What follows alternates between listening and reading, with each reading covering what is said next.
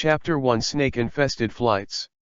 Over the South Pacific, at an altitude of 35,000 feet.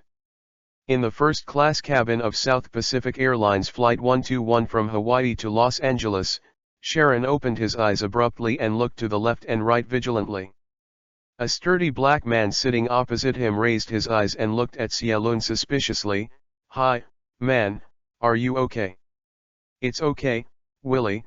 Xiaolun curled his lips and gasped, "I just had a nightmare. It must have been a bit too nervous these 2 days." The black man shrugged and looked down at the female model in the clothing magazine. Unfortunately, he didn't know that at the moment, the soul of his partner had already changed. Xiaolun, who came from another world, reoccupied this body with the same name and surname as himself, even the same body. After devouring and digesting the memory of this body, Xiaolun stabilized his mind and looked around carefully. This is a specious world. The big framework and the big pattern are similar to the previous world, but there are many differences in the details. For example, the rice country in this world does not have a 3-letter unit that starts with F. Instead, it is an organization called the National Bureau of Investigation, or NIA for short. And I am an agent of the NIA. Today's task is to work with my partner Inspector Willie Finn, that is, the black man sitting opposite, to escort the witness Sean Jones, the one sitting next to Willie, white brother, flew from Hawaii to Los Angeles. Because Sean witnessed the brutal murder of the gang leader Edward King, the Los Angeles Attorney General Daniel Hayes, and agreed to testify in court. In order to ensure the safety of Sean, Willie came up with a way. Use a private jet as a bait to attract everyone's attention to that private jet. Together with Sharon, he secretly took Sean on an ordinary business jet from Hawaii to Los Angeles International Airport. That is, they are currently taking South Pacific Airlines Flight 121. And many more. Xiaolun narrowed his eyes. How could the above plot have a sense of sight? How could there be a feeling that he had seen before? After sitting on the comfortable sofa in the first-class cabin for a long time, Xiaolun suddenly remembered.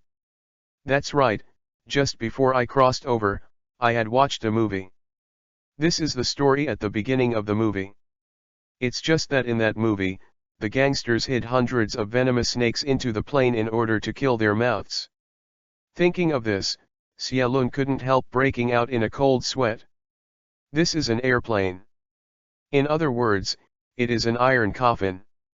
More importantly, the iron coffin was still flying at a height of 35,000 feet above the ground. If a snake disaster really breaks out, then there is really no place to hide on the plane. But Xiaolun changed his mind and calmed down again. After all, movies are movies, and reality is reality. What's more, there are a lot of bugs in that movie, in which the gang secretly stuffed hundreds of venomous snakes into the plane. This setting is very nonsense. Imagine that it is easy to hide a bomb in an airplane, or to hide hundreds of venomous snakes of different file sizes and types. Since you want to kill people, you can smuggle the poisonous snake into the plane anyway. Why don't you put a few bombs in? Simply and neatly, to ensure that there are no sequelae. At this time, the plane shook violently a few times, and the lights in the cabin flickered. Xiaolun's body stiffened. "Uncle, my crow's beak won't work?" "God, Jesus, Maria, Taoist priest, Buddha. Regardless of the gods, if there is a problem with the plane, I would rather run into it. It's a poisonous snake." Ding. The detective system is starting. Scanning the host's personal data. An unfeeling female electronic voice suddenly sounded in Xiaolun's mind. Before Xiaolun could react, the plane shook violently again, and before it recovered its stability, a glamorous stewardess hurriedly walked out of the captain's room and said anxiously, "Inspector, can you come over? There was an accident in the cockpit." Willie's face sank, and he whispered to Xiaolun, "Thank you, you are here to protect Sean." "I'll take a look." Xiaolun nodded with an ugly expression. He watched Willie leave with the stewardess and observed it left and right. After confirming that the surroundings were temporarily safe, he re-entered his mind to experience the system function that was just launched. The detective system, as the name suggests, can scan to find the case and events, and after the host resolves it, it will give corresponding experience points and points according to the degree of completion. Experience points can improve the host's personal level and strengthen personal fitness. Points can open skill treasure chests. There are 5 types of treasure chests, namely low-level treasure chests, elementary-level treasure chests, medium-level treasure chests, high-level treasure chests, and top treasure chests. Each time you open the treasure chest, you can randomly obtain a skill of the corresponding level. Note, you will not get the existing skills repeatedly. The host's personal qualities have been scanned. Open the personal information panel. Immediately, a translucent window that only Xiaolun could see was thrown in front of his eyes. Name, Xiaolun. Grade 1. Physique, 12. Magic, 8. Strength, 13. Stamina, 12. Agility, 15. The average attribute of an average adult is 8. Experience value, 0100. Detective points, 0. Skills, none. Xiaolun took a quick look and found that besides magic power, his physical fitness was still much better than ordinary people. Probably this is the reason why I, as a NIA agent, usually trains. Ding, the system scans the clues of the case. The case code is snake-infested flight. Because the host is using the system for the first time, after the host resolves the case, the system will award a novice gift package in addition to the experience points and points. Please pay attention to the host. Novice spree but not big spree. Xiaolun's hair would stand up after seeing the words snake-infested flight. It's really a movie world that I have traveled over by myself. Xiaolun quickly put away the personal information panel, held the gun at his waist, stood up and watched the surroundings vigilantly. The white brother on the opposite side, Sean, was taken aback by Sharon's actions, and asked cautiously, "What's the matter?" Before Xiaolun could speak, Willie walked back and said in a deep voice, "The captain has an accident, and now there is only one pilot left.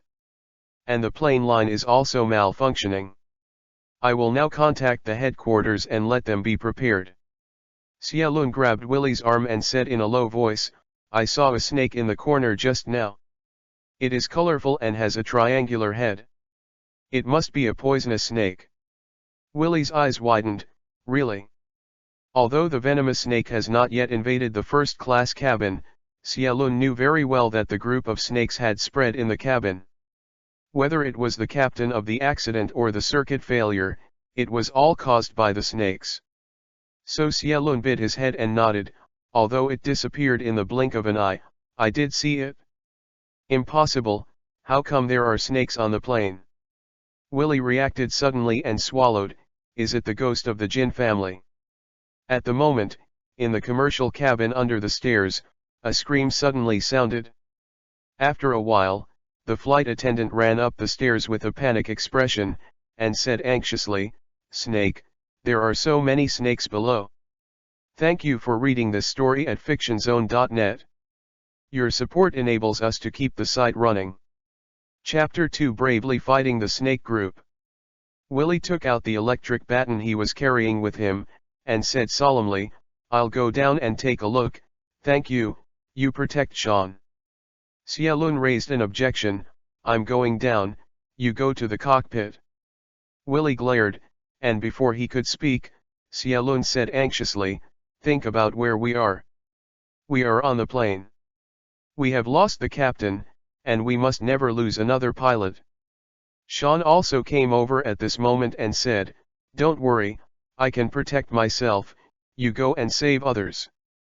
Willie gritted his teeth and looked at Xiaolun's determined eyes. He said solemnly, "Well, you must pay attention to safety. Especially Sean, you must never leave the first class." Sean nodded. He also knew that this is not the time to be a hero by himself and cause trouble to the two agents. Considering that the cockpit is full of electronic devices, Willie handed the electric baton to Sharon and used the magazine as a weapon by himself. However, Xiaolun took into account the large number of passengers below and the possibility of accidental injury with the electric baton, and then handed the electric baton to Sean, which was considered a kind of ability for him to protect himself. "Is there a knife in the plane?" Xiaolun asked the flight attendant, and the flight attendant Julie looked at Xiaolun like an idiot. How could there be a knife on the plane? What about the knife and fork for eating? It's all plastic. Damn it! Xiaolun walked down the stairs of the first-class cabin, and the second-class cabin below had become a mess. Countless passengers in the commercial cabin flocked to the second-class cabin. Many of them had blood stains on their bodies.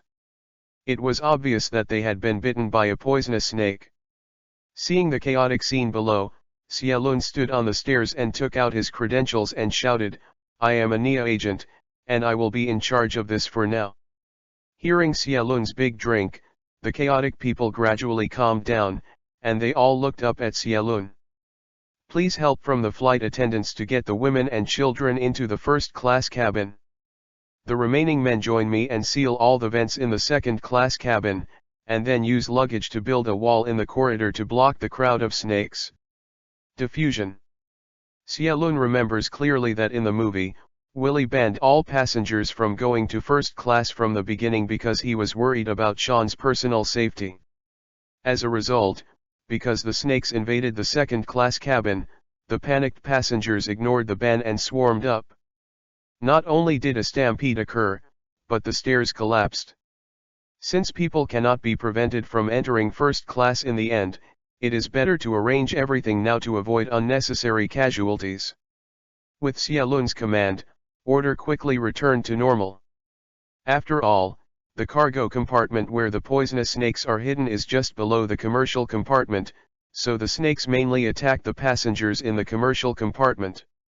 At present, there are not many venomous snakes in the second-class cabin. Seeing that their wives and children go to the safer first-class cabin, the calming down men, under the leadership of Xiaolun, used fire extinguishers, seat panels, and other items as weapons, and soon killed all the venomous snakes that appeared in the second-class cabin. You kill a king cobra by yourself, you will be rewarded with 5 experience points. You helped kill a coral snake, reward 2 points of experience. After killing all the poisonous snakes, Xiaolun directed the men to divide into 2 groups. One group used tape to seal all the vents that might allow the poisonous snakes to crawl out. The other group used luggage to separate the cabin between the second-class car and the commercial class. The mouth is blocked. After everything was done, everyone secretly breathed a sigh of relief. The next step is a defensive battle. Once a poisonous snake emerges, it will face a violent blow. After all, several men have also been bitten by poisonous snakes, but it is impossible to get treatment in this high altitude. What's more, they also understand in their hearts that if they can't stand it and let the poisonous snake invade the first-class cabin above, then their wives and children will also die. So most of the men are very brave and fight with these slippery reptiles. It's definitely, there will inevitably be cowards in it. But in full view, those few people did not dare to make any small movements, at most hiding behind them to serve as logistics. Sharon grabbed an army boot and sat in a seat panting. Without him, those venomous snakes could not have been wiped out so quickly. After all, as an agent, his physical qualities are much better than ordinary people. What's more, the army boots in his hand are also a weapon to kill snakes. These boots are the performance costumes of a well-known hippie singer, which were forcibly requisitioned by Xiaolun at a glance. The ordnance is heavy, and the area is large, and it can smash the head of a viper in one fell swoop. What's more, the bottom of the boots is still thick, even if the snake bites them, they can't bite them through. Xiaolun relied on this boot to kill 8 or 10 venomous snakes. Taking advantage of this panting effort, Xiaolun glanced at his personal information. Good guy, just for a while, his experience value has reached 52,100. Following this trend, if you eliminate all the poisonous snakes on the entire plane, it should be no problem to upgrade to 2 or 3 levels. But Xiaolun knew that his thoughts were whimsical. The number of poisonous snakes in the second-class cabin is small, and there are many helpers, so they can be wiped out without any danger. Wanting to go out and destroy the poisonous snakes in other cabins is definitely an act of death. Xiaolun stood up and said in a loud voice, "It's not time to relax. I need someone who has not been bitten by a snake to assist the wounded in bandaging, and use a pen to write clearly the appearance of the bitten snake on his arm, so that it is convenient to get off the plane." Later, the doctor injected them with serum to detoxify. Xiaolun took the lead in the charge just now, and most of the poisonous snakes in the second-class cabin were killed in his hands, winning the trust of most people.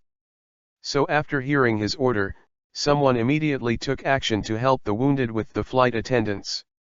At the moment in the cockpit, Willie was throwing the body of a red viper into the cabin behind. Thanks to the presence of Willie, the deputy captain Rick was not besieged by the viper as in the movie. Now he is concentrating on controlling the plane safe and sound, and Willie has killed 4 venomous snakes in his left-hand magazine reel and right-hand toilet squeegee.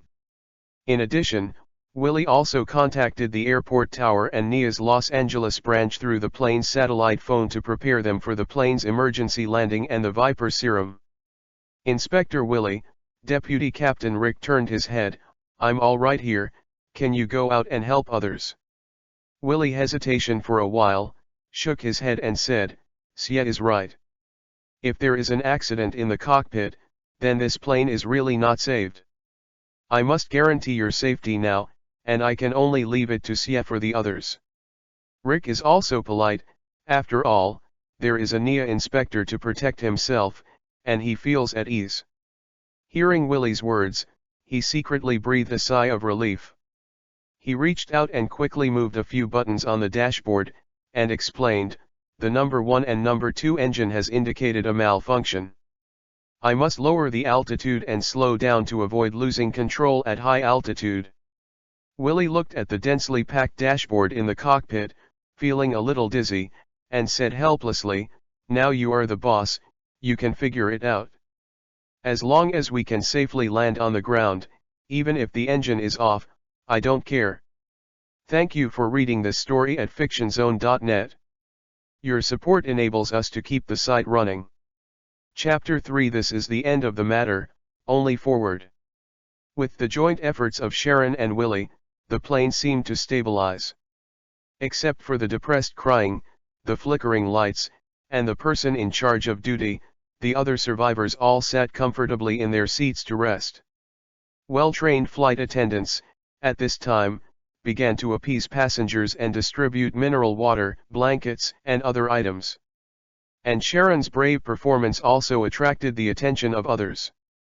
2 tall stewardesses with blonde hair and blue eyes, at the same time brought mineral water to Xiaolun's side. Looking at the 2 bottles of mineral water that appeared in front of him, Xiaolun smiled bitterly and shook his head at the 2 blonde beauties. "Thank you, I am not thirsty now. Please give it to other passengers who need it more." 2 pairs of beautiful eyes glared at Xiaolun, then twisted and left. The elderly flight attendant Julie walked over and laughed in a low voice. "It seems that some people are going to have a beautiful blessing, or double it." Xiaolun glanced at her and smiled. "Why, are you envious?" Julie shrugged and said, "When I was young, I was crazier than them. After all, there were no snakes on the plane." She turned to look at the luggage wall blocking the hatch, and sighed, "They advised me to apply for early retirement, but I want to fly for the last year." At this moment, a baby's cry came from outside the wall. Julie was taken aback, hurried forward, tiptoes to look outside, anxiously said, "I remember a passenger with a baby, I remember such a passenger." She did not have time to escape, the child is still there. Outside. With that said, she wanted to open the luggage wall. Thanks to Sharon's quick eyes and quick hands, he pulled Julie away in one hand. Looking at Sharon with a serious face, Julie with grey hair cried, "Please, Save that baby. He is still crying, he must be alive, I beg you. Because the baby's crying, coupled with Julie's pleading, alarmed the other passengers. Whether it's the first-class cabin on the stairs or the second-class cabin in front of them, they all poked their heads to look at Xiaolun. Xiaolun sighed helplessly in his heart. To tell the truth, he is not the Virgin's watch. He clearly knows that if he goes out to save people now, it is death. But because of his identity, he had to go again. Based on my countless experiences in the previous world, like this kind of disaster survival film, the more united the survivors, the greater the chance of survival. After my own efforts, it was hard to unite these people. But if you are unable to save yourself at the moment, especially a baby on the other side, then the fragile trust between these people will collapse in an instant.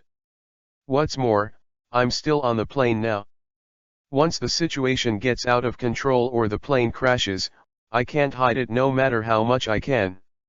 So Xiaolun said solemnly, "Don't worry, I will save the child. But before that, you need to tell me the exact location of the passenger with the baby." Several other flight attendants also gathered around and identified across the luggage wall for a long time. Finally, based on the intermittent crying of the baby, Sharon concluded that the passenger with the baby might have fled to the back of the commercial cabin in the chaos kitchen area. Xiaolun put on a few thick coats, then used tape to roll the magazines on his arms and calves, then carried a fire extinguisher, and said to the others, "After I go out for a while, you have to pile up the wall quickly. Also, if a snake appears, you must not panic. We are on the plane. Don't forget that they are our family and children. If we take a step back, we will put them in danger. Also, if someone dared to escape and disturb the order, I will personally throw him into the snake den after I come back. If you don't believe me, you can try it."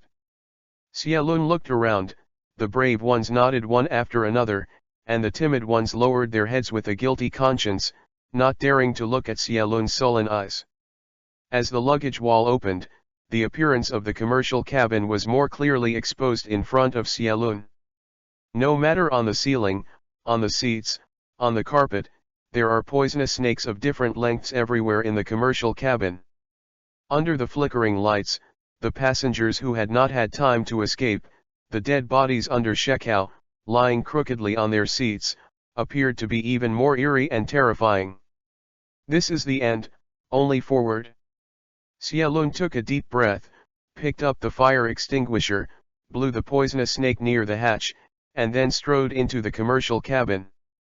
As he left, the people behind hurriedly piled up their luggage again and blocked the passage according to Xiaolun's instructions. After Shailun entered the business class, he found that the situation was not as difficult as he thought. Snakes are actually not courageous. Generally speaking, they will not attack easily unless they are frightened or hungry. Especially venomous snakes, because for them, the amount of venom they store is not much, it is difficult to generate, and they will not be wasted at will. The pungent firefighting dust filled the air, and the strong air currents blew all the nearby poisonous snakes away. Even if Xiaolun picks up a fire extinguisher and smashes it indiscriminately with a relatively large snake occasionally, it will be honest if he is not dead. There was no danger in this way. Xiaolun went through the commercial cabin unscathed and came to the kitchen area. After smashing a few venomous snakes in the kitchen area with a fire extinguisher that had been sprayed out, Xiaolun observed the surroundings and found no babies or other passengers. But the baby's suppressed cry still rang. Xiaolun knelt down, looked around carefully, and stretched out his hand to carefully open a cabinet door. A woman was covering her child's mouth with her hand, looking outside in horror. Xiaolun sighed, "You really know how to hide, you can get in this place. Okay, come out, I'll take you out of here." "Thank you, thank you." Seeing someone coming to save herself, the mother couldn't help crying. Hiding in this small and dark kitchen cabinet, her emotions were already suppressed to the extreme, and she almost collapsed. It was also this mother who was petite, and she was able to hide in it. But it's easy to get in and hard to get out. With the help of Xialun, she finally crawled out of it with the child. So the question now is, how should Xialun take her and her children through the commercial cabin where the snakes are everywhere, and escape back to the second-class cabin? Perhaps it was because of the fire extinguisher being sprayed when Xialun came. The poisonous snake in the commercial cabin was more agitated, constantly spitting out his tongue, and wandering back and forth. But the fire extinguisher in Xialun's hand had been sprayed out. He looked around in the kitchen area but did not find any other fire extinguishers. Xialun frowned tightly, looked carefully at the small area in front of him, looking for a weapon in his hand. Suddenly, the food delivery truck placed in the corner fell into Xialun's eyes. Xialun stepped forward and dragged the dining car out, threw out all the plates and the like, turned his head and said to the mother, "Come on, sit in, and try." Huh. The woman was stunned. Thank you for reading this story at fictionzone.net. Your support enables us to keep the site running. Chapter 4 Dining Car Crash. Xialun observed that one of the two corridors in the commercial cabin was unobstructed. Although there was a dead body lying on the seat next to him, it did not prevent him from moving forward quickly. In addition, the food delivery truck is very light and fast to push up, which will not cause a burden to Xialun's movement. Fill the food delivery cart with soft items such as napkins and rags in the kitchen area, and then persuaded the mother to carefully stuff the baby into this pile of cotton, and then buckled the door to death. After that, Xialun asked the woman to straddle the dining car, leaned down, closed her eyes and grasped the handle firmly with both hands. At the same time, after receiving Xialun's hand signal, the second-class cabin had already pulled open the suitcase that was blocking the corridor. Everything is ready, everyone's eyes are on Xialun nervously. Xialun took a deep breath, suddenly roared, pushed up the food delivery truck, and rushed to the opposite side of the corridor at the fastest speed. What poisonous snake, what danger! At the moment, in Sharon's eyes, there is only the hatch on the opposite side. Just rush over, definitely rush through, definitely be able to rush through. Xialun just yelled at first, clenching his teeth all the way. Although there was no body obstructing the corridor, a lot of objects were still spilled because of the initial panic. More importantly, snakes continued to swim past the ground. This caused the dining car to shake very violently, which almost overturned several times, which also caused the woman lying on the dining car to scream involuntarily. A short distance of 20 meters, for ordinary people, is only a few seconds slower. But for Xialun, it feels like a century of running. Just as the dining car was about to rush to the second-class hatch, the dining car shook violently and suddenly jumped to the side. It turned out that there was a heel of a high-heeled shoe on the ground, which happened to be stuck on a wheel. The front of the food delivery truck that jumped up hit the seat next to it heavily, and then slammed forward. Unprepared, Xialun hit his chest against the pusher of the dining car, and then his head hit the seat on the other side. Suddenly, my eyes turned black, and I couldn't get up for a while. The woman sitting in the dining car, because of inertia, flew forward when the dining car fell, and landed in the hatch of the second-class cabin, and was dragged in by Julie and the others. Thanks, Agent. Someone wanted to rush to help Xialun, but a dozen snakes suddenly fell from the ceiling, just blocking the hatch. These people panicked to resist the snake's attack, and for the time being they couldn't save Xialun.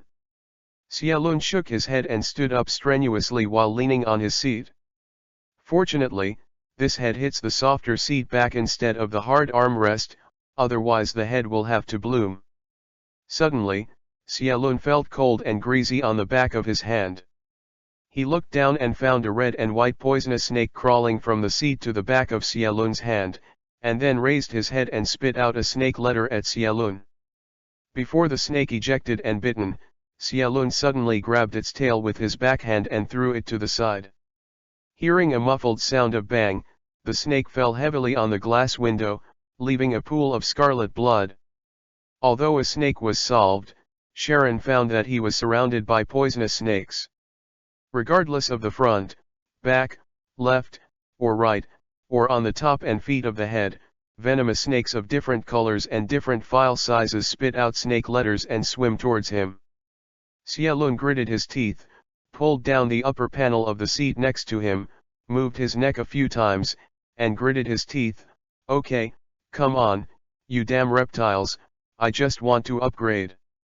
While talking, a black poisonous snake suddenly ejected, opening its fangs and biting Xiaolun fiercely. Xiaolun lifted the panel, slapped it directly, and then flew a kick to kick off a poisonous snake on the ground. But there are too many venomous snakes, no matter how quick and fast Jay's eyes are, there are always omissions. Soon Xiaolun felt that his right leg was entangled by something. Before he looked down, his shoulder was tight again, as if he had been bitten by something. Ah! Anyway, Xiaolun had been bitten, and Xiaolun also gave it up. He pulled down the poisonous snake biting on his shoulder, and lashed at other poisonous snakes like a whip. He desperately stepped forward and rushed to the side of the crooked dining car. Without fear of the viper plated on the dining car, he directly stretched out his hand to open the door of the car and took out the baby hidden inside. In this moment, the snakes attacked Xiaolun's arm several times. Although there was a magazine wrapped around his arm, Xiaolun was not sure that he could completely block the snake's fangs. After taking the howling baby out of the car, Xiaolun threw it backhand in the direction of the second-class cabin. A male flight attendant with eyesight and quick hands, steadily took the baby in his arms. At the same time, Xiaolun struggling to run towards the side, yelling, "Get out of the way! Extinguish, fire, weapon!" Before he could finish speaking, he had already rushed into the second-class cabin. Fortunately, after this period of time, the surviving passengers have had some experience in dealing with these poisonous snakes. Seeing Xiaolun rushing in with poisonous snakes all over, two men with fire extinguishers bravely stepped forward and sprayed vigorously at Xiaolun. Others also stepped forward to help, even hitting and smashing, although Xiaolun also suffered a lot of fists, but the poisonous snake hanging on his body was finally killed. Xiaolun was covered with white powder, stood up swayingly, ignoring his own situation, and said anxiously, "Come on, block the hatch first, and don't let the snakes in." An air hostess boldly stepped forward, held Xiaolun and said solemnly, "Agent, don't worry, we are already doing it. You are safe now, it's okay." Xiaolun shook his body, suddenly his eyes went dark and he passed out. Just before he fell into a coma, he seemed to hear a cold electronic sound. "Congratulations on your achievement, dining car crash." I don't know how long it took, Xiaolun suddenly opened his eyes. What caught my eye was the gorgeous stewardess. Watching Xiaolun wake up, she smiled joyfully, "Thank you, agent, you finally woke up." Xiaolun felt his face wet, so he wiped his face and found it was water. Looking at the wet towel in the stewardess's hand, it is estimated that she just wiped it off for herself. He struggled to sit up and frowned. "How long did I pass out? How is the situation now?" "There is good news, and bad news." Willie walked over and curled his lips at Xiaolun. "Which one do you want to hear first?" Xiaolun smiled bitterly.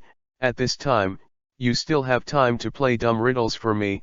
Okay, I'll hear the bad news first. The bad news is that there is no safekeeping below.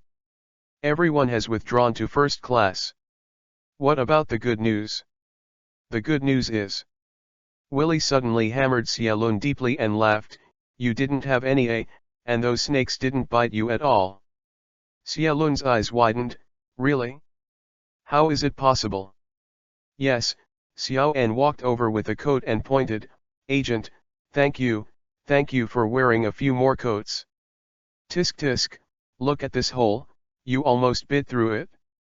Hearing this news, Xiaolun let out a long sigh, "Yes, this is really good news." Before the voice fell, the light above my head flickered a few times and then went out suddenly. The entire plane suddenly plunged into darkness. Thank you for reading this story at fictionzone.net. Your support enables us to keep the site running. Chapter 5.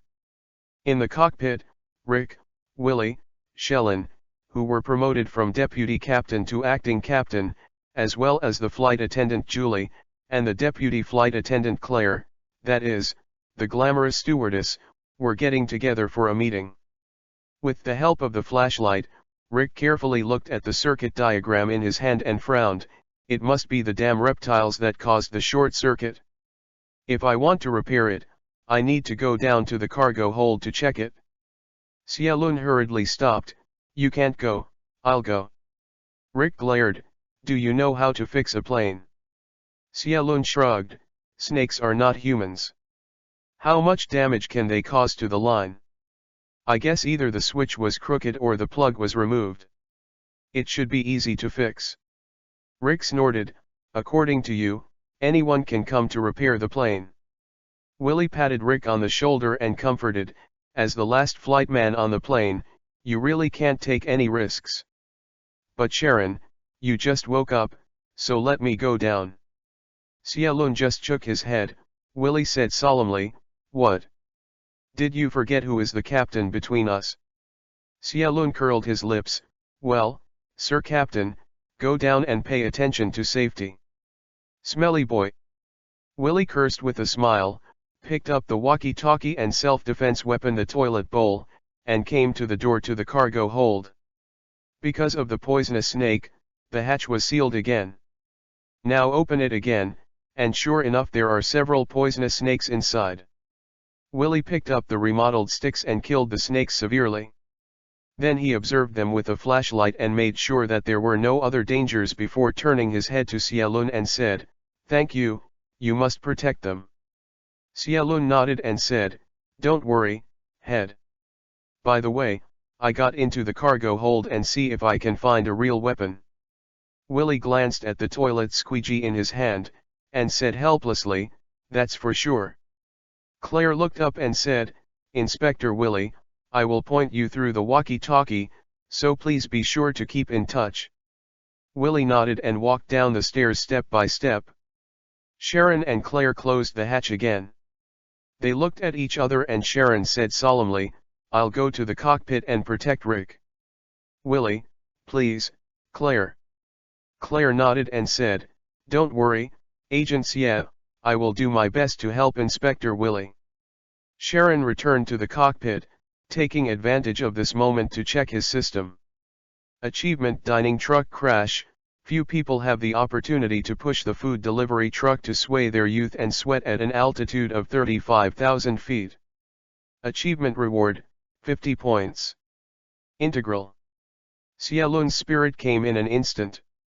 According to the system introduction, the points can be exchanged for treasure chests, and now he can just try it. System, open the treasure chest. Immediately Xiaolun appeared in front of a treasure chest flashing white light.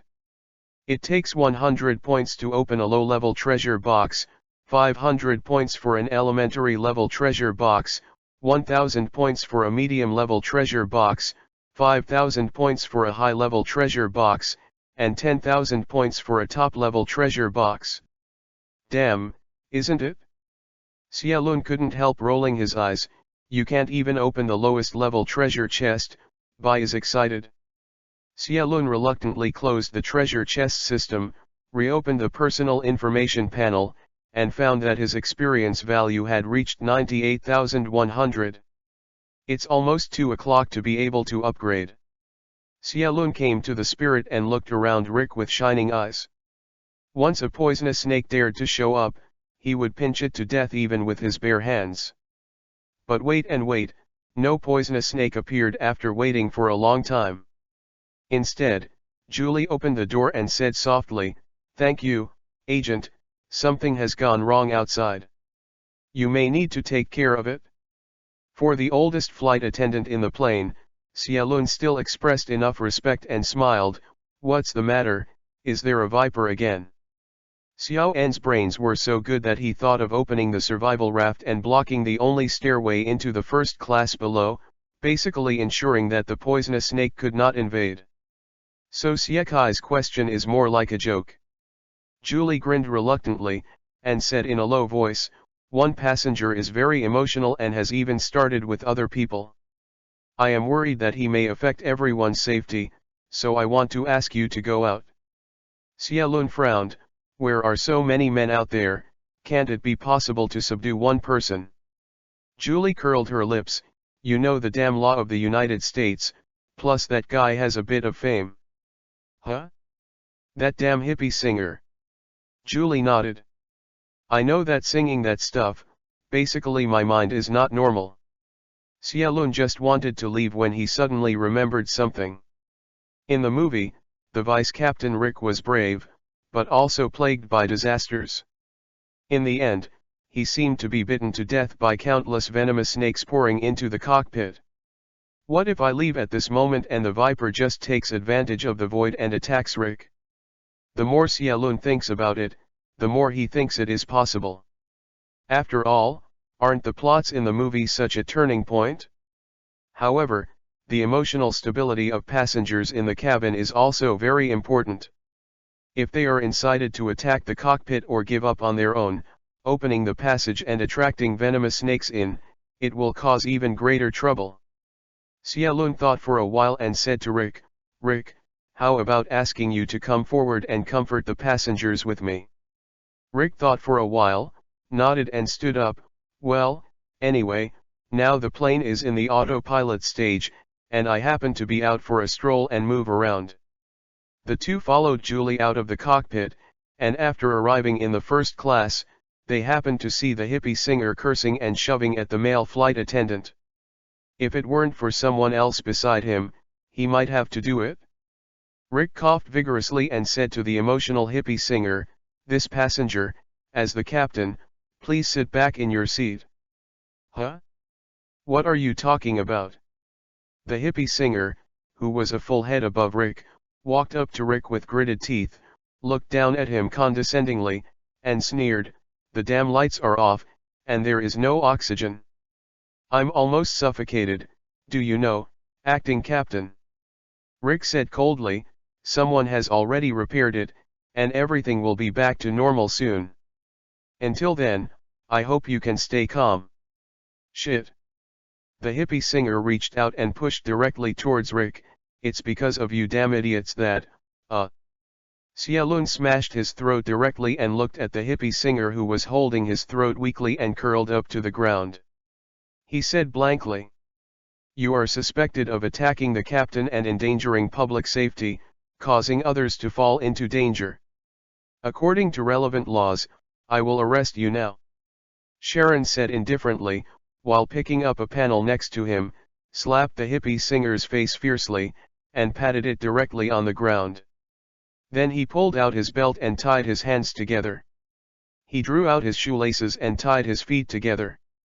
Finally, Sharon thought for a while, then took off the hippie singer's socks and stuffed it into his mouth abruptly. "So does anyone have airplane phobia, gloom phobia, or other damn troublesome conditions?" Xiaolun looked around. Seeing Xiaolun's fierce eyes, everyone swallowed, and no one dared to speak. "Very good, the nearest airport is already very close. Before that, I don't want to take off someone's socks anymore, okay?" Everyone nodded in unison. Thank you for reading this story at fictionzone.net. Your support enables us to keep the site running. Chapter 6. The lights flickered a few times and the lighting was restored. Soon everyone felt that the air in the cabin was much fresher, and Roar was breathing more freely. Sharon and Rick glanced at each other. It was obvious that Willie had already repaired the route below, so the last obstacle had been removed before landing. Now it's up to Rick to make an emergency landing on the plane. The crash landing was successful and everything was fine. If you fail, then everything you have done before is no use. Rick also felt the pressure on his body, took out a handkerchief and wiped the sweat beads on his forehead, took Sharon to the cockpit door, and said in a low voice, "If such a big airliner is landing, I will not do it alone. There must be a helper." Xiaolun thought about it for a moment and shrugged his shoulders. It's a coincidence, Willy has experience in airplane piloting. He drove F-16 when he was in the army. Although some of the control methods of fighter jets and passenger planes are different, what can I demand now? Rick smiled bitterly. I went ahead and prepared. When Inspector Willy came back, he invited him to the cockpit. With that, Rick reached out and opened the cockpit door. At this moment, a green venomous snake suddenly poked its head out of the gap in the door, and bit Rick's right hand fiercely. Rick screamed and staggered back. The cockpit door opened wide, and Xiaolun saw that the cockpit was already full of various venomous snakes. With a sound of tongue, a swarthy snake with a thin arm suddenly ejected at Xiaolun. At the same time, Xiaolun flew a kick and directly kicked the hatch shut. The heavily closed cabin door happened to jam the swarthy snake and cut off its triangular head directly. Congratulations on your achievement. Counting from 1 to 10, within 24 hours, you have encountered 10 different kinds of poisonous snakes. So please keep your distance and pay attention to safety. Congratulations on your achievement, Viper Buster.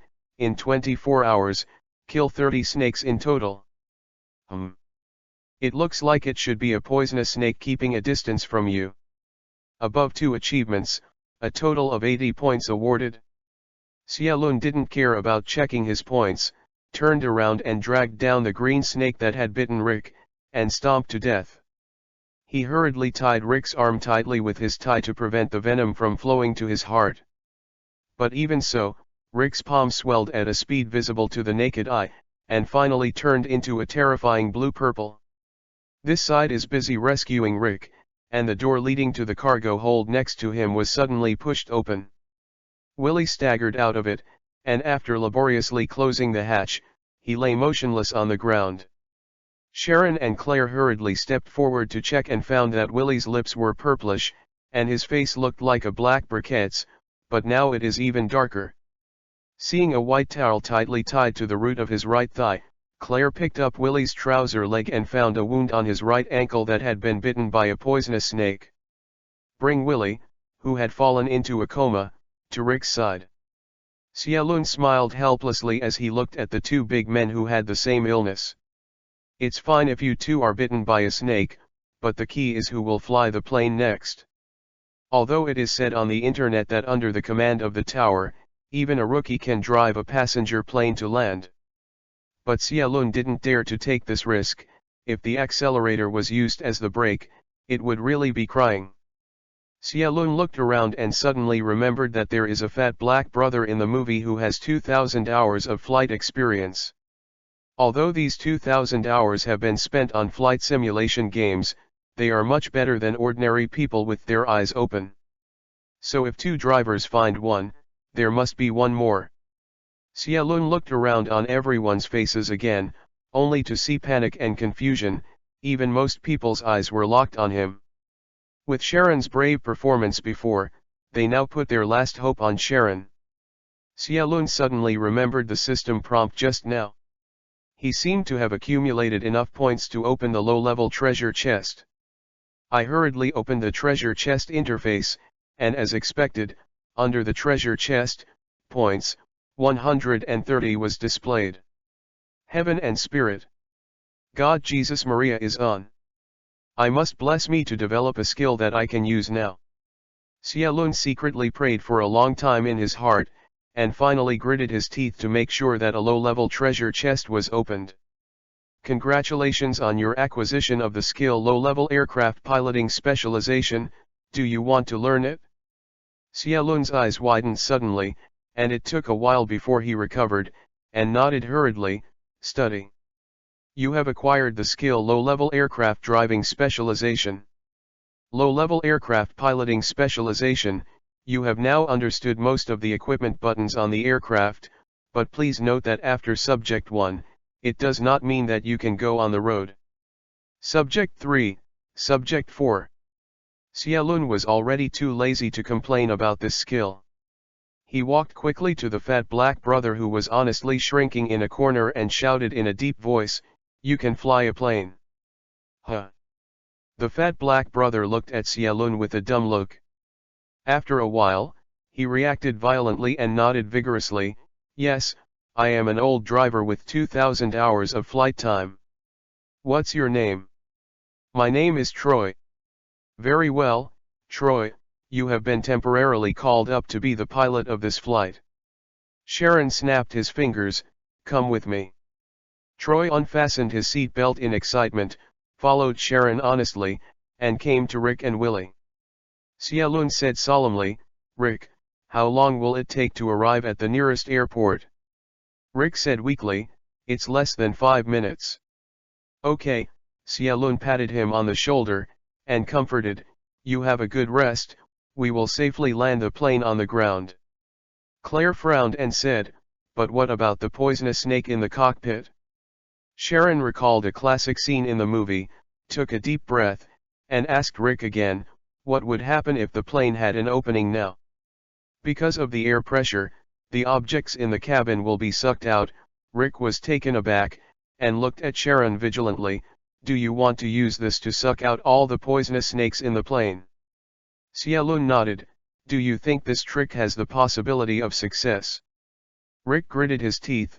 It was definitely not possible, but in order to ensure the safety of the flight, I have lowered the altitude from 30,000 feet to 700 feet. If you continue to lower it to 300 feet, the air pressure will remain balanced." He calculated for a while, then raised his head to Xiaolun and said, "As long as you can land the plane as soon as possible, I think there should be an 80% chance of success." 80%? Xiaolun smiled, "I still think it's only 50%. Following Xiaolun's order, everyone quickly fastened themselves to their seats. Even the hippie singer who was trapped by Shaolun was secured by a seat belt. Sharon used a safety rope to tie one end to the cockpit door handle, and the other end to him and Troy, and then told Troy, "After I fired the shot, you immediately open the door." Troy nodded vigorously. There was no fear on the round and fat face, only the excitement of eagerness. "Everyone prepares, 1, 2. Sharon drew his pistol, pointed it at a window on the back, and fired it. Thank you for reading this story at fictionzone.net. Your support enables us to keep the site running. Chapter 7, Forced Landing. In the movie, after Willie breaks the window, it seems that the suction power of the wind is not particularly large. However, Xiaolun knew that the picture must have been artistically processed. The broken window was like a flushed toilet, and roar screamed and sucked out all the unsecured objects in the plane. Under the impact of those sucked objects, in the blink of an eye, the gap in the cabin changed from a window to a huge gap nearly 2 meters long. The others were okay. Although they couldn't open their eyes because of the wind, they were still fixed on their seats, and Sharon and Troy were in trouble. With his own weight advantage, Troy has not been blown by the wind, but he is also unable to move forward. As for Xiaolun, if his feet are lighter, there is a risk of being blown up by the wind at any time. At this moment, Shaolun's personal information panel was released. Your current experience value is 112,100, and you have met the upgrade conditions. Would you like to upgrade? Upgrade. Yes, you have successfully upgraded to level 2, each attribute has been increased by 1 point, and you have gained 5 attribute points. Do you assign it? Finn. Give me some strength. Xiaolun yelled straight out, "Give me strength." Fortunately, everyone's ears were full of wind, and no one heard Xiaolun's roar. Obviously, all 5 attribute points have been added to strength, whether to check the latest personal information. "Uncle, didn't you see that I'm busy now?" Xiaolun closed the personal information panel, feeling the power surging from the void in his body, yelled, pulled the safety rope with both hands, and moved forward step by step. Soon he came to the cockpit door and tried to open the door. The poisonous snakes inside immediately roared out and flew out. There was even a poisonous snake in the air, biting Xiaolun. Xiaolun barely avoided the blow. Go. Sharon grabbed the cockpit door frame with one hand, and pulled Troy's arm with the other, dragging him into the cockpit almost abruptly. Then he went in by himself, and then closed the hatch with force. The terrible pressure disappeared instantly. Sharon had no time to rest, and quickly untied the ropes on his body and Troy. The two people sat in the pilot's seat at the fastest speed. After observing the situation of getting off the plane, they controlled the plane to lower the altitude while getting in touch with the airport tower. Los Angeles International Airport, this is South Pacific Airlines Flight 121. I am the newest driver, Troy, and sitting next to me is my brother of the different surname. The first time he really flew a plane, Troy was so excited that he involuntarily triggered his racial abilities. A mouth began to murmur non-stop, although we have different skin colors, in my heart, he is my brother. Welcome my co-pilot, great agent Siet. My goodness, Sielun rolled his eyes and said in a bad mood, shut up, Troy, hurry up and get business. Troy pursed his lips and said helplessly, well, the tower, whether the airport has been evacuated, South Pacific Airlines Flight 121 is about to make an emergency landing. A nervous echo came from the earphones, Flight 121, the tower has been received, and all runways have been evacuated. But before that, I can ask, sir, do you have experience in flying a flight machine? Definitely, Troy nodded without shame, except for passenger planes, I have driven all F-22 and F-35. There was a clear sigh of relief in the tower, then you are really lucky to be able to drive this time. Which flight brigade did you serve before? Super Ace Flighter. The headset fell into deathly silence. After a while, the tower hesitated and said, sir, you mean, your actual flight experience is all playing computer games? You are wrong to say that, Troy defended. That's a simulated flight. It's very realistic, almost exactly the same as the real one. The tower sighed, Flight 121, do you have any other experienced pilots? Sielun said helplessly, I am Nia Agent Sielun. The buddy you are talking to is already the most experienced pilot on the plane. Hey, listen, I know that under the command of the tower, the landing of the passenger plane was successful. The rate is still very high. So please trust us, okay? Troy said on the side, yes, tower, please tell me the VHF navigation parameters and flight vector parameters, I can handle the rest. The tower sighed helplessly, told Troy a series of parameters, and finally emphasized, sir, your plane is now in a tailwind state. I suggest you reverse directions and land from runways 2 to 4 upwind. Sielun shook his head and said, no, the tower, the cabin of the plane has been damaged, and there are a large number of wounded people in the plane who are in urgent need of serum injections. We can't wait. But sir, if you land like this, the speed is too fast, you will probably run off the runway. Then you'd better clean the outside of the runway. Sielun simply closed the communication and opened the internal communication of the plane. Gentlemen and ladies, hurry up, we are about to land soon. Looking at Sharon, who was vigorous and resolute, Troy raised his eyebrows, gave Sharon a thumbs up, and then controlled the plane to land on the runway below. The landing gear slowly opened, and with a few violent bumps, the wheels finally fell to the ground. Slow down. TMD, slow down. Troy gripped the steering wheel tightly, gritted his teeth and grumbled. Even without Troy, Sharon could tell that the speed of the planes at the moment was indeed a bit faster. Brake, damn it, Troy, step on the brake. Sielun yelled. I have already slowed down, and I'm still applying the brakes. Do you think this is driving a car? This damn big guy just can't slow down. Troy also yelled. Sielun watched the plane gradually approach the end of the runway, and at the end of the runway, there was a huge amounts of billboard just standing up. Turn, to the left, there is a lot of space on the left, get this big guy out of this runway. Sharon and Troy turned at the same time. The wheels of the plane rubbed on the ground. After a puff of green smoke was released, the plane turned quickly, rushed out of the runway, and rushed to the left side of the runway. Oh, damn God! The people on the airport tower looked at the plane that was rushing here, their eyes widened, grabbing the phone and shouting desperately, "Slow down, slow down. Also use your nonsense." Sharon and Troy roared at the same time. I don't know if the roar worked, or if Troy braked correctly this time. In the end, the plane came to a halt slowly, and finally the nose of the plane was only 1 or 2 meters away from the hanging window of the tower. At such a close distance, Xiaolun could clearly see the pale faces of the staff on the opposite tower. Xiaolun let out a long sigh.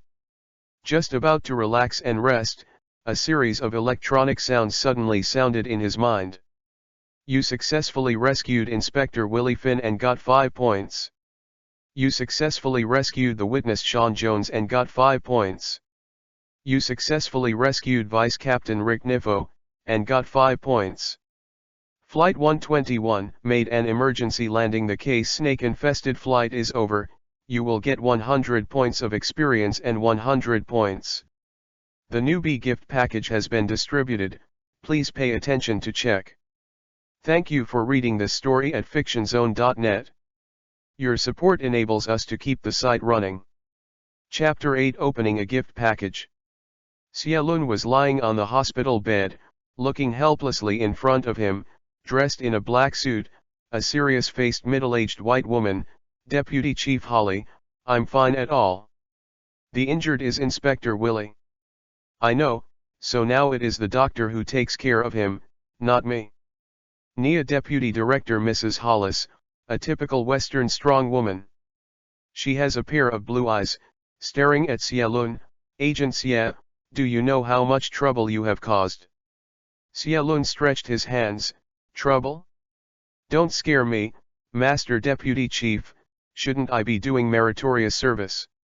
A meritorious service? The beauty you think. Holly sneered. I ask you, what's the matter with the Zhongzi-like guy who is stuffed with his socks in his mouth on the plane and bound by belts and shoelaces? You said that idiot, he is purely self-inflicted. Xiaolun said nonchalantly. On the plane, he wanted to do something to the captain. In order to ensure the safety of the public, I put him down. Speaking of lightness, did you know that as soon as you got off the plane, the guy accused you, saying that you violently enforced the law, and called the lawyer? Holly said viciously, not to mention that the guy has some reputation, plus his skin color. The reason, this incident has attracted great attention from the media. Huh, did he want to use this to hype himself? Xiaolun muttered softly, this BD, I knew this. I should kill him when I was on the plane. Holly stared, what did you just say?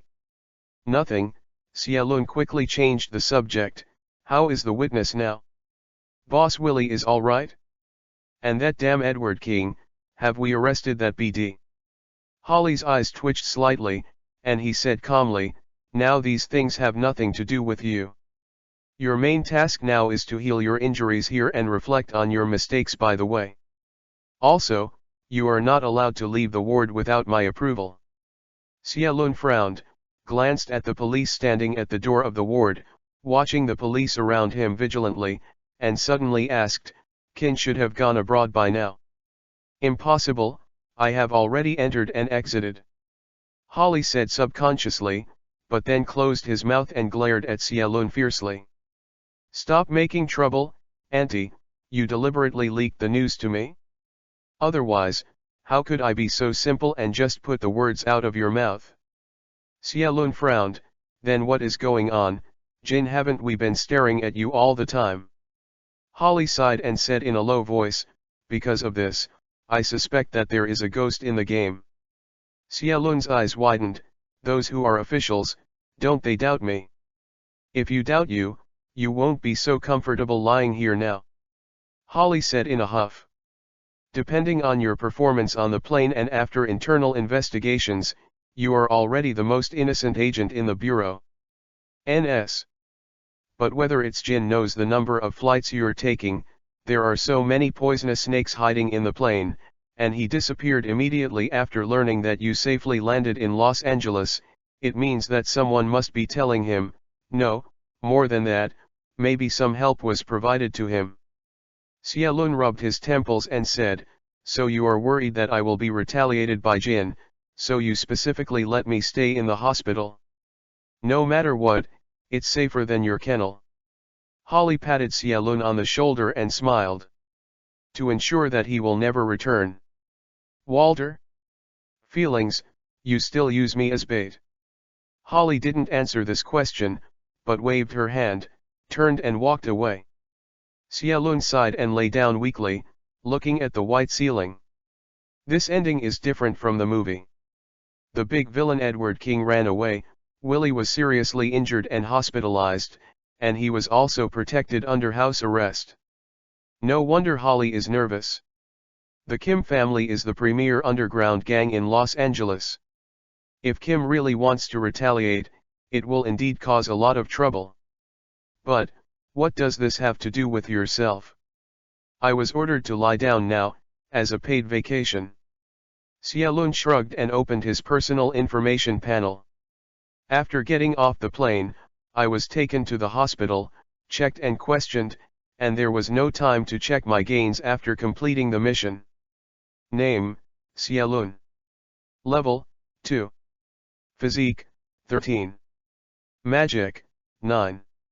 Strength, 18. Stamina, 13. Agility, 16. Experience value, 320,200. Detective points, 470.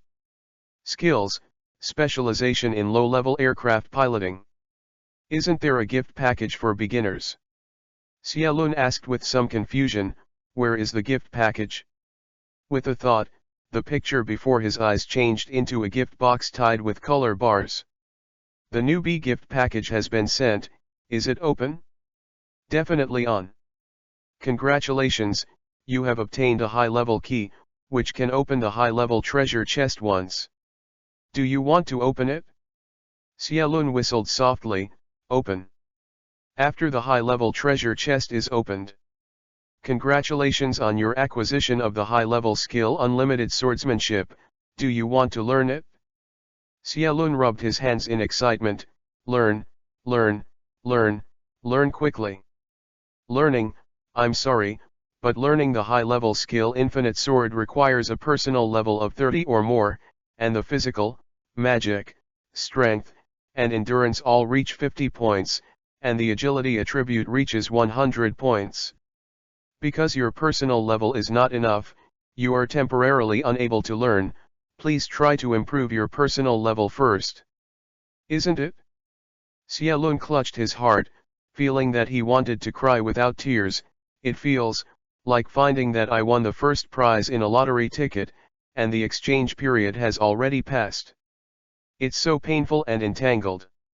After struggling in bed for a while, Xiaolun then looked at his other attributes, 470 points? Oh, it's 30 points short, you can open the elementary level treasure chest. Don't wait, save enough points and open the elementary level treasure chest. But Xiaolun soon dispelled his thoughts. What if the skills from the elementary level treasure chest, like the infinite sword system, do not meet the level attribute requirements for learning? You can't be too greedy. As a novice, you should first try to improve your strength.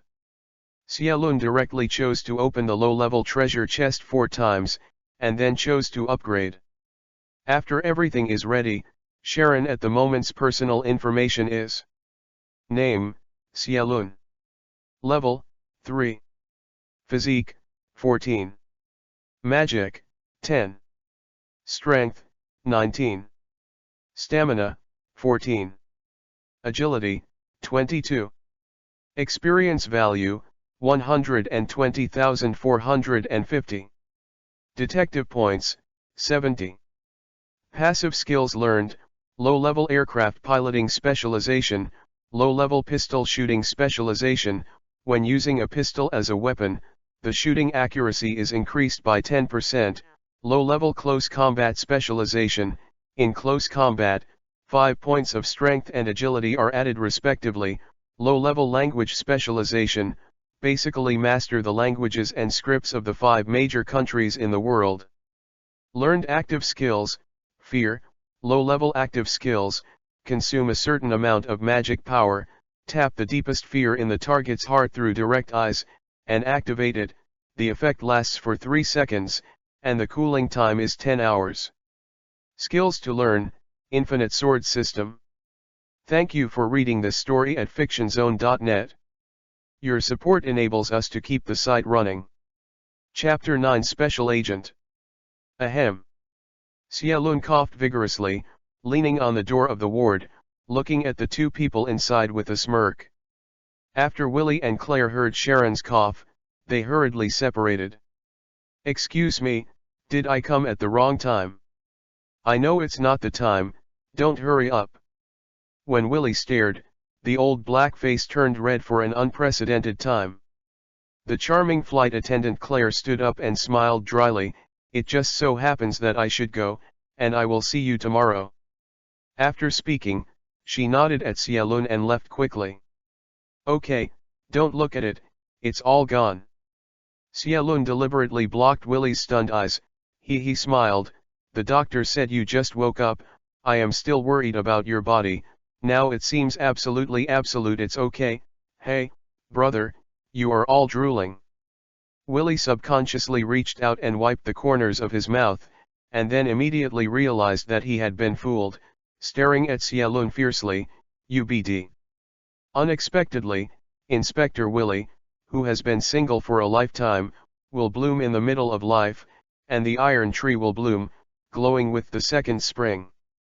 Xia Lun walked to the bedside, unceremoniously picked up a peeled apple, and took a bite.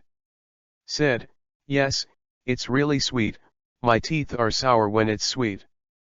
Let it down, Claire peeled it for me. I want to eat it and peel it by myself. Willie grabbed the apple in Sharon's hand and said in a huff, how does that Oriental proverb say, like a mouth can't spit out ivory? It's because the dog can't spit out ivory. Xia Lun frowned as he sat on the side of the bed nonchalantly. It's nothing, that damn snake just bit the nerve in my foot. I'm afraid I won't be able to do field work in the future. Willie sighed lonely, but soon he cheered up and raised his head and smiled at Xia Lun. But thanks to you, the plane landed successfully and the serum was injected in time. Otherwise, if you delay for a while, you may have to amputate your limbs. Xia Lun patted Willie on the shoulder and comforted. It happened to take advantage of this opportunity to be promoted to supervisor, so that you can be considered as middle management. Just like Holly, it turns out that you two are partners. Later, they seized the opportunity and transferred to logistics and management, and now they are all promoted to deputy director.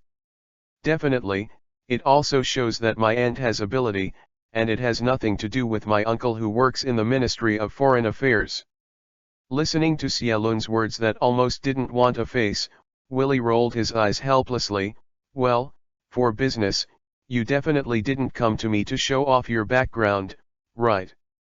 How can you say that? You are in the supervisor, so I have another thigh in the game. Xia Lun smiled, and suddenly lowered his voice. Head, I want to become an independent agent. Willie frowned and looked suspiciously at Xia Lun. Are you crazy? The independent agent said it nicely. Don't you know the real situation? That position is for the agent who made the mistake. Xia Lun laughed bitterly. He didn't know the situation, but he had no choice but to do so. In the past 2 days, while lying in the ward with nothing to do, he has a deeper understanding of his system and the world he is in. First of all, it is not a case of ordinary cats or dogs. Experience points and points can be obtained. The system needs to scan and search for clues of the case, and then Xia Lun rushes to the designated place and contacts people or things related to the case to activate the case. However, Xia Lun is under the jurisdiction of the Los Angeles branch, and the tasks he is usually responsible for are all assigned by the above, and there is no freedom to rush to other places to pick up tasks at will. It's definitely, Xiaolun wouldn't bother to change places if it was a mere restriction. After all, he leaned back on the big tree to enjoy the coolness. With Holly here, he could be promoted to a high-level detective after a few years. But the point is that this world is not right. The inventor, philanthropist, and billionaire dude who brushes presents on TV every day, Tony Shit is big, needless to say, the handsome face that was later covered with pleats, Xiaolun remembers clearly. The key is the latter, Gotham, Wayne Enterprise. Although it is only 2005, Tony is still in the mold and has not become an Iron Man, and the Big Bat is still wandering outside and has not returned to Gotham. But Sharon still felt full of malice from this world. It will not be easy to deal with the Thanos in the future. Why are you still mixed with DC players? What sin has been made in this world? In order to have the strength to survive in the dark future that has been determined, Xiaolun has no choice but to complete various cases through the system and improve his strength as soon as possible. If you want to travel around the world freely, you can only leave the Los Angeles branch and become an independent agent under headquarters. There is definitely no way to explain the above reasons to Willie. Xiaolun can only smile wryly. No way, the independent agent is safe. Willie was taken aback. The expression on his face changed for a while before he whispered, "Are you sure? You know that independent agents are almost impossible to promote. But what's the price? Head, even if we can retire safely, we are all injured. But for those independent agents, although the salary is low and promotion is difficult, they are safe and hardly encounter any dangerous cases. Although that is said, independent agents have been on business trips almost all their lives. Not only are they working hard, but they also don't have time to take care of their families. Isn't that right? Apart from Aunt Holly's family, I have no other relatives, and now I don't even have a girlfriend, and I don't have family concerns."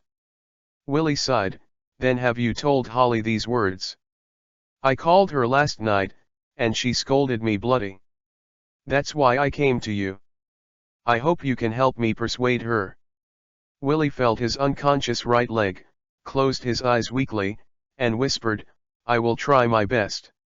Xiaolun nodded and saw that Willie was in a bad mood, so he stopped disturbing him, got up and left and returned to the ward where he lived. "My own in this world, my father is an authentic Huxia, came to the United States to study abroad to meet my mother. As a result, not long after we got married and had children, the family suffered major changes. Sharon was raised by his mother's sister Holly. Holly treated him like his own son, so he and the Holly family were very close. Because of this, Xiaolun is confident that under his own softness, coupled with Willie's persuasion, Holly will eventually agree to his request." Sure enough, a week later, Holly said blankly to Sharon, who was standing upright, "Agent Sharon, in view of your brave performance on Flight 121, the Bureau approved a reward of $50,000 after tax for you and promoted you to Special Agent. Member?" "Yes." Xiaolun approached with a smile of hippie after seeing other colleagues leave. "And, what is a Special Agent?" Holly snorted, "I am responsible for the newly established agency in the Bureau." Xiaolun's eyes lit up. "My deputy director, are you using power for personal gain?" Holly didn't answer, and slapped it directly. Thank you for reading this story at fictionzone.net. Your support enables us to keep the site running. Chapter 10. Arizona, on a secluded highway. Jack had just sent his first girlfriend home and was talking on the phone with his second girlfriend while driving the car. In the dark night, lights flashed, just illuminating a sign beside the road. Number 28. The two were chatting in deep water, and when they wanted to see each other and roll the sheets, suddenly the mobile phone signal was interrupted. Immediately afterwards, the radio in the car also made a crackling noise. Jack frowned and turned off the radio, and then he found that his breath had condensed into a white mist, and the temperature in the car had dropped a lot strangely. You know it's summer now. The lights in the car flickered a few times, and suddenly a woman's voice sounded from behind Jack, "Please, send me home." Jack shuddered in shock, and the car suddenly drifted on the highway, and finally stopped at the side of the road with great difficulty. After taking a few breaths, Jack turned his head to look back a little disengaged, only to find a blonde woman in a thin white pajamas, sitting steadily in the back seat, a pair of beautiful eyes staring at Jack. You. Jack stammered, "When did you get in the car?" The woman leaned forward slightly, against the front light, revealing a beautiful face and the spring light under the thin pajamas. "Please, send me home." The suspenders of the pajamas suddenly slipped from the incensed shoulders. Jack swallowed, his eyes could hardly move away. "Okay, but where is your home?" The woman leaned back on her seat and said quietly, "Forward." Jack blew his whistle lightly, stabilized his mind, and started the car to drive along the road. After driving for 10 minutes, under the guidance of the woman in white, Jack finally drove the car onto a very dilapidated steel structure bridge. Jack fell down the window, looked around, frowned and said, "Madam, are you sure the way is right? It looks like this is not a place to live." As he said, Jack turned his head, but the woman did not know when he appeared in the passenger seat next to him, and he was shocked again. But this time before Jack recovered, the woman rushed over, pressed against Jack, and put a pair of small hands into his clothes. After a while, the car shook violently, accompanied by a screaming scream. But after more than a dozen shakes, the car returned to calm. Deathly calm. Sharon drove the Cadillac black bulletproof SUV specially distributed in the game, humming a little song and galloping along the road. As the saying goes, there are people in North Korea that are easy to handle. With Holly's turnover and Sharon's credit on Flight 121, he successfully transformed himself into a special agent. This special agent is similar to an independent agent, and is also traveling around the world. The only difference is greater power, higher salary, better treatment, better prospects for future promotion. Well, there really isn't much difference. Almost a month has passed since the snake-infested flight incident. Edward King never showed up. It is estimated that he had gone abroad, so Holly's protective house arrest on Sharon was also cancelled. During this time, Xiaolun was not idle, except for eating and sleeping. He almost lived in the shooting range and training ground. After constantly training, he has completely adapted to this body. Prior to this body had been specially trained by Nia and had mastered shooting and fighting skills, but under the influence of attribute blessings and passive skills, Sharon's strength was several times stronger than before. Especially under the influence of the agility attribute, Xiaolun draws his gun far faster than others, which greatly increases Xiaolun's chance of victory in a gun battle. Sure enough, his decision to add all the attribute points after the second upgrade to agility was correct. When Xiaolun approached the coordinate position provided by the system, he saw that a warning belt had been pulled up on the iron bridge in front. A group of local police are at the scene, either looking down on the bridge or holding a police dog along the river under the bridge to search. Xiaolun parked the car, hung his ID on his chest, got out of the car and walked towards Taikiao. When he arrived at the security zone, he said to a police officer who was in charge of maintaining order, "Special Agent Nia." The officer glanced at the ID on Xiaolun's chest and raised his eyebrows slightly surprised. "Are you Nia so idle now? Your two colleagues just left, you came." Xiaolun followed the police officer's gaze and turned his head to look. Sure enough, not far away, two men, one tall and one short, were leaving quickly. Xiaolun also thought that these two were agents of the local branch, and did not take it seriously, and asked the police officer, "What's the situation now?" The police officer led Xiaolun to the car on the iron bridge. "The car is still there, the people are gone, and no traces of blood or fighting were found. Preliminary speculation is that he got off the car and jumped off the bridge. Xiaolun leaned down and saw that the car key was still inserted into it from the fallen car window. He frowned and said, "Has a corpse been found under the bridge?" The police officer shook his head. "The sheriff is searching. The river under the bridge is very turbulent, and it may have rushed downstream." Sharon put on his gloves and gently pulled the car door. Just when he touched the handlebar of the car, the system prompted a sound. "Detected clues to the case. The case code is Woman in White. After the case is solved, experience points and points will be awarded according to the degree of completion. Please pay attention to the detectives." White clothes. Woman. Xiaolun frowned, raised his nose and sniffed in the car. "I didn't smell the fragrance of perfume or cosmetics, but there was a faint fishy smell." The officer looked at Xiaolun with a weird look. Xiaolun didn't take it seriously.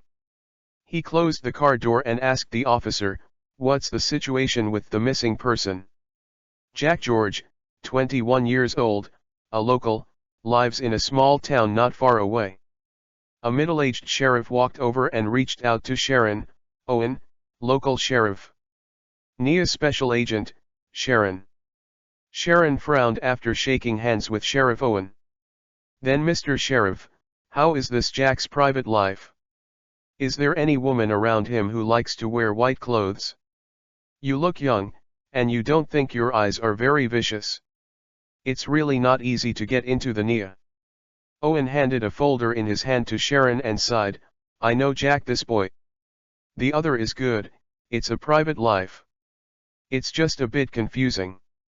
As for the women he associates with, do you like to wear white clothes? This still needs to be investigated." Owen frowned. "But agent, how do you know this?" "It's nothing, based on the analysis of his car interior decoration." Xiaolun made a ha-ha and handed his business card to Owen. "I will accept this document first, and I will investigate the woman in town. What's the follow-up search on the spot? Please let me know in time if there is any progress." Irving shrugged. Dealing with this kind of disappearance was already very tricky. There was a Nia agent who intervened, and he couldn't ask for it. In this way, there is no result in the end, and it is not easy to hold accountable above. After leaving Owen, Sharon drove to the small town in front of him. After entering the town, Xiaolun planned to go directly to the police station, but after seeing a fast food restaurant by the road, he decided to go to eat first. After pushing the door into the fast food restaurant, Xiaolun looked around the restaurant habitually, but was attracted by the two young men sitting in the corner. Whether it was the back or the head, it seemed that they were the two Nia agents who had just left the scene. Thank you for reading this story at fictionzone.net. Your support enables us to keep the site running.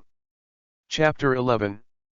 Xiaolun thought that although he and the two buddies were not in the same department, they were Nia agents after all, and they were considered colleagues, so he stepped forward and sat down opposite them with a smile, and said with a smile, "Good for you too.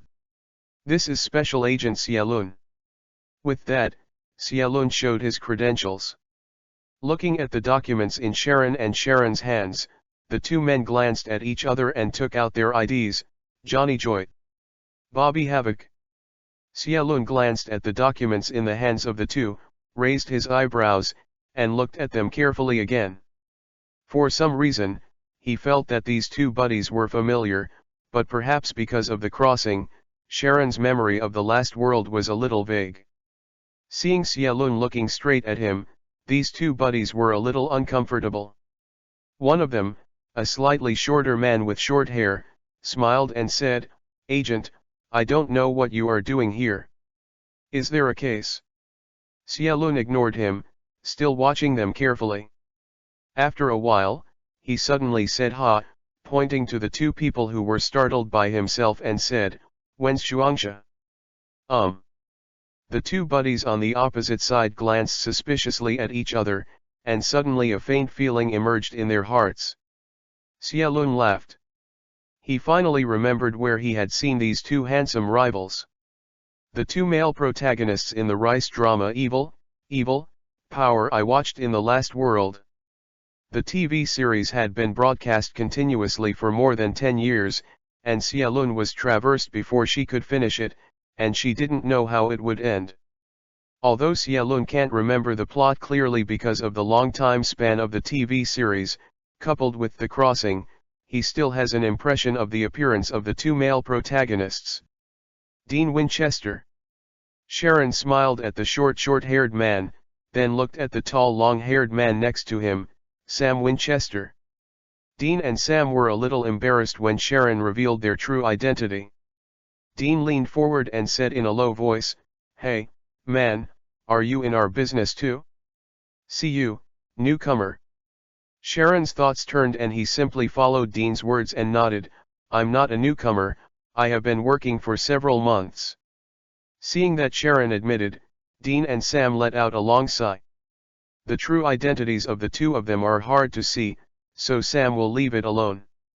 He has been in college for these years and has no record. However, his brother Dean was different. He was on the wanted list in several states just because of his grave digging. Not to mention stealing credit cards. Don't get me wrong, these two brothers are not tomb robbers, but very magnificent demon hunters, who specialize in destroying the dark side monsters. It's a pity that this profession doesn't come with money. In order to survive, they have to walk on the edge of the law. After recognizing the two brothers, Xialun understood that this woman in white case was definitely not simple, and perhaps it was one of those elusive cases. It's okay to catch a few fugitives now, but he has no experience in dealing with evil spirits. Then the Wen brothers can just be his helpers. Only a few months. Dean, who had been with his father since he was a child, said to Xialun in the tone of an old man, "People will be killed in time." Newcomer Xialun expressed his kindness and deep gratitude for the teachings of the old predecessor Dean. And in order to maintain the gratitude of his newcomer, Xialun decided to treat him for this meal. Dean expressed his gratitude for the newcomer Sharon to be so proactive. Even though he and Sam had just eaten, under Sharon's repeated persistence, he still ordered small meals such as steak and pizza. The younger brother Sam expressed a little embarrassment to his elder brother who was devouring. However, he raised his head and looked at the opposite, Shaylin, who was also very heroic. He opened his mouth, and finally didn't say anything, just reluctantly covered his eyes. After eating and drinking, Dean wiped his mouth with a napkin, and then he hiccuped in Sam's disgusting eyes. "Oh, I'm full for this meal today." Dean touched his belly and smiled with satisfaction, then, the waiter, the biggest black pepper steak pizza, packet. Sam, who had just stood up, almost fell on the table when he heard Dean's words.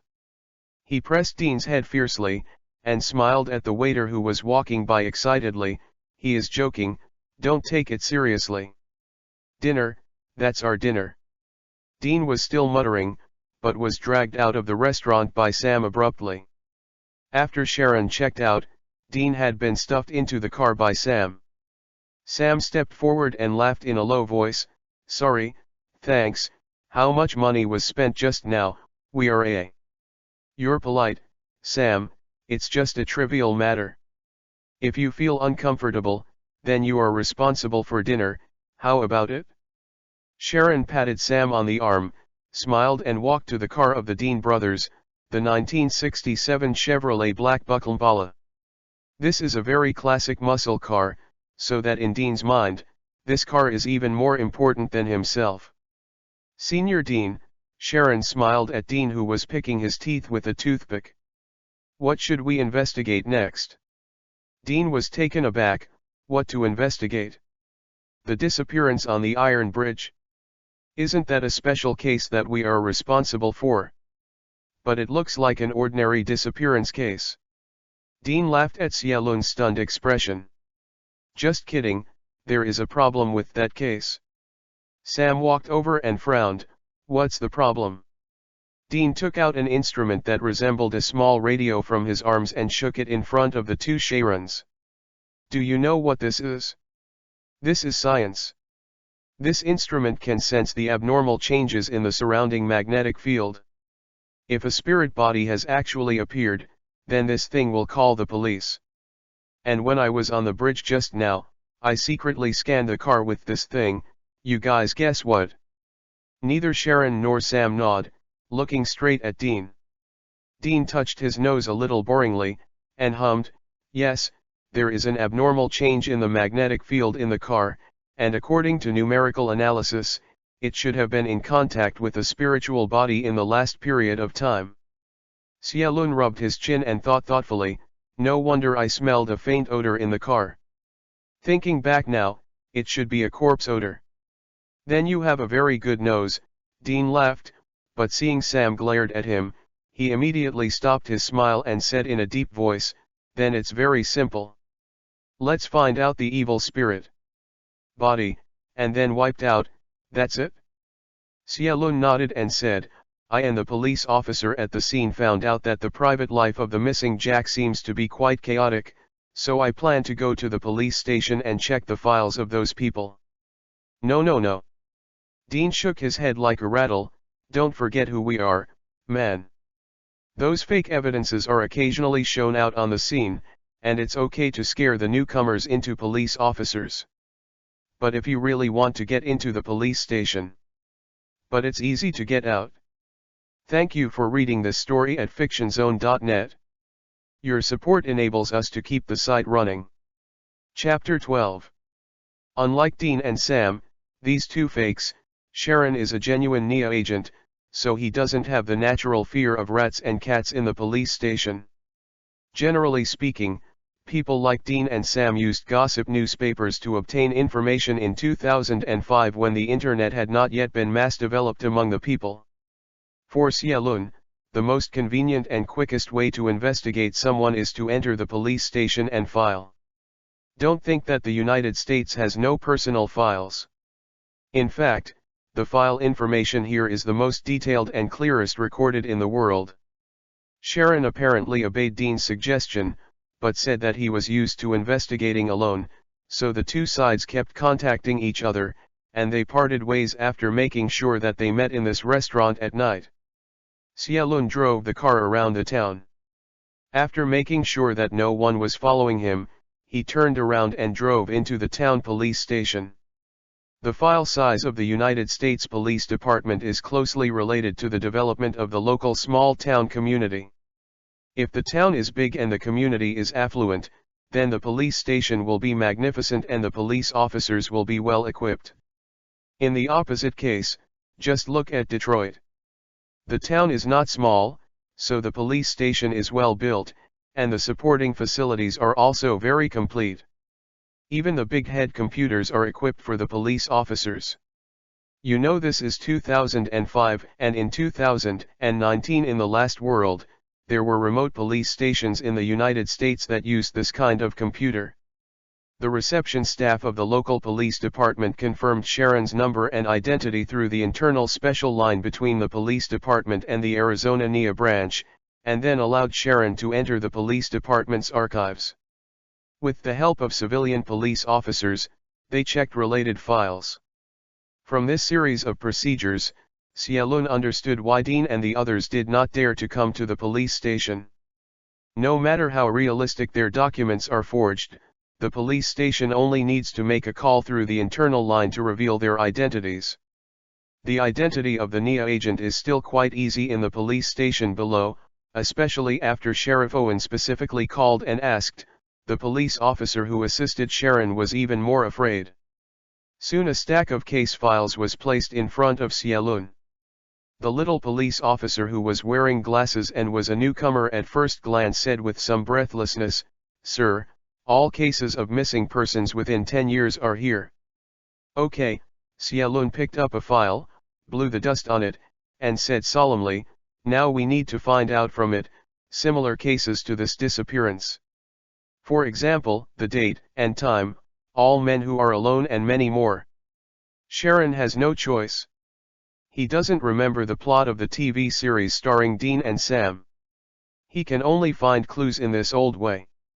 After more than an hour of investigation, Xialun and the young policeman found 16 files from the pile of files that looked like a small hill.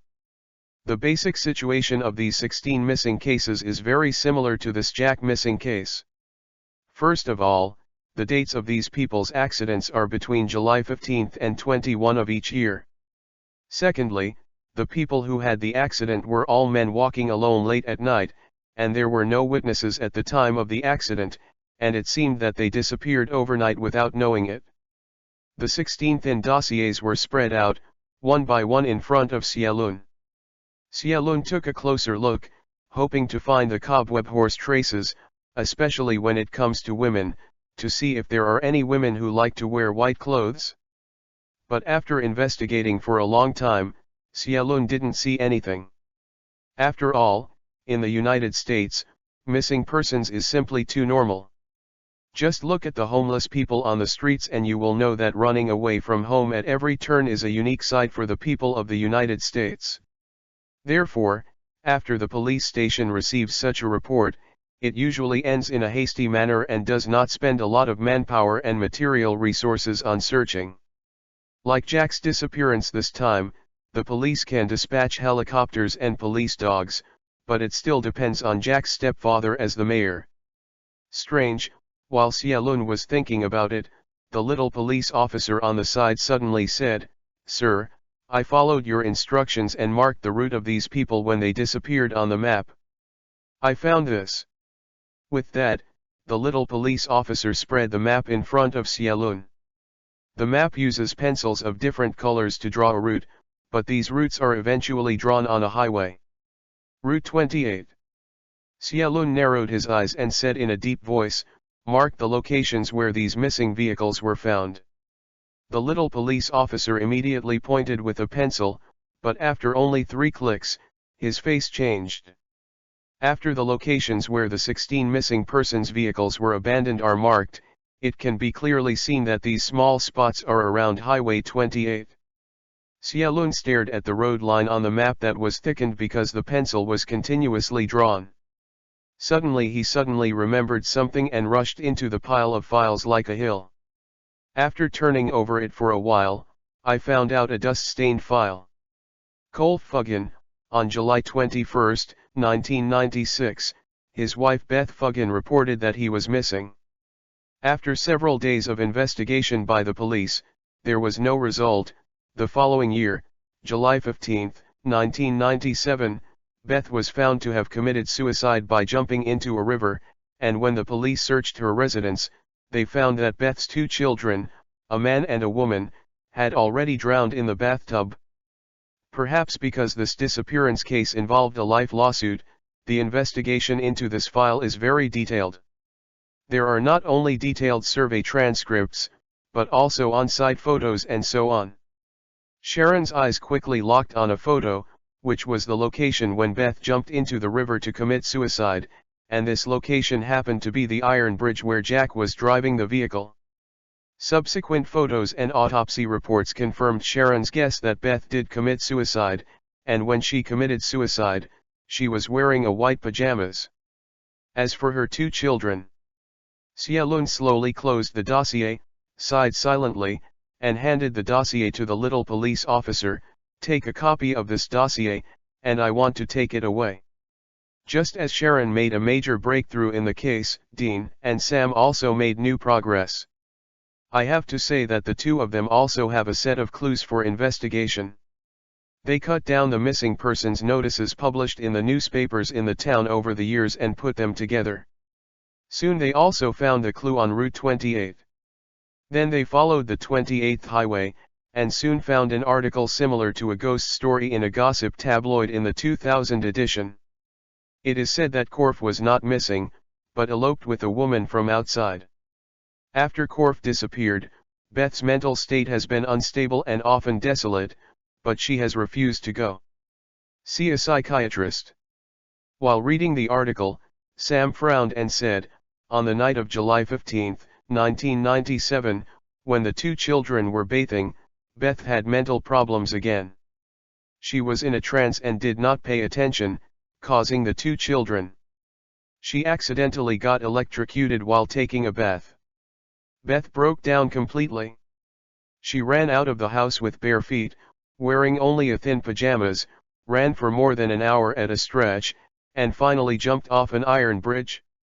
Thank you for reading this story at fictionzone.net. Your support enables us to keep the site running. Chapter 13 The Clever Dean. Another fast food restaurant in the town is also in a remote corner. Dean smiled at Sam while eating a sandwich. I bet you, Sammy, that kid must be eating jail in the police station at noon now. Sam flipped through the gossip magazine in his hand, and said in a maddening voice, I just invited you to a meal at noon, and you let others dove in the evening. It's not authentic. Dean shook his head and said, You don't understand the sinister heart, Sammy. If the kid couldn't resist the police and confess to both of us, wouldn't we go to the restaurant to make a fool of ourselves? Sam snorted, Then we can't help but die like this. Dean shrugged, If that kid didn't confess us, then after solving this case, we can find a way to save him. Sam's expression was stunned, and he stared at the magazine in his hand blankly. After a while, he blinked and put the magazine in front of Dean. I think we might not need to save him. Dean frowned and looked at the magazine suspiciously. Fear. At an altitude of 30,000 feet, there were even more venomous snakes. According to the description of this gossip-style article, a month ago, on a flight from Hawaii to Los Angeles, thousands of venomous snakes were secretly put in by terrorists. Fortunately, there was a NIA agent on the plane. Under his leadership, the passengers worked together and managed to escape under checkout. From the plot point of view, this article is outrageous. The agent described is almost omnipotent, just like the lonely hero in the movie, The Invincible Agent. What is surrounded by a group of snakes, using a food delivery truck to save people? What fired on the plane, using the air pressure difference to suck the poisonous snake out? In the end, the agent managed to make an emergency landing and rescued everyone. Dean put the last bite of bread into his mouth, then shrugged, and said vaguely, What's wrong? Do you think this kind of bloody plot is true? Sam didn't speak, just reached out and turned the impurities a page. A photo that was obviously secretly taken from a long distance and later restored and magnified appeared in front of Dean. Dean's mouth grew so big that the crumbs from his mouth fell out without even noticing it. The young man in the photo was getting off the plane, although his facial features were a bit blurred because of the distance. But Dean can still tell that the person in the photo is almost exactly the same as the new person who invited him to dinner at noon today. Sam leaned over and whispered, Now you know why I am surprised. Dean stammered a little while pointing to the photo, This photo is fake. No, it should be the person in the photo, not the newcomer kid at all. You know, Asians look the same to us. Hey, Dean, do you know how awkward what you are saying now? Sam lowered his voice and gritted his teeth. You know in your heart that the person in the picture is the same person as that buddy? Well, I apologize for what I just said. Dean curled his lips. But Sammy, you should think so. Maybe, that kid happened to be on that plane that day, so he should be a passenger, not it's the NIA agent. Sam was a little speechless. In the United States, do you think the gossip tabloids and the regular media, who exposed the photos more authentically? Dean spread his hands and was speechless. So Dean, that buddy is a NIA agent at noon. Dean pursed his lips. And you asked him to have a lunch. Beads of sweat were already oozing on Dean's forehead. More importantly, you deliberately let him dove at night. Before Sam could finish speaking, Dean stood up and gritted his teeth. We should go now, Sammy, we must go now. But then, Dean quickly sat down again and let out a long breath, but it's probably too late. Sam followed Dean's eyes and saw Sharon, dressed in a black suit, black leather shoes, white shirt, and blue tie, appeared at the entrance of the restaurant for some time. Damn it, I know how it is possible for people in our business to dress so neatly. Even if they wear a suit, they are all cheap stalls, but Sammy, look at his suit, it costs $5,000. Above. Dean gritted his teeth and murmured. No, at least $10,000 or more, not including his pair of leather shoes. Sam answered very calmly. These bastards who only waste taxpayers' money, fac, he came over here, Sammy, calm down, stay calm, don't forget this guy sees the difference. Sam looked at Dean with a nervous face, and some helplessly covering his eyes. Dean, he can find it here, indicating that our identities have been exposed. Oh, that's right. Maybe now this restaurant is surrounded by NIA agents, maybe there are snipers outside looking at our heads. While Dean was talking about it, Xialun had walked up to them and smiled. Is my memory wrong, or you guys said it wrong? Isn't the restaurant we agreed to meet at noon? Dean opened his mouth, speechless. Sam had no choice but to say, I'm sorry, agents. Yeah, my brother was a little too excited when he knew your true identity. Xialun slightly raised his eyebrows in surprise, and scanned the magazine on the table. After seeing the photo, he instantly understood what was going on. Although NIA has tried its best to suppress Sharon's personal information in order to protect the personal safety of the agents, it has not carried out large-scale reports. But there is no impermeable wall in the world, let alone gossip tabloids famous for digging the truth. It's just that most people in the United States take news in tabloids as daily entertainment, and only guys like Dean and Sam take this kind of thing seriously. Although such things are generally true. Sure, it's excited? It's not that I'm scared to be speechless. Now that his identity was exposed, Xialun stopped explaining anything. After sitting down across the table, he smiled generously. As far as I know, Dean and your father, John, is wanted in several states, right?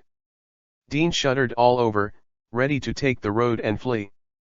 Sam held him down and hurriedly said, Thanks, agent, please listen to my explanation. My brother and them.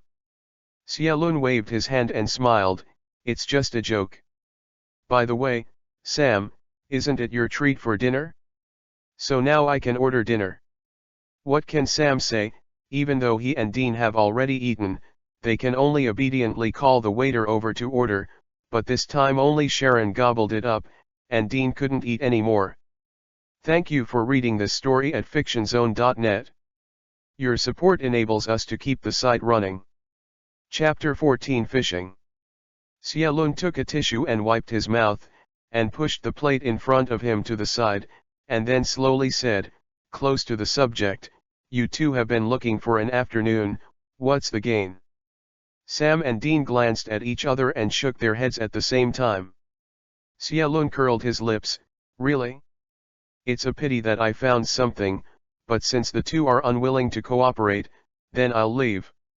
Seeing Sharon stand up and want to leave, Dean sighed and said, Route 28, Beth fucking. Sharon laughed, stretched out his hand and took a piece of paper from his arms and placed it in front of Dean and Sam. This piece of paper is a photocopy of a photo of a female corpse. The black and white pattern, matched with the corpse, looks very eerie and scary. She is Beth fucking. Sharon sat down again and said in a deep voice, the real name is Beth Arnold, an Ohio native. She moved to this town with her husband, Corf Fuggin, in 1992, and gave birth to one boy and one girl with 2 children. Xialun put the copy materials on the table while talking. I have collected information on missing cases in the past 10 years.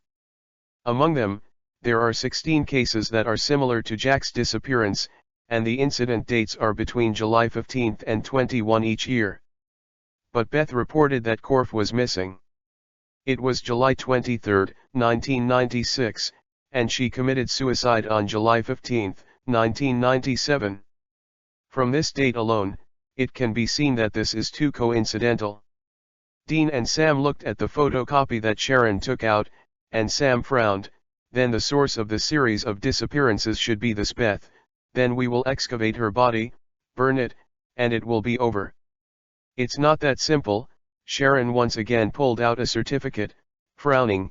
According to the will left by Beth and Korf when they got married, her body has been cremated and scattered into the sea after an autopsy.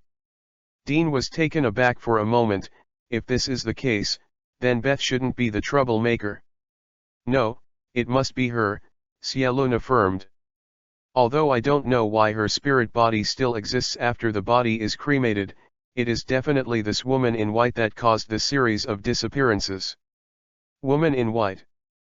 Dean picked up the file, looked at it carefully, and wondered, although she did wear a white pajamas when she committed suicide, how can you be sure that she is the murderer? Nonsense, because I opened it. Cielun murmured in his heart and explained, the disappearance of her husband is suspected to be an elopement during the marriage, and then the child died in an accident, and he committed suicide by mental breakdown. Every year after that, the missing men are late at night, alone traveling alone. It doesn't look like full of words angry woman, crazy revenge on men. Dean and Sam chirped a few times, and for a while neither of them could say anything against them. In fact, the two brothers also thought that Beth should be the real culprit, but just because Sharon said the answer, they just rebutted subconsciously. It's like the school bully in the class, who has been arrogant to Kwanseong from the beginning of school, and the whole class has no better learning than the two of them. The answer they said is correct, even more correct than the standard answer.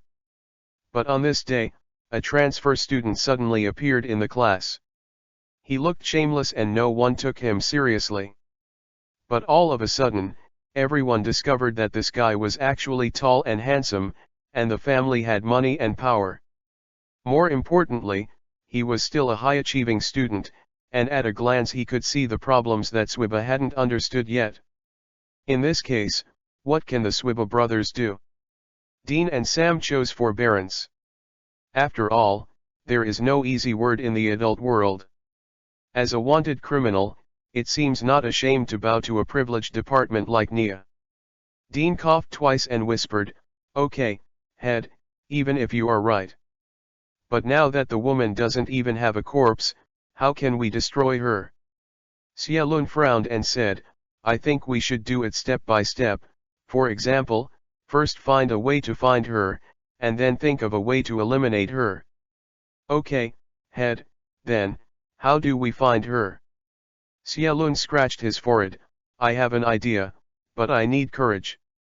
Dean smiled and said, "Don't underestimate people, Agent, the one sitting in front of you, but he can kill a vampire warrior alone at the age of 10.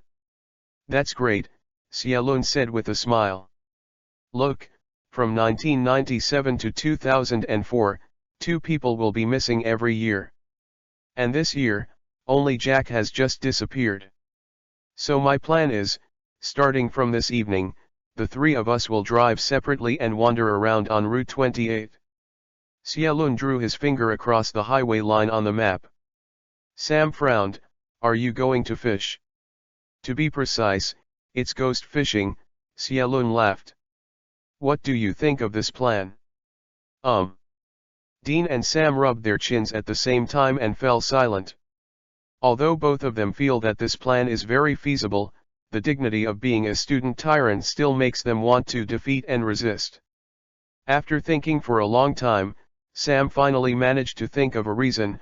"Agent, what if Beth attacks other pedestrians on that road? After all, the single male driving late at night must not know the 3 of us." Cielun nodded, "I also thought about this difficulty, so I notified the local police station. Starting from sunset every day, they will close the entire Highway 28, leaving only the 3 of us on the road." Dean and Sam were completely convinced. "You win, Agent, thanks, just do as you said." 3 days later, late at night. Sharon drove his Cadillac SUV slowly on the highway, with deafening heavy metal CDs playing, but even so, he still couldn't stop his eyelid fights. After a big yawn, Cielun picked up the ice-cold coffee next to him, took a deep sip, picked up the intercom on the side and said, 0203, I am 01, please report the situation. After a while, Dean and Sam rang in the walkie-talkie, and replied lazily, 01, I am 02, 03, there is no situation, everything is normal. After Xia Lun yawned again, he frowned and said, I said, guys, is it because the three of us are so handsome that they don't suit her appetite? Haha. There was an awkward smile in the walkie-talkie. Definitely, maybe that woman saw through our tricks and is hiding in the dark, watching our jokes. Xia Lun shook her head, and then said, if that is the case, then from tomorrow, I will let the police. The members are also on the road acting, what do you think? Huh? Guys, did you hear that? There was deathly silence in the intercom, and after a while, a harsh electronic noise suddenly sounded from the intercom. At the same time, the cash register that played music also malfunctioned, the lights began to flicker, and the surrounding temperature began to drop rapidly. Xia Lun breathed a sigh of relief, forming a white mist visible to the naked eye. Please, send me home. The unfamiliar, cold woman's voice suddenly sounded from the back seat. Thank you for reading this story at fictionzone.net. Your support enables us to keep the site running. Chapter 15, Please Take Me Home. Xia Lun shrugged his nose with a faint fishy smell wafting in the carriage. Well, it's exactly the same as the smell I smell in Jack's car. Xia Lun glanced at the rear-view mirror, and the back seat was impressively reflected in the mirror. I don't know when there was an extra woman in a thin white pajamas. Blonde, blue-eyed, fair-skinned, hair and clothes wet with dew or sweat, clinging to the body, outlined a beautiful figure. Yes, know why those men are missing. Xia Lun curled his mouth calmly, and reached out very calmly, turning off the constantly making noise of the walkie-talkie and radio, and then said, excuse me, ma'am, or ma'am, this car is not diddy downwind, so please get down. Car, okay. Please, send me home. It was the same sentence, but during this time, the pajama strap on the woman's shoulder suddenly slid to the side automatically. If you have the ability, just strip off. Xia Lun sneered with disdain. She had seen the photos in the file. Don't look at her sultry now, but when she thinks of the appearance in the photo, she promises to have no idea at all. Xia Lun simply leaned the car to the side of the road, stopped the fire, turned on the lights and pulled up the handbrake, turned his head and said to the woman sternly, Bah, you shameless, am I the kind of person who can't stand the temptation? Get out of the car. Otherwise I will call the police. The woman looked at Xia Lun with a little astonishment. After a while, a hideous smile appeared on her pale face, her eyes moved slightly, and the stalled car even started by itself, and then the autopilot mode was turned on. Well, I also know how to double flash. This woman also quite abides by the rules. In front of him, Xia Lun turned the steering wheel around without panic in his heart. He knew that with the interruption of communication, Dean and Sam should soon notice something was wrong, and should come to support them soon. What's more, he is not without countermeasures. Xia Lun quietly reached out his hand into his pocket and touched the hidden inside. A bag of table salt. According to Dean Winchester, a senior demon hunting expert, gold, silver, iron, and salt have a restraining effect on those unclean things. The higher the purity, the better the effect. Although Xia Lun didn't know whether this matter was reliable, he still bought a bag of salt and put it in his pocket. And secretly vowed in his heart that if the woman leaped forward like a mad dog, she took out this bag of salt and sprinkled it on her face. But if it doesn't work, then when you go back, you must put this bag of salt into Dean's mouth. He died alive. The SUV drove along the highway for more than 10 minutes, suddenly turned to the right, got off the highway, and drove into a very rugged dirt road. After driving along this dirt road for more than 10 minutes, the car drove to an abandoned farm before slowly stopping. A wooden 3-story building in the typical United States style stands in front of Sharon's eyes. It's just that this small building looks very dilapidated. The wooden walls are mottled and covered with trees, vines, and plants. All the doors and windows were gone. I don't know if it was stolen or blown away by the wind. Anyway, the window with a black hole was exposed, just like the eye socket of the eyeball that was dug out. In the dark night, under the lighting of the car lights, this small building is like an unknown beast crouching on the ground, with a black mouth, waiting for the prey to come. Beth's house. Xiaolun glanced at the woman in the back seat with some confusion. Does this girl really just want to go home? Could it be that those men were so upset before that they didn't send her home, that's why they disappeared? Xiaolun frowned, clenched the salt bag in his hand, and made up his mind. If this woman really just wants to go home, then as long as she doesn't do anything to herself, then she can let her go this time. Home, my home. The woman's figure flickered, and she suddenly appeared in the passenger seat, looking at the small building in front of her. My beautiful home, warm home. Xiaolun gave a dry cough and said solemnly, well, now that you are home, you should get off the car. I'm home, I'm home. The woman murmured, but her tone gradually became dark and ice became cold. It's a pity, I can't go back again. A stream of black aura suddenly radiated from the woman, and she suddenly turned her head to look at Xiaolun. Her face was originally pale, but now she was twisted. FKU uncle. Without saying anything, Xiaolun directly took out the salt and sprinkled it on the woman's face. Hearing a scream, when the white salt grains swayed on the woman, it was like pouring a spoonful of cold water into a frying pan with blue smoke. After the woman's figure was violently distorted for a moment, she disappeared in an instant. Xiaolun breathed a sigh of relief, looked at the remaining salt in his hand, and raised an eyebrow lightly. I didn't expect this thing to really work. Just about to change direction, quickly leave this ghastly place.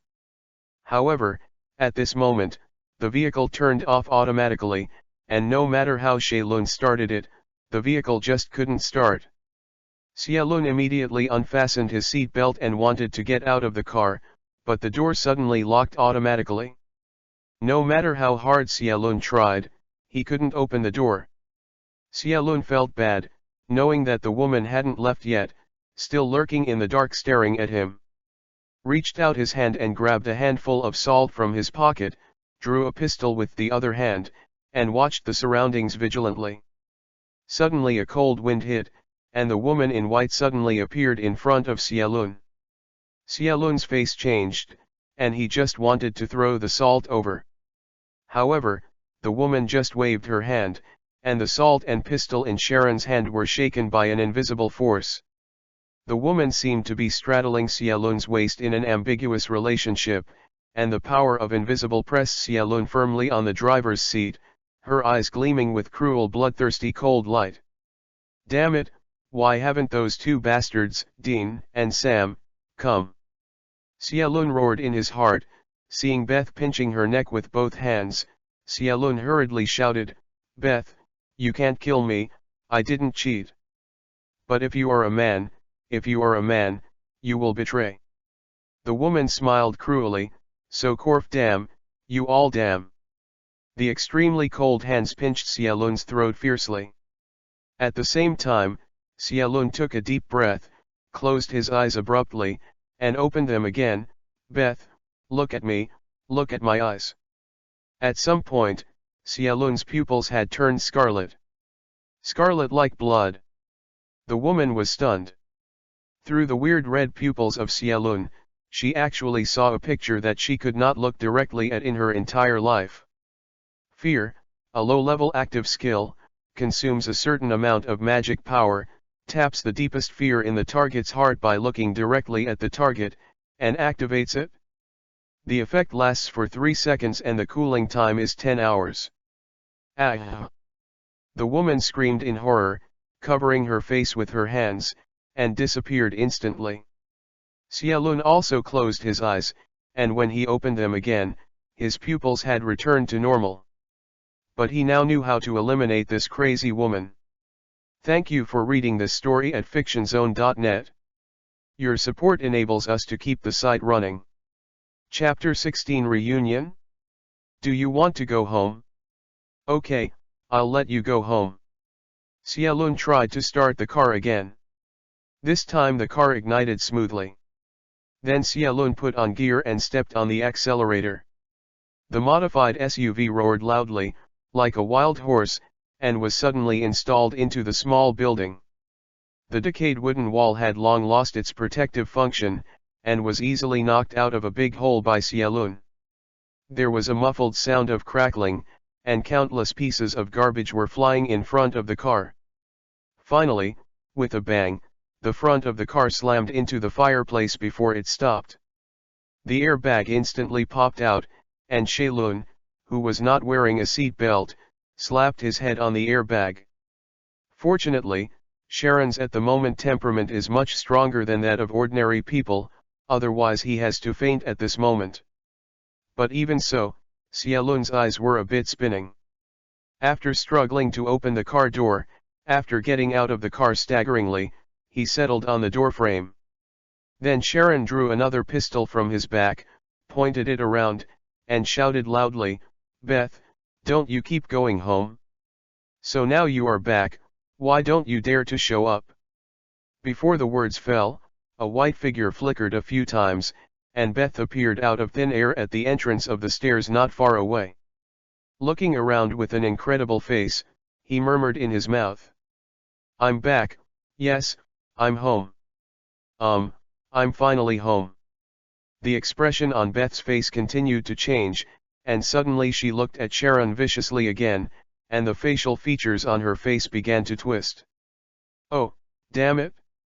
Sharon immediately raised his gun and aimed at Beth. At this moment, the sloppy living room that was hit by Xiaolun's car suddenly made a buzzing sound of electric current passing by. Immediately afterwards, the chandelier that should have been out of power also suddenly lit up. It just seems that because of insufficient voltage, the chandelier lights are dim and flashing constantly. Then a few weird laughter of children suddenly sounded from the top of the stairs. Following the laughter, I saw a few streams of water flowing down the stairs, and then the ceiling above Beth's head began to drip ticking. Beth's hideous and distorted expression disappeared, replaced by an expression of extreme horror, and even her body began to tremble. One tall and one short, two small figures slowly walked down the stairs along the water. It looks like a boy and a girl, but the two children have blue faces, their bodies are soaked, and water drops are dripping on their bodies. "Mother!" The two children stood at the top of the stairs, looking at Beth, and shouting in unison. "Do not!" Beth shook her head desperately, she turned around to escape, and then her figure flashed, she was hugged tightly by the two children. "Mom, you are finally back. Our family can be together again. Let's go, Mom, Dad is still waiting for us." "No, no." Beth screamed desperately, but no matter how hard she struggled, she couldn't get rid of the embrace of the two children. With her screaming, all the electric lights around the living room smashed, and the small building plunged into darkness again. When Sharon turned on the flashlight, she found that Beth and the two children had disappeared. Just where Beth was standing just now, a pool of fishy black water was left behind. The case woman in white has been detected, rewarded with 120 experience points and 50 points. Xiaolun, who was still a little nervous, let out a long sigh of relief when he heard the system prompt sound in his mind. 10 minutes later, after receiving Xiaolun's call, Dean and Sam, who rushed in urgently, stared at the SUV that crashed into the small building, and hesitated. "Thank you, what did you do? Can't you see it? Send that woman home," Xiaolun said in a huff. "What's the matter with you two? Didn't you tell me to follow me? Why should I be killed by that woman, you two?" None appeared. Sam laughed bitterly and raised his hand. "Sorry, Agent X, we didn't expect your car to disappear with just a blink of an eye. We drove 2 laps along Highway 28, but we didn't find you." We were preparing. I notified the police before I received your call. That woman is not easy. Not only can it cut off all communications, but it can even make the car drive itself. Xiaolun looked at the SUV in the small building and sighed helplessly. This is a new car, Holly. Knowing this will definitely kill me. Dean took a gun and walked around in the small building. After he was sure there was no danger, he walked out and asked, "Where is Beth? How did you kill her?" "It's not me, but her child." Sharon sighed. Analyzed based on Beth's reaction to seeing her two children, Beth's two children should not be an accident, but Beth's murder. What? Dean and Sam widened their eyes at the same time. According to my guess, Korf's disappearance was not an elopement, but was hidden after being killed by Beth. Later, in order to get rid of the suspicion, Beth took the initiative to report the crime. Then it may be because of guilt or fear. Beth's mental condition is getting worse and worse, and finally a year later, she really can't stand it. She killed her two children, and finally committed suicide by jumping into the river. You two will know the situation afterwards. Beth is still unwilling after death. From July 15th to 21st, every year, she wanders on Route 28, specifically targeting those lone men. Although she keeps saying that she wants to go home, deep down in her heart, she has deep guilt and fear for this family and her two children, and her children have been in the small building all these years, waiting for her inside. Xiaolun turned to look at Xiaolo, and sighed, now she is finally home, and her child has finally waited for her. The above definitely is not a guess, but Xiaolun uses the fear skill to see the truth. Definitely, Xiaolun will not tell this secret, but can only attribute it to his own guess and analysis. After listening to Sharon's words, Dean and Sam also fell into silence. The three of them looked at Xiaolo quietly. After a while, Xiaolun suddenly slapped his thigh and said to Sam, "Where is your car key?" Sam subconsciously took out the car key. "Here, what's wrong?" Xiaolun stretched out his hand and took it over. "As punishment for your failure to support in time, you two are responsible for dragging my car out." Sam was taken aback. "How about you?" "I go back to sleep. After all, staying up late is the natural enemy of a man's body."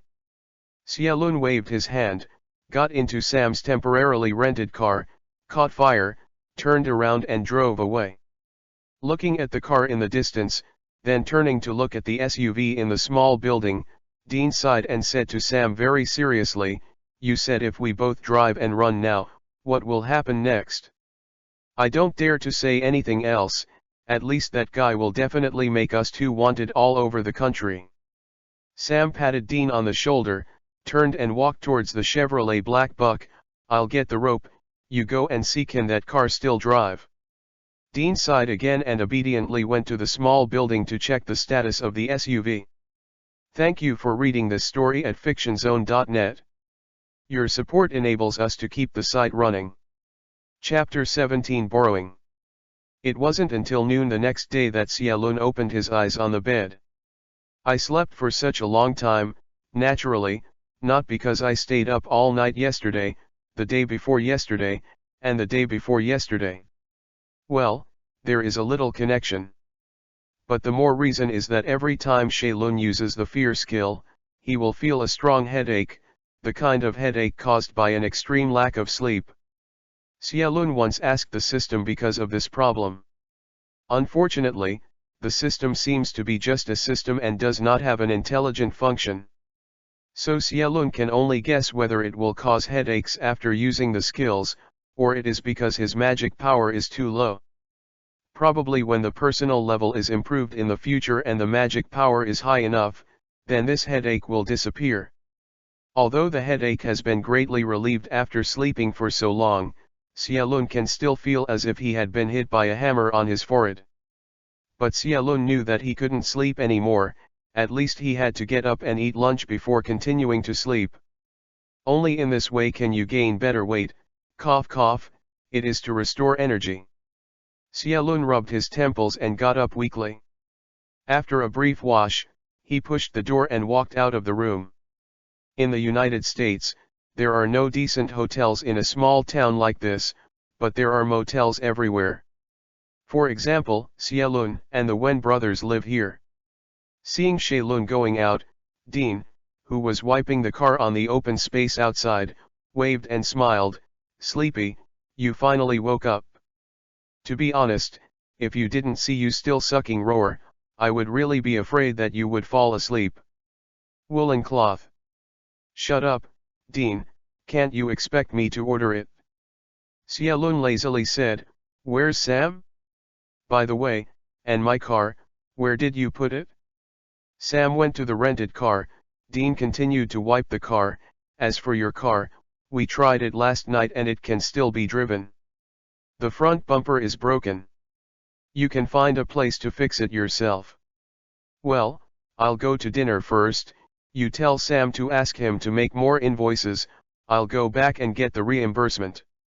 Sharon patted Dean on the shoulder and walked to the fast food restaurant across the road. "Oh, these moths that waste taxpayers' money." Dean took out his cell phone and dialed Sam's number after looking at Xiaolun in the distance. "Sammy, where is it?" "Great, remember, open more. A few invoices, anyway, I will be reimbursed by the wrongdoer." Unlike Dean, who had been out of school since he was a child, unlearned and illiterate, Sam is a top student in the law department of Ivy League University. Had it not been for the disappearance of his father John Winchester this time, he would not have followed his brother Dean on a run. Sam knows very well in his heart that anyone in the United States can do it against the tax, but don't do it against the tax, otherwise it will be ugly to guarantee your death. So he didn't follow Dean's arrangement, and honestly paid and received invoices according to the normal procedures, and did not dare to open more. When he came back, the sun had already set. Sharon has ordered pizza for takeout, and Dean has also bought beer. It's a pity that there is no barbecue. Xiaolun sighed in his heart, opened a bottle of beer, touched the bottle with Dean and Sam, then drank the bottle directly with his neck back, and then let out a long sigh. "Good." With that, he reached out and opened another bottle of beer. Dean was dumbfounded. He thought he could drink enough, but Sharon was not so perverted. Seeing Sharon drank another half a bottle, Dean suddenly felt that the 2 packs of beer he had bought might not be enough. "To be honest, thank you, I still don't believe that you are really an agent of the NIA." Sam took a sip of his drink and chuckled. "How do I say, you and the detectives I imagine member, it feels really different." Dean, who was eating pizza on the side, nodded, chewing and vaguely said, "Yes, let alone detectives, even ordinary police officers would believe us in this business." Sharon drank the second bottle, and in Dean's distressed eyes, opened the third bottle again, and smiled. "Okay, don't sing and agree with each other. I can tell you that Nia didn't pay attention. You too, it's just that I, as a special agent, happen to know some secrets of your Winchester family." Dean breathed a sigh of relief when he heard the words, and Sam frowned. "Secret? What secret?" Sharon glanced at Sam, sighed silently, and whispered, "I can't tell you the specifics, but Sam, I want to solemnly warn you, don't believe in demons, especially female demons." It's not that Sharon can't say it, but that he has almost forgotten the plot of the TV series, but vaguely remembers that the tragedy of the Winchester family was a yellow-eyed demon. And Sam was eager for revenge, and seemed to be used by a female demon. Hearing Sharon's words, Sam's face changed drastically.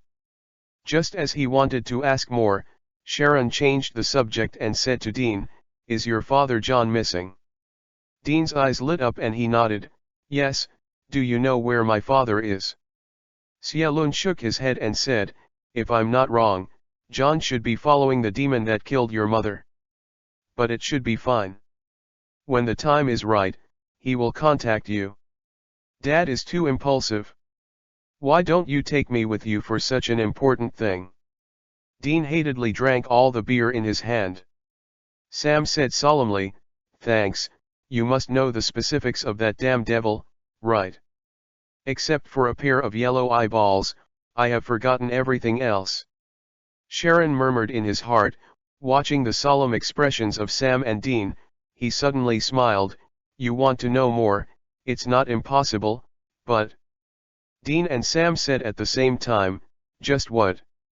Xialun spread his hands, "Join Nia and become a special agent just like me."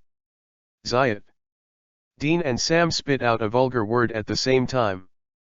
Xialun shook the can and said with a smile, "Just kidding. In fact, Nia has just established the position of special agent. I don't know as much detail about your family as you think. But I can help you collect John. If there is the latest news, I can let you know, okay?" What else could Dean and Sam say? They could only nod their heads. Xialun just wanted to return to his room after he was full of food and drink. When he walked to the door, he seemed to think of something, and turned back to Dean and said, "John seems to have left a sheepskin book, which contains information on the anomalous creatures he encountered. Can you lend it to me for one night?" Dean pursed his lips. "What if I refuse?" Xialun shrugged. "It's just borrowing for one night, don't you need to be so stingy, Dean?" Even though he said that, Sharon stared at Dean with his eyes fixed. Dean hesitated for a long time before he took out a red sheepskin book from his backpack and handed it to Xialun. "Remember, you only have one night. And, don't tear it." Thank you for reading this story at fictionzone.net. Your support enables us to keep the site running. Chapter 18 New Skills. Because there is no smartphone yet, Xialun can only use a camera to take pictures of the sheepskin book inside and out, one page at a time. To Xialun's surprise, after he completely remade the sheepskin book, he actually achieved another achievement. Congratulations on your rare achievement, John's Notebook. As an important item in the first 5 seasons, it contains many important clues. It's useful to look through it. Reward rare items, Universal Item Repairer. Universal Item Repairer, only limited to non-living items, whether artificially manufactured or not. As long as a certain amount of points is consumed, the target item can be completely repaired.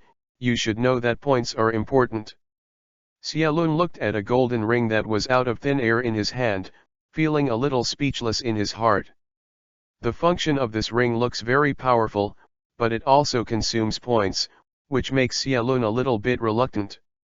It was hard to solve a case and only awarded 50 points, which was not enough to open the lowest level treasure chest. Speaking of points and treasure chests, Xialun remembered that he had 70 points left, plus the 50 points awarded this time, and he can open treasure chests again. Xialun didn't hesitate, and immediately spent 100 points to open a low-level treasure chest. Congratulations on your acquisition of the active skill Spirit Catching. Do you want to learn it? Learn. Spirit Catching, low-level active skill. After using this skill, there is a chance to permanently capture an abnormal creature with no spirits as a pet. The skill is instantaneous, and the cooling time is 1 hour. Special note, the lower the target's mind, the higher the chance of success in capturing, and every time you use the skill on the same target, the chance of success will be increased cumulatively. Once the capture is successful, you cannot use the skill on other targets, unless you give up the captured pet, but the pet pair after giving up will immediately attack you. Early the next morning, after Sharon returned the sheepskin notebook to Dean and Sam looked very worried and drove on the road without even having breakfast.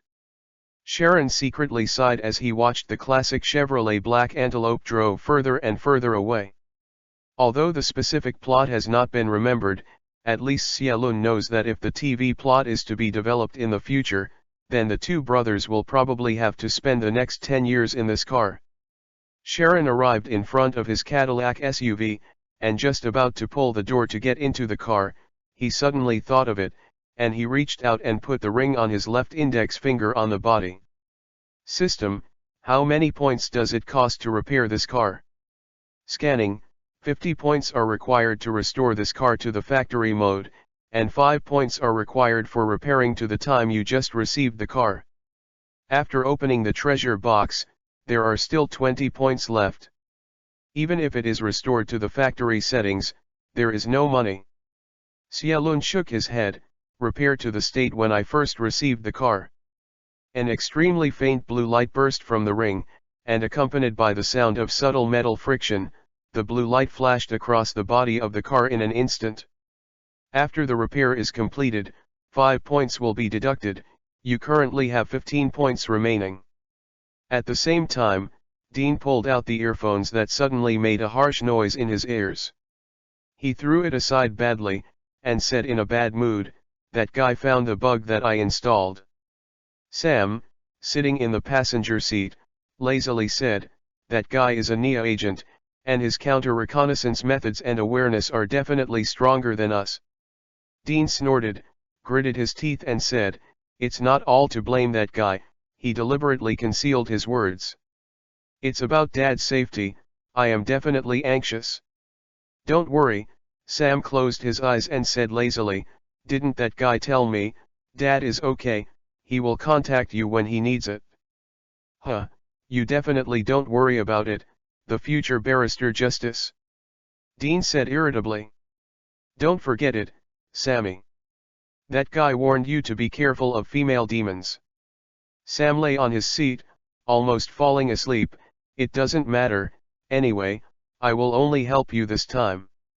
From now on, it will have nothing to do with me." Dean's face was very ugly, but for his only brother, he really couldn't open his mouth to scold him, couldn't make a hand beating, so he could only sulk himself. However, Sam didn't know that after he returned to school this time, he would see a horror picture he would never forget. But this has nothing to do with Sharon. At the moment Sharon had a simple breakfast in the small town and embarked on a new journey. The tightly closed curtains made the room very dark. An old man with gray hair, sitting on a solo sofa, was crying. "Felisa, I'm here to accompany you, wait for me." The cold barrel of the gun was resting on his chin, like old fingers like dry bark, slowly pressing on the trigger. After a while, from this somewhat dilapidated building, a bang shot suddenly came out. The crows that fell on the roof soared into the air. Following the perspective of the flying crows, you can see the endless cornfields around the small building. The small town of Dingmingtu lies on the border between Arizona and Mexico. Judging from the name, this town seems to be very powerful, but in fact, it is a small town that cannot be smaller. No one can find the name of this town on the latest version of the United States map that Sharon bought. That is, Xiaolun found this place according to the coordinates provided by the system, and saw the sign beside the road before he knew the name of the town. The small town is not as big as an ordinary village in Daxia. Xiaolun drove slowly through the town in 5 minutes.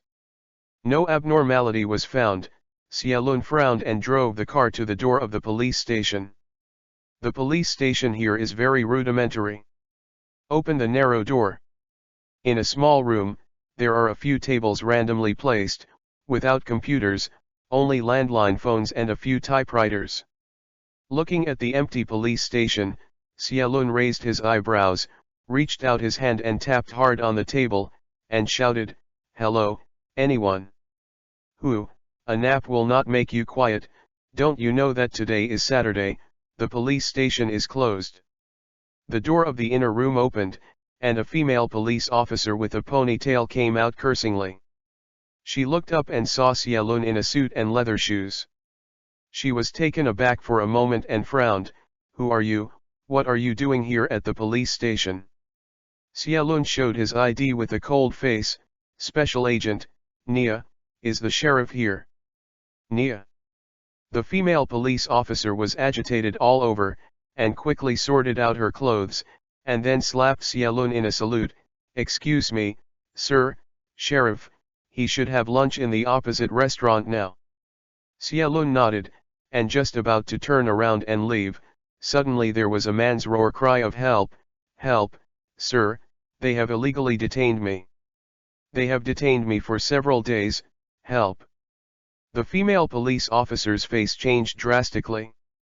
Without waiting for her to say anything, Xiaolun had already drew her pistol and pointed it at her. What's the situation inside?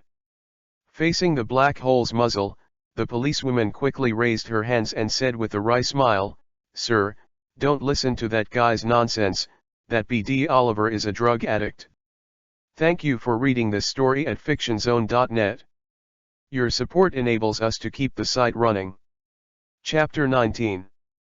Xiaolun definitely wouldn't believe the female police officer's explanation, so he shot her gun and pushed her into the police station. Before I came to the detention room inside, I didn't expect more than one person to be locked in it. A sturdy white brother sat in the corner, looking dismissively at the man lying on the iron railing of the detention room and crying outside. At the sloppy and dirty appearance of the man, Xiaolun had already believed the policewoman's words by 3 points in his heart. However, out of caution, he still leaned over and said solemnly, "Sir, please stretch out your hand." The man stretched out his hands happily and shouted, "Sir, look at the wounds on my hands. They were the ones who hit them. Save me quickly. If I don't go out again, I will die, really." Xiaolun squeezed the opponent's wrist, but didn't receive the system prompt. He snorted and said out of breath, "Do you think I am blind? Did the injury on my hand suck and pierce it by myself? No, sir, please listen to me. I was really wronged. I was arrested for no reason at all." From the pinholes on the man's arm, the deformed teeth, and the dilated pupils, Xiaolun could see that this guy is definitely an addict, or that kind of long-term addict. For this kind of social scum, Xiaolun did not have the slightest sympathy. He stood up and ignored this guy, looked up at the little brother inside, frowned and said, "You, come here." The little white brother glanced at Xiaolun, then languidly got up and walked over. "What's the matter, sir? What's the matter with you? Drunk driving? Stretch out your hand." Xiaolun also grabbed this buddy's wrist, but still did not receive the system prompt, could not help being a little discouraged, frowning, "Looking at your calluses on your hand, you should touch the gun for a long time." "Iraq 12 Cavalry Division," the white brother said lazily, "but this is a shameful war, and I am ashamed of it." Without finding the clues he wanted, Xiaolun ignored the two men and returned the guns to the female police officer, and said in a deep voice, "Sorry, police officer, professional habit." The female police officer took her own gun and smiled reluctantly, "It's okay, sir, I know how we work with these people." Xiaolun didn't need to be too lazy to say something, just wanted to go out. At this time, the door of the police station was pushed aside, and a sergeant with grey hair but a tall and sturdy figure walked in. The female police officer hurried forward and introduced Xiaolun, "Sir, this is the sergeant of our police station." "The sergeant, this is an agent from Nai." Looking at this familiar old sheriff, Xiaolun showed his credentials and said in a deep voice, "Special Agent of Nia, Xiaolun." The sheriff carefully checked Xiaolun's documents before he took the initiative to shake hands with Xiaolun. "Sir, I am the sheriff of this small town, Ray Arnold, just call me Ray." An important witness of the case is Detective Chief Ray Arnold. The case code is lastly. After the case is solved, experience points and points will be awarded according to the degree of completion. Please pay attention to the detectives. "Well, Sergeant Lay, just ask me to thank the agent." Xiaolun heard the system prompt, his eyes lit up, and smiled, "Can you go to a quieter place and have a chat?" "Sorry, please come to my office." Lei hurriedly led Xiaolun to a small but very tidy office, and asked Xiaolun to sit down. He came to the door of the office again and asked the female police officer, "Penny, go make 2 cups of coffee, remember, use coffee beans, don't use it to melt like cat feces." Penny shrugged and whispered, "Sheriff, you should know that our bureau doesn't even have instant coffee, right?" "Oh, yes, damn it." Ray took out 2 banknotes and handed them to Penny. Then let the restaurant across the street bring them. Remember, the best, hurry up. Xiaolun pretended not to hear Lei's whisper at the door, and saw Lei close the door and sat across from him. Then he smiled, "Don't be nervous, Chief Lei, I'm just here for a routine business to see if there are any difficult cases in the local area."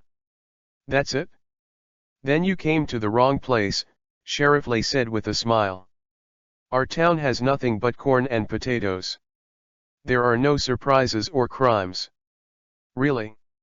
Xiaolun frowned. "Is there no missing or suicide cases?" "There is no suicide. If I disappeared, it has been more than 10 years since I came here. There are only a few cases in total, and they are all young people who have run away from home, and most of them have contacted the family later." Lei Jinglong shrugged and said, "But now Nia still manages the disappearance case." Xiaolun pondered for a moment, and then asked, "So has there been anything strange in the town recently, or any strangers?" "I haven't heard of strange things, but the words of strangers," Lei curled his lips. "Just when I went to the restaurant to eat, there really came a group of strangers. One by one, they didn't look like good people. But after passing by my warning, they have left the town." Xiaolun came to his senses in an instant, and asked in a deep voice, "Tell me about the specific situation." At the same time, Fairy Pux was struggling to get out of the cornfield. Looking at the 2-story building full of the United States style in front of him, he spit on the ground with dusty saliva. "No good air," said, "this neurosis actually built the house in the cornfield." As he said, he knocked on the door vigorously and said loudly, "Mr. Cows, I am Fairy from the New York Investment Bank. We spoke on the phone before." After waiting for a long time, there was no movement in the room. Fairy raised his eyebrows suspiciously. Could it be that this old guy is out and not at home? He knocked on the door 2 more times, and finally lost his patience and waved his hand at will. Immediately a dozen or so armed men in black, armed with guns, rushed out of the cornfield, kicked open the door, and rushed into the small building in an extremely standard tactical formation. After a while, a big guy poked his head out of the room and said to Fairy, who was standing outside smoking a cigar, "Head, it's safe inside, but there is a situation you better take a look at." Fairy just walked into the door, but a stench rushed toward him, and he almost smoked him out again. He hurriedly took out his handkerchief and covered his nose, frowned and looked in the direction the man pointed. The curtains have been opened by the big guys, and the sun shines in, exposing the situation in the living room clearly before Fairy's eyes. Looking at the corpse lying on the solo sofa, Fairy snorted, "Are you sure it's old man Cows?" The big man who followed Fairy nodded and said, "Although his head is half less, it should be him. From the perspective of the degree of decay, he has been dead for at least 2 or 3 days in such a hot, ghostly weather." Fairy looked at the shotgun in the hands of the corpse. "Suicide. Suicide. Very good, we can do it again in this way." Fairy turned and walked away from the small building, took a deep breath, sucked in the fresh air outside for a long time, and then said loudly, "Gentlemen, let's get started. There are only less than 24 hours left. Thank you for reading this story at fictionzone.net. Your support enables us to keep the site running." Chapter 20 Smuggling? If you look down from a high altitude, you can see a long, naturally formed rift valley, right on the border between Arizona and Mexico. Such a natural barrier almost prevents illegal activities such as smuggling, trafficking, and crossing. This is also the main reason why the small town of Dingmingtu is so safe for so many years. But today, there are a group of ambitious people with courage and strategy who just want to break through this natural danger and transform it into a free and unobstructed thoroughfare.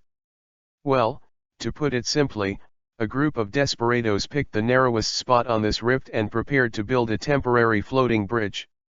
The heavy machinery roared from the Mexican side, and the folding pontoon with the Mexican military logo on it was slowly unfolded and steadily erected on the Rift Valley. Armed men who had been waiting for a long time on both sides swarmed up and used other tools to reinforce the bridge. After confirming that it could be opened to traffic, trucks came along. "Hurry up. We must build a road that leads directly to here within the next 20 hours. Ferry took the loudspeaker and stood on top of the truck and shouted, "The eldest master has said it." Everyone was rewarded with $100,000, so I was quick to work hard. Seeing these big guys, stimulated by money, they rushed to the cornfield with excitement. Ferry jumped off the truck and whispered to a man behind him, "Be careful, don't go wrong at this time." The subordinate sneered and said, "Don't worry, head, brothers are all thrown out. Anyone who dares to come and take a peek will be executed on the spot." Ferry nodded, "Where is the town?" "There are also people in the town, but you are too careful, just the 3 police officers in the town, a few small broken guns, what other threats can they pose to us? You know what a fart, there is a proverb in the Far East, be prepared for a rainy day, take precautions before you happen. Ferry glared and closed his eyes. "I will determine the position with the young master, and you have to keep an eye on it. I can't spare you what went wrong." Ferry Pukes, the top thug of the Gabriel family, has made great contributions to the Gabriel family that occupies half of Mexico. From the top of his half-bald head and the scars all over his body, you know how much Ferry has put in for the Gabriel family. Originally, according to the regulations, most elderly people like Ferry should retire and support them all. It is a pity that there is an heir in the Gabriel family who does not let him worry. Edmond Gabriel, the eldest son of the Gabriel family, is also the first heir. They were taken care of by Ferry since they were young, and the two have a very deep relationship. "Master," Ferry got into his car and asked in a deep voice to the satellite phone, "How is your situation now?" The voice on the other side of the phone is a bit noisy, but a young man can still be heard clearly. "Don't worry, Uncle Ferry, I'm already on the road, but the Nia gang is still following me." "Then be careful, when you arrive at Dingming town, I will prepare this place properly." After hanging up the phone, Ferry looked out of the car window with some worry. Not far away, a large bulldozer was roaring into the green cornfield. Large tracts of corn stalks were ruthlessly shoveled down by the bulldozer, and then flattened by the track roller behind. The 2 Mexican buddies who are in charge of driving the bulldozer are driving the car while chatting in Mexican. "Jimmy, my grandmother said that wasting food is going to be condemned by God. If we overthrow all these corns, we won't suffer retribution, right?" "Shut up, I.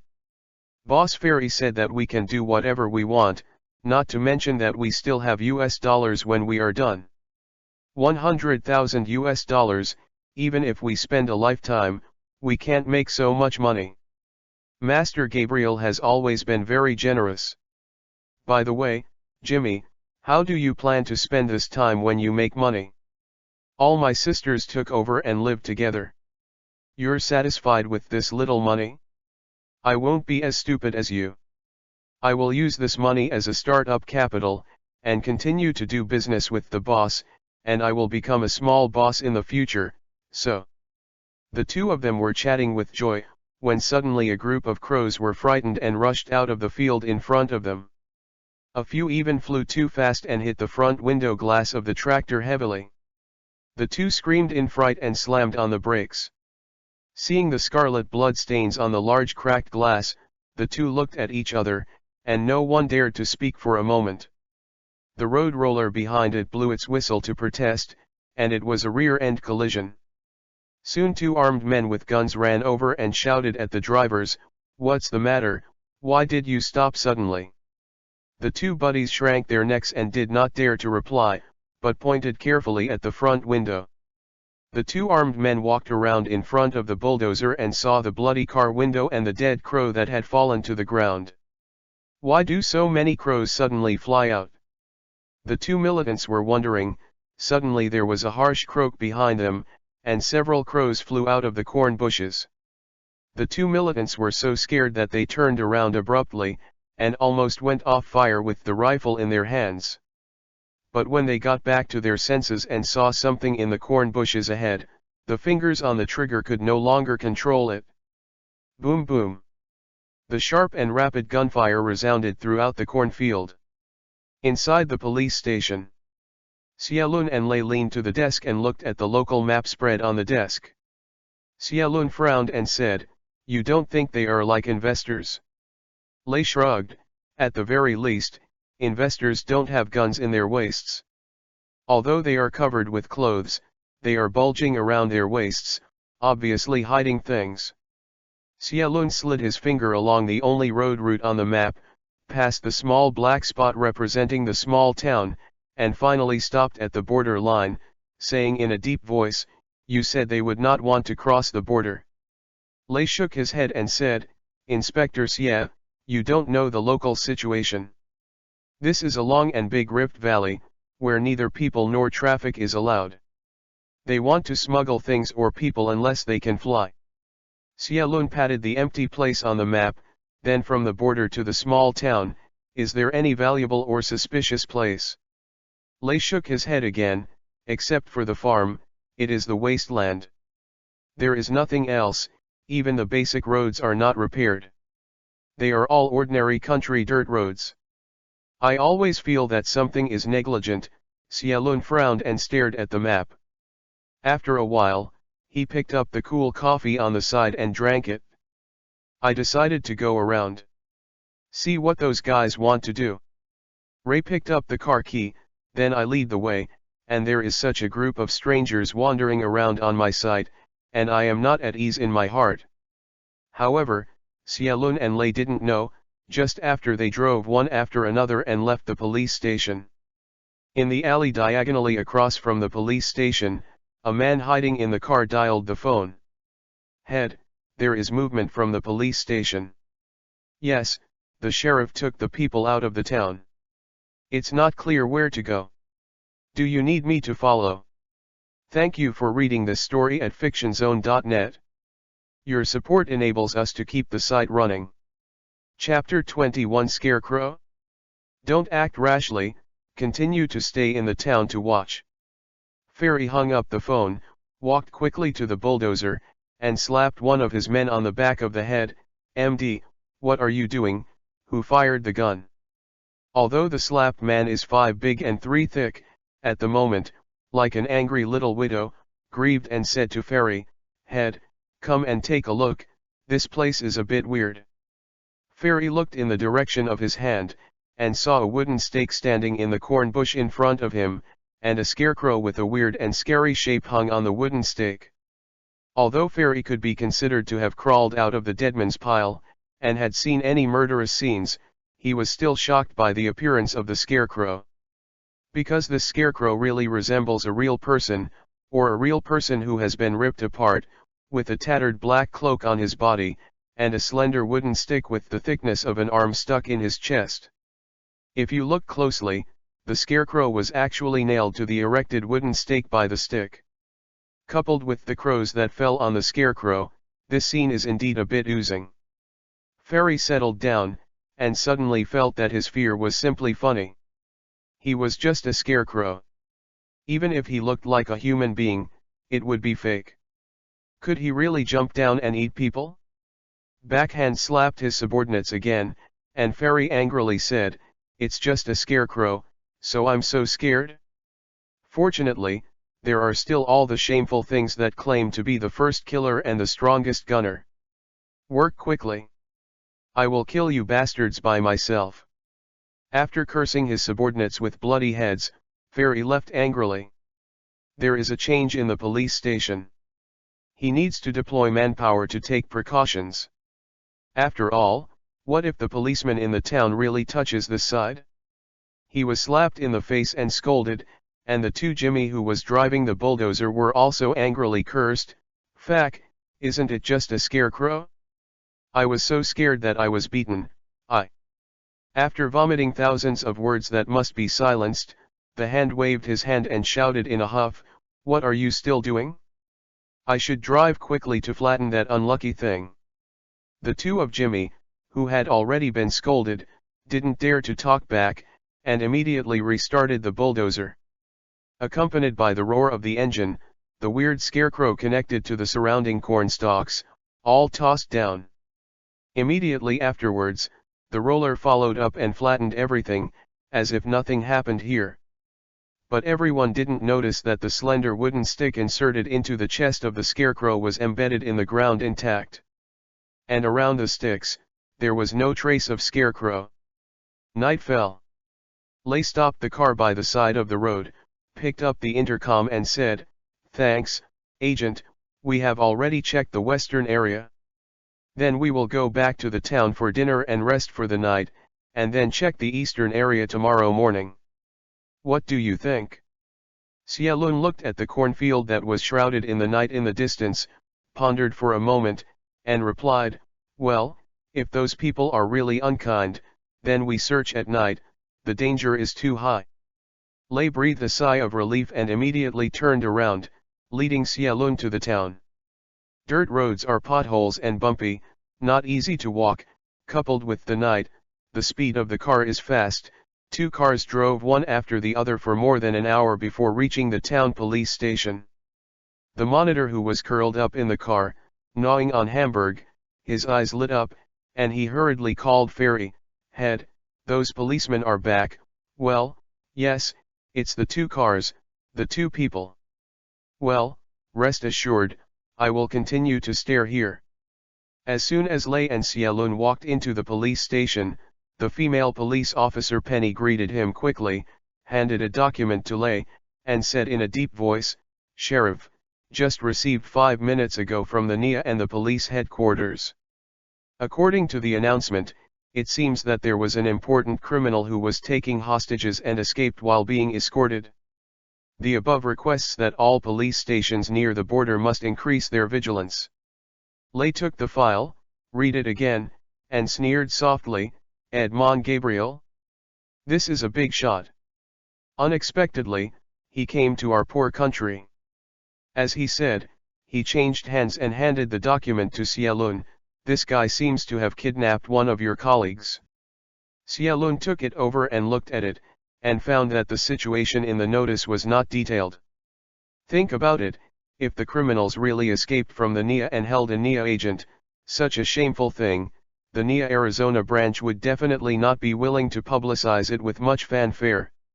Can issue a notice to the police station here to assist in the investigation, indicating that this matter is already very tricky.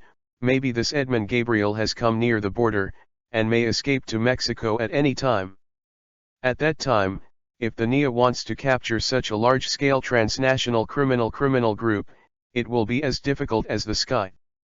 Xiaolun took out his phone and said casually, "Sergeant Lei, in the alley diagonally across from the police station, do you often park a car?" "What?"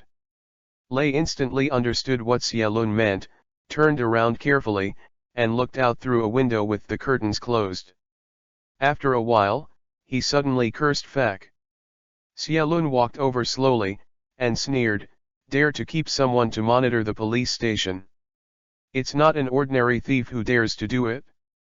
However, the other party is not smart enough and doesn't change places or vehicles all day. I was noticed." Ray's old face was a little red, and Sharon's words seemed to slap him. "What does it mean to pay a little attention? I didn't notice anybody in the whole police station. Could it be that my police station is full of rice buckets?"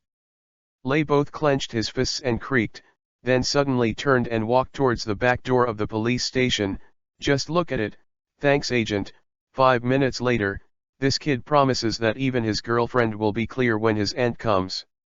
Chew.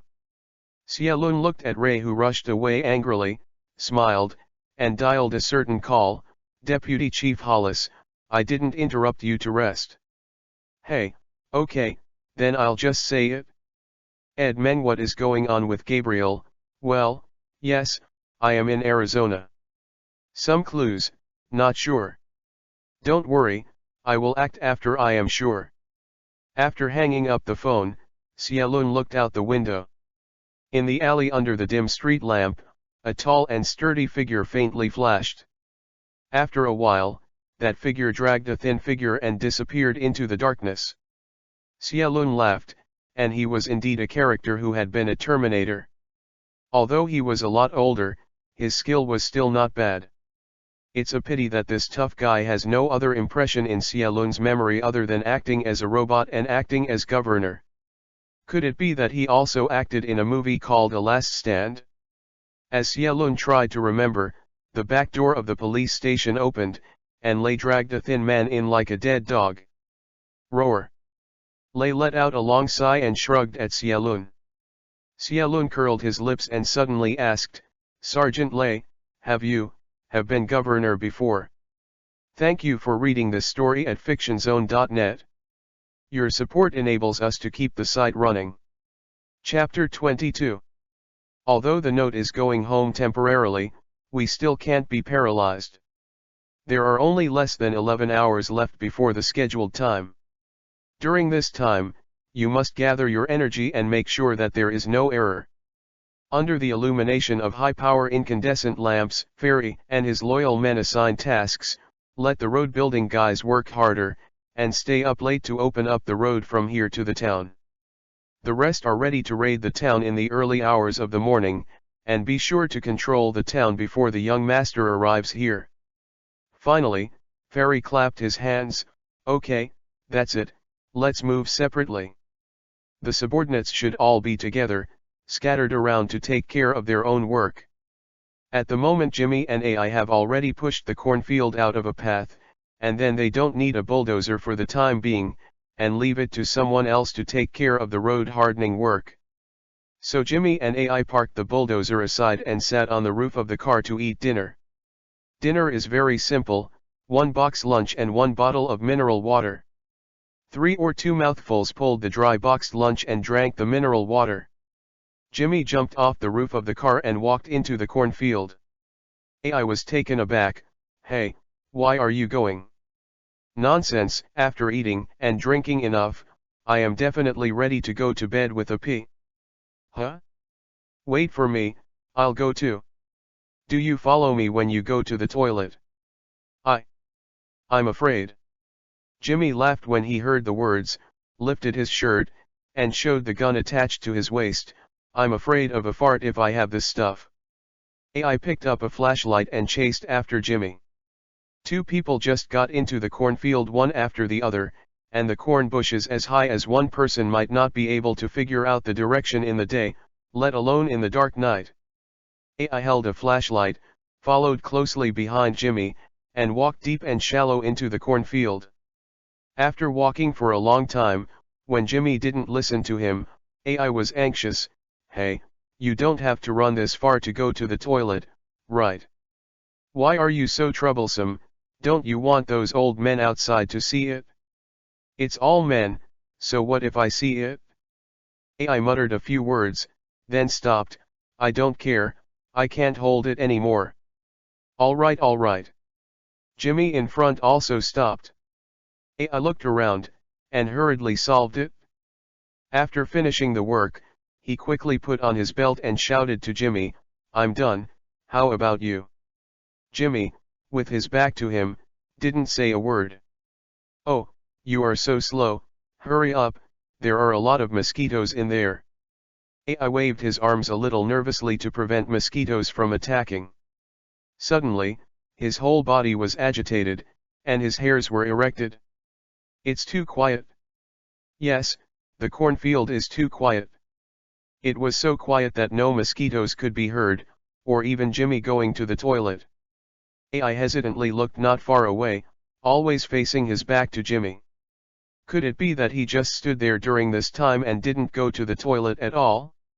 "Jimmy!" AI tremblingly shouted. But this time, Jimmy didn't reply. AI swallowed heavily, soybean-sized beads of file-size sweat rolled off his forehead like money. He raised his flashlight and slowly reached out his hand to Jimmy. "Jimmy, don't scare me." His hands were lightly on Jimmy's shoulders, but Jimmy seemed to have no weight, and fell to the ground with a light touch by AI. Only then did AI use the light of the flashlight to see clearly that this was Jimmy. It was basically a scarecrow in Jimmy's clothes. What? The scream suddenly sounded. Jimmy, who was squatting on the ground and humming a small song, shuddered at the sound of the cry and almost sat down. After finally stabilizing his body, Jimmy roared without looking back, "IIUBD, go to the toilet, what are you crying and howling? Feel sorry." Behind Jimmy, the voice of II, who was also squatting on the ground, was a little fluttering. But Jimmy didn't care. Just about to stand up after he was done, he suddenly saw a dark thing on the ground in front of him. Jimmy reached out and picked it up, leaning in front of him to see that it was a flashlight. Looks at the appearance, it's quite new, similar to the appearance of this distribution. Guess what I found? Jimmy laughed, stood up and shouted to II, who was not far away, a flashlight is quite new, and I don't know if it will work. With that, Jimmy turned on the flashlight. A white beam of light shot out and fell on II. The smile on Jimmy's face solidified, staring blankly as he slowly stood up, turned his head to look at his II, his whole body couldn't stop trembling. After a while, he drew his gun sharply, aimed at the terrorist creature in front of him, and pulled the trigger. Papa! The crisp shots cut through the night sky, and he was lying in the car with his eyes closed, and Fairy, a jealous spirit, grabbed a pistol on one side, sat up, and shouted sharply, "What's the situation?" The sliver hits the door. Other militants also searched the surrounding area, and soon discovered that Jimmy and AI were not on their posts. TNND, they are these two bastards again. A big man with a beard opened the insurance of the rifle in his hand and said angrily, "Let me find these two bastards, I must suddenly kill them." Jimmy. I. You two bastards, get out of me. There were two shadows in the cornfield, and two figures flashed in a trance, and a voice floated from the inside, "We are here. Come here." Okay, I'm so courageous, dare to call the old words. Don't run away, you two, let you cry when I catch you. The beard screamed angrily, rolled up his sleeves and was about to rush into the cornfield. At this time, a hand stretched over, grabbed his collar, and slammed him back. Fairy said with a cold face, "You trash, if you don't know anything about it, you dare to drill into it?" A slap slapped the beard to the side, and Fairy held the gun and said coldly at the cornfield, "Jimmy, AI, or anyone else, I only give you 3 seconds to come out. 3, 2. Before Faye yelled a word, a scream suddenly came from behind him. Everyone looked back abruptly, and under the lights, an militant who was in charge of guarding in the distance disappeared. There was only one spear still shaking slightly on the ground. Fack. Fairy backed away quickly, pulling away from the cornfield. Alert, everyone is careful, the enemy is in the cornfield. Before the words fell, there was another scream. This time Fairy saw that an militant seemed to be caught by something on his feet and was quickly dragged into the cornfield. Like Fairy, everyone raised their guns, aimed at the cornfield in front, and backed away quickly. Finally retreated to the dilapidated small building in the middle. Even if there are corpses in it, the smell can make people spit out the overnight meal, and Fairy can't care about it. While carefully retreating into the room, he ordered his opponent, "Turn off the lights, turn on the night vision, and dig out those bastards for me. Turn off the lights." Thank you for reading this story at fictionzone.net. Your support enables us to keep the site running. Chapter 23 Monsters. The night breeze blew across the corn bushes, making a rattling noise. Under the night, there seemed to be countless shadows hidden in the corn bushes as high as one person. The militants drove around the small building in a circle to form a simple line of defense. Set up the gun and carefully aim it at the cornfield not far away. The two snipers who came to the top of the building were condescendingly observing everything below. After a long time, a sniper pressed the earphone in the ear hole and whispered, "Head, no abnormalities were found. I saw them drag a brother into the cornfield with my own eyes. Fairy grabbed the walkie-talkie and yelled fiercely. With eyes wide open, who knows how many people are hidden in the cornfield? Listening to the roar in the earphones, the sniper subconsciously pulled the earphones away from his ears. After Fairy finished roaring, he quickly replied, "Don't worry, head, let's stare." Just after yelling at the sniper, another walkie-talkie next to it suddenly made a harsh noise, "Boss, help, help, boss." It is the group responsible for guarding the pontoon. Fairy's expression changed, and he picked up the walkie-talkie and said anxiously, "Roken, what's the situation?" In the intercom, there was only the heavy gasp of the man, and the sound of gunfire almost without stopping. After most of the time, the call was interrupted with a scream. Fakfakfak. Fairy almost dropped the walkie-talkie and immediately contacted the sniper. "Taylor, see what's going on over the bridge." Head, the lights over there are off, but it's dark, it looks like there are no signs of movement of objects." The sniper hesitated. "Head, do you need to send someone to investigate?" Fairy was a little crazy. In order to protect his only retreat, he left 2 modified pickup trucks on the pontoon, and 5 fully armed elites. He was about to order someone to check it out, when the sniper on the roof let out a startled roar. "God, what is that?" Fairy didn't care about protecting himself, so he rushed to the top of the building and leaned over to the sniper's side. "What did you find? Did our people show up?" The sniper named Taylor gave up his position with a pale face and motioned for Fairy to look at the scope on the sniper rifle. Although the night vision telescope in Fairy's hand is also very high-end, this professional sniper scope is still much worse. Fairy didn't talk nonsense, and he leaned forward, then he took a look, and then took a breath. Walled mail fac. In the high-power night vision scope, Fairy clearly saw a huge amount of monster moving slowly in the darkness in the distance. Although due to the distance and darkness, it was impossible to see the specific appearance of the monster, but it could be roughly distinguished that it was a big spider with a dozen legs. Before Fairy woke up from what he saw, suddenly the intercom on his waist made a startled roar sound. "Head, those cornfields seem to be moving." Fairy gave a chill, shook his head vigorously, leaned in front of the scope again, looked at the monster wriggling in the dark, then gritted his teeth and picked up the walkie-talkie. "What cornfield is moving? What do you mean?" "Head, look at the road that we have pushed out in the cornfield." The voice on the walkie-talkie shivered. "The corn on both sides of the road will look in the middle. The road is already a lot narrower than before." Fairy didn't need the scope on the sniper rifle this time, but directly used his night vision binoculars to look downstairs. Soon he discovered that something was wrong, and his reports were correct. At the moment, the road pushed out with bulldozers and other large machinery was indeed narrowed. For example, the bulldozer that was originally parked on the side of the road has now a half of its body swallowed by the cornfield. The corn is moving. Fairy felt his head swish. They want to block the road and trap us people in it.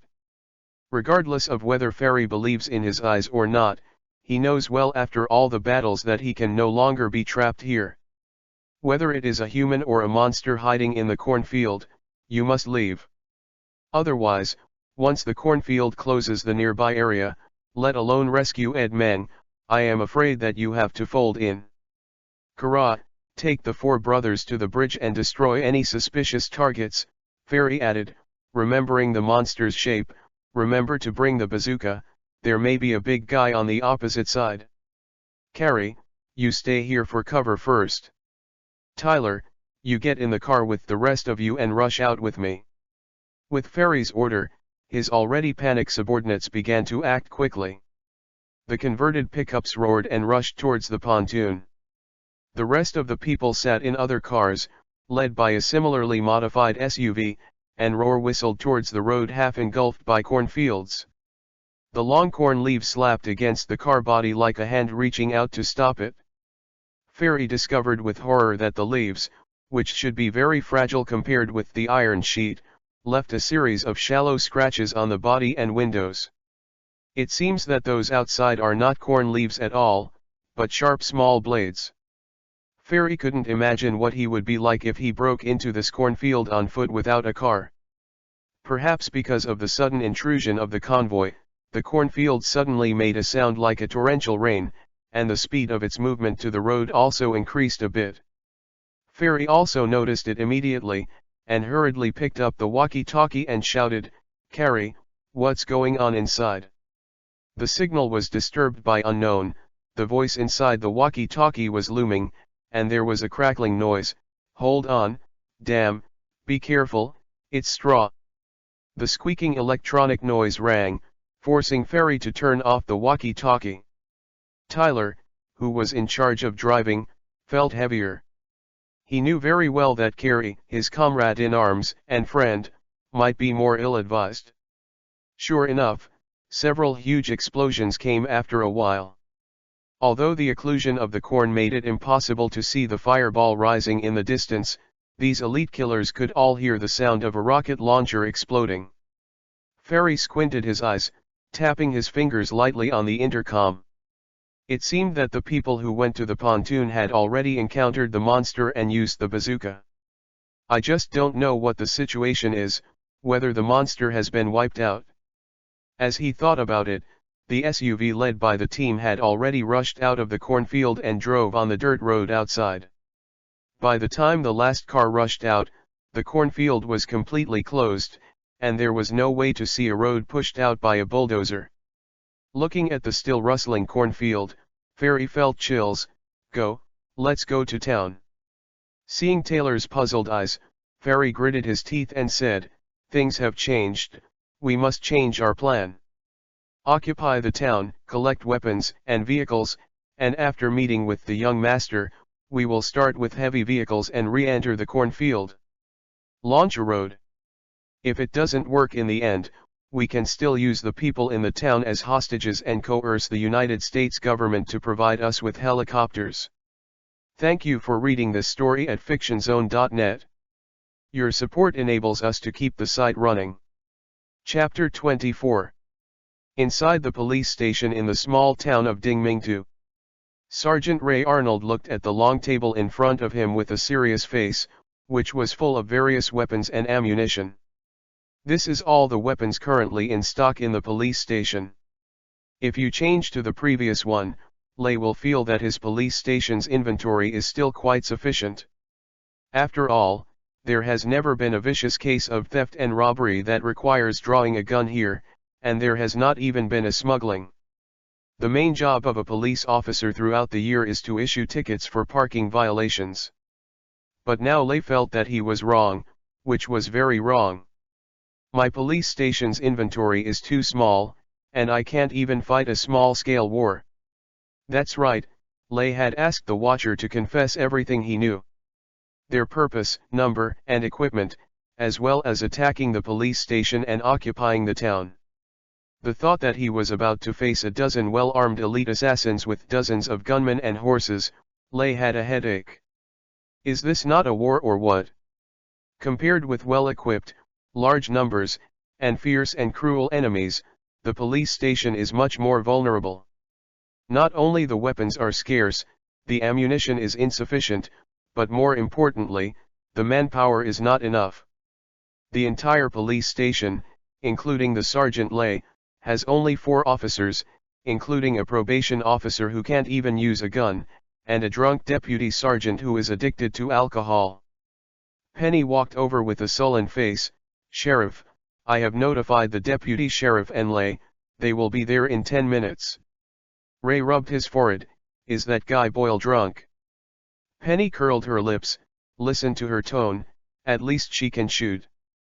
"Damn it," Lay shook his head helplessly. "What about the support? What did the NIA and headquarters say?" Penny sighed. "It will take 10 hours at the fastest. The nearest state police was attacked and suffered heavy losses. The NIA was even worse. I heard that the helicopters were all shot down with a rocket launcher. Bazooka." Ray felt his head hurt even more. At this time Xialun walked in from outside, Lei and Penny took a casual look, and their eyes widened. I saw that Xiaolun had taken off his suit, put on a bulletproof tactical vest, lower body tactical pants, a pair of leather boots, all over his body with long guns and short cannons, almost armed to the teeth. Penny stammered, "Sir, are you going to fight?" Xiaolun took off the sunglasses on the bridge of his nose and frowned, "Aren't we going to fight?" "Yes, Penny, this is a war." Lei sighed, picked up a shotgun, and clicked on it. "This is a war to defend the town and prove his honor." Penny did not speak, but bowed her head to the long table and began to press the bullets into the magazine. "But you are really exaggerating," Lei looked at Xiaolun and said with a wry smile, "That's fine, at least we don't need to support you with weapons and ammunition." "Exaggerated?" Xiaolun shrugged, "Not just 2 grenades, 10 magazines, 2 Grove pistols around his waist, 2 M9 pistols in his thighs, and an HK-416 assault rifle in his hand. For the firepower-phobic Sharon, he feels that he still lacks guns and ammunition. So he also has a backpack full of ammunition. These weights may be inconvenient for ordinary adults, but for Sharon who has passed through the strengthening, it is just right." When the phone vibrated, Xiaolun and Lei looked at it and found that it was a phone found from the monitor. Xiaolun hesitated for a moment, and quickly stepped forward to connect.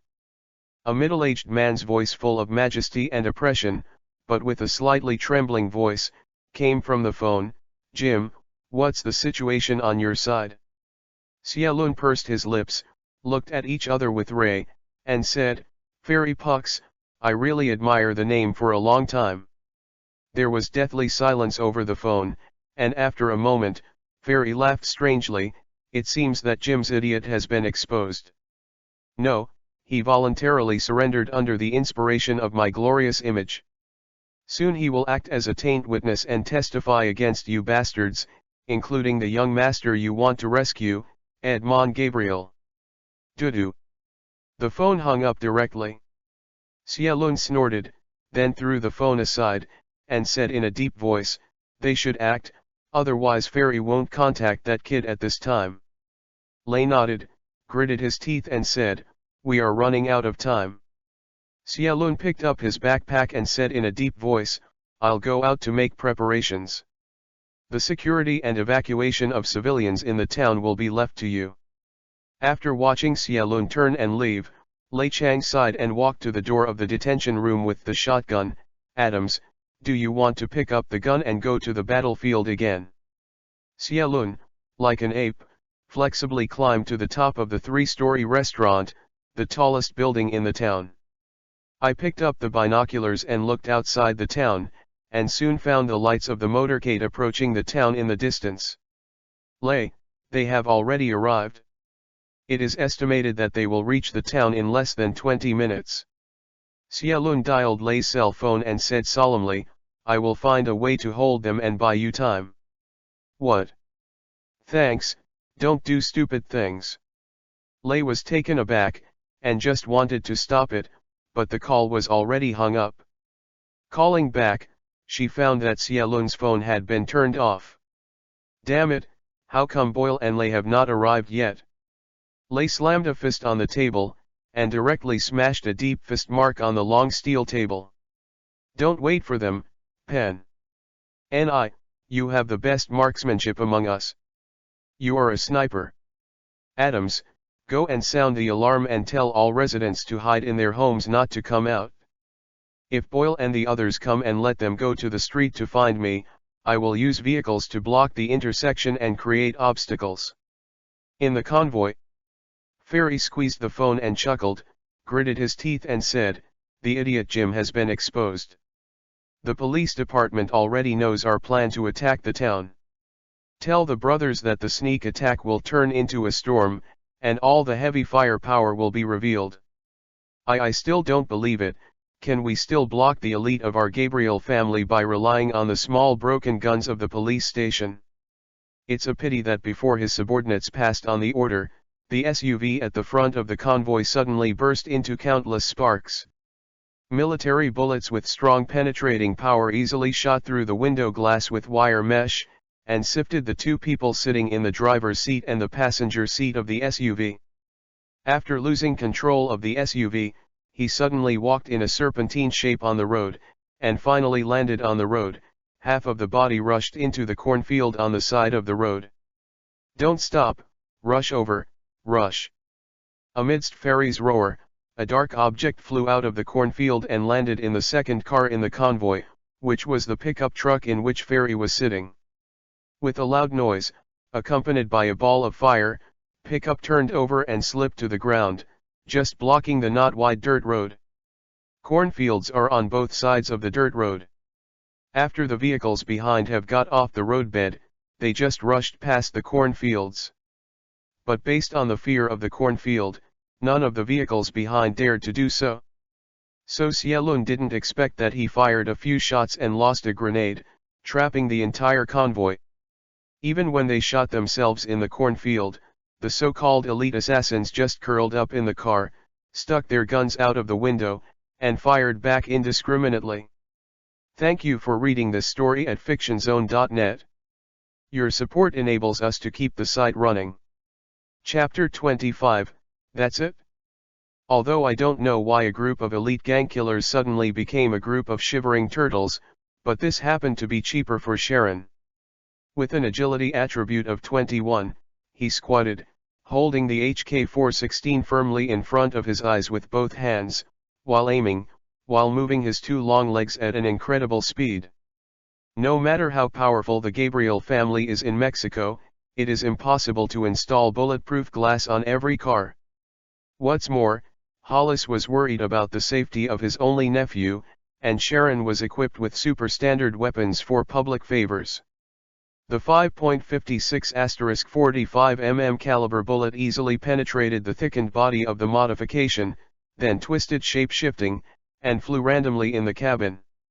As a result of this, the killers hiding in the car suffered even more deadly injuries. Maybe they won't die immediately, but the stray bullets stuck in their bodies not only made them lose their combat effectiveness, but also made them miserable, and eventually they bleed to death. You killed a member of the Gabriel family and gained 5 experience points. You wounded a member of the Gabriel family and gained 3 experience points. By the time Sharon moved to the last car in the convoy, the 2 rifle magazines he was carrying had all been used up. He quickly pulled out the Grove pistol from his waist. With the addition of passive skills, low-level pistol shooting specialization, he accurately shot the 2 killers who wanted to reverse and escape one by one. Inside the pickup truck that turned over on the ground, the blood-filled Ferry slowly opened his eyes, and the sudden explosion of the grenade made him dazzled with ringing in his ears. It took a while before he could see the surroundings clearly. I saw a shard of glass stuck in the shoulder of the driver Taylor, stuck on the steering wheel. And on the walkie-talkie next to Ferry, the voice of Roar's help from his subordinates is constantly being heard. "Help, monster, that's a monster. Monster shit." Ferry grabbed the walkie-talkie, spraying blood and stars, while shouting, "How could a monster use a gun? A group of idiots, the enemy is lying in ambush in the cornfield, fighting back and giving me a vicious beat." Unfortunately, as the gunfire weakened, in the end, apart from the painful groaning in the intercom, there were other noises. Ferry clenched his teeth, pulled out the pistol from his waist, and kicked the car door. Then just about to crawl out of it, suddenly a round, dark object flew in, bounced back and forth in the car body, and finally landed in front of Ferry. Fuck. Ferry closed his eyes helplessly. With a bang, this pickup truck, which had been damaged by 2 grenades, was completely turned into burning scrap. You killed Tyler, Gabriel's elite killer, and gained 8 experience points. You have killed Gabriel's high-level leader Ferry Pucks and gained 12 experience points. That's it? Xielun was still vigilantly lying in ambush in the cornfield. He frowned suspiciously as he looked at the team that had been unable to resist. This is the end? Is this the so-called elite killer? After waiting patiently for a while, Xiaolun felt a little relieved when the groaning noise from the vehicle full of holes became lower and lower. Just about to carefully drill out of the cornfield, suddenly a cold wind swept across the cornfield, and the corn leaves that had been slumped softly, suddenly stood up, like an energized blade, and rolled towards Xiaolun fiercely. Passive skills, low-level close combat specialization was activated. After temporarily gaining 5 points of attribute bonus on strength and agility, Sharon's two guns quickly shot around, and stormy bullets interrupted all the cornstalks around him. And finally a circular open space with a diameter of 5 meters is formed. What's the situation? Xiaolun was unprepared. A dozen slender wounds were cut on his cheeks, neck, and arms in an instant. The blood quickly soaked the tattered body armor and pants that were also scratched. This is also fortunate that Xiaolun has surpassed ordinary people in physique and endurance in addition to strength and agility, but even so, at the moment, he has become a blood man. Seeing the clawing around, the corn bushes that seemed to be shaking at a certain frequency, Xiaolun felt a chill. He seemed to understand why those Gabriel killers were so embarrassed, why they were so timid. It seems that those people, like themselves, have encountered some weird things in this cornfield. Another cold wind blew through, and the sudden drop in temperature caused the goosebumps on Xiaolun's body to float. At the same time, the surrounding corn bushes seemed to receive some kind of instruction, and suddenly swayed from side to move closer to Xiaolun. Sure enough, weird. Before he could change the magazine, Xiaolun simply pulled out the M9 pistol inserted in his lap and fired on the corn bushes in front of him while charging.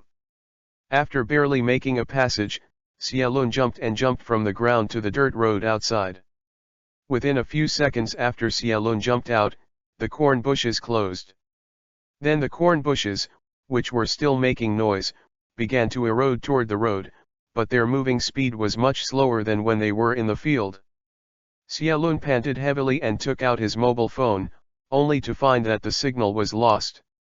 Looking around in desperation, he found that if he wanted to escape, there were only two options. The first is to move forward and head to the town. But the blazing pickup truck blocked the road to the town. If you want to bypass the pickup truck, you have to get off the road through the cornfield. The second is. Xiaolun turned his head to look behind him where he couldn't see the end. Feeling the burning pain in his whole body, he gritted his teeth and walked to the SUV at the back of the team. Rather than fleeing in an unknown direction, Xiaolun would rather fight to the death. Fortunately, he aimed at the window and hit the last car without hitting the engine or tires. The car should still catch fire. When Xiaolun pulled down the body in the driver's seat, started the car, and fastened the seat belt, the leaves of the nearest corn had almost touched the left side mirror of the car.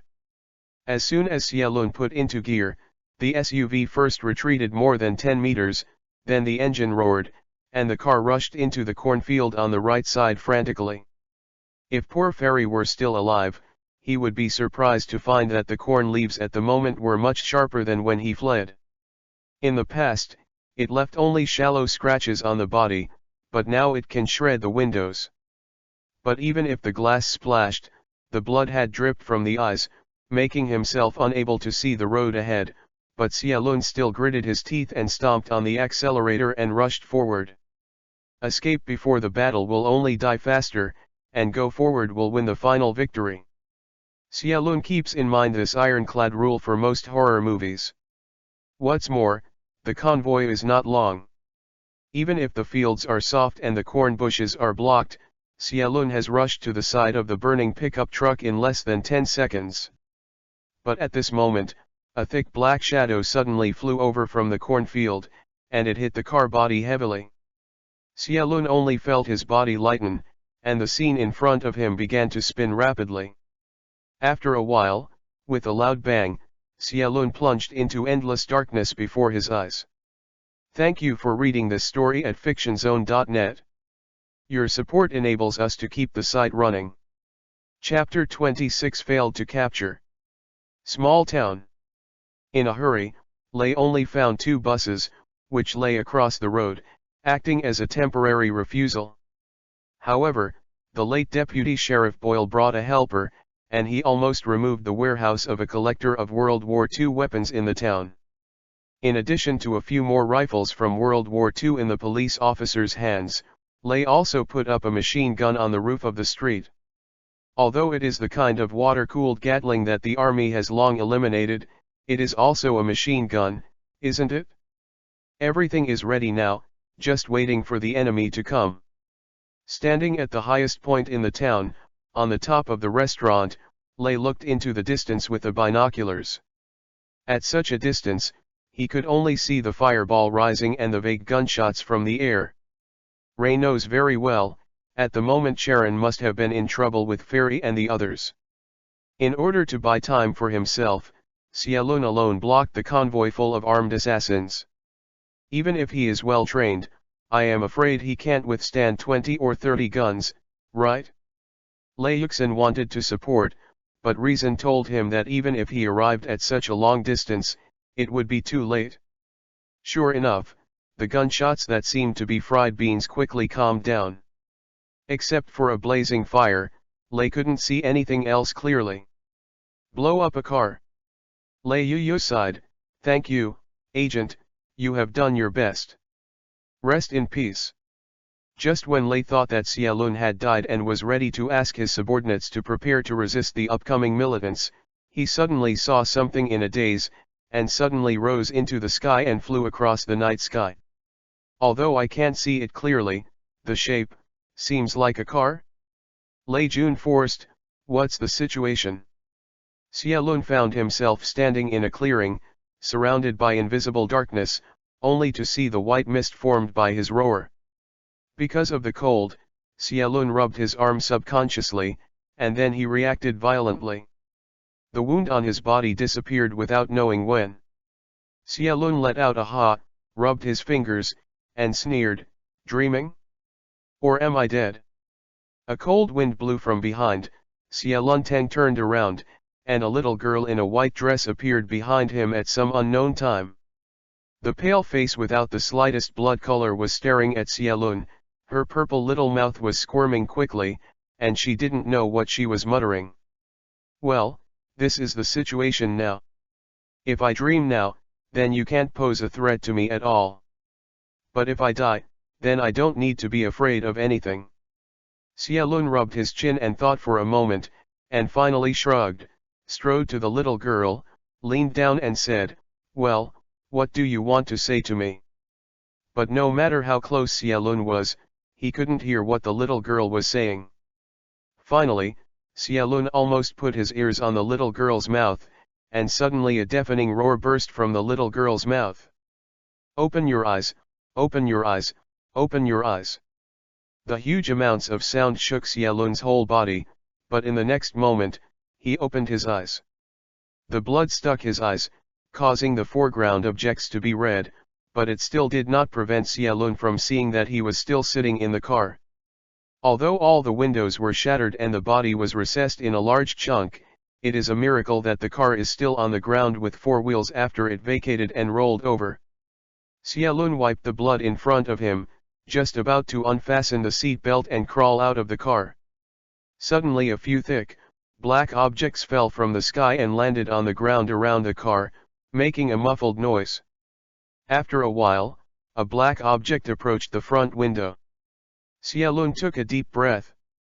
The mysterious monster in front of him was as high as 2 stories and grew out of a dozen long black legs. It slowly circled the car, just like a spider that found its prey. If it's just a mutant spider, it's fine, but through the hazy moonlight, Xialun can see that this monster seems to be a combination of cornstalks, straw and other plants. After the monster turned around the car twice, the huge body suddenly turned over, turning up the belly underneath. A green face suddenly appeared in front of Xialun, and Xialun almost shot. But after he saw the facial features of his face, he hurriedly stopped his fingers. Although the face was terrifying and broken, Xialun still recognized that it was the face of the little girl who awakened her eyes. The closed eyes of the face opened slowly, but there were no white eyes inside. There were only straws sticking out from the eye sockets like the tentacles of an octopus, which looked particularly terrifying. "Do you want me to help you get rid of all this?" Xiaolun looked at the straw that slowly stretched out towards him, sighed, and suddenly fired with both guns in his hands.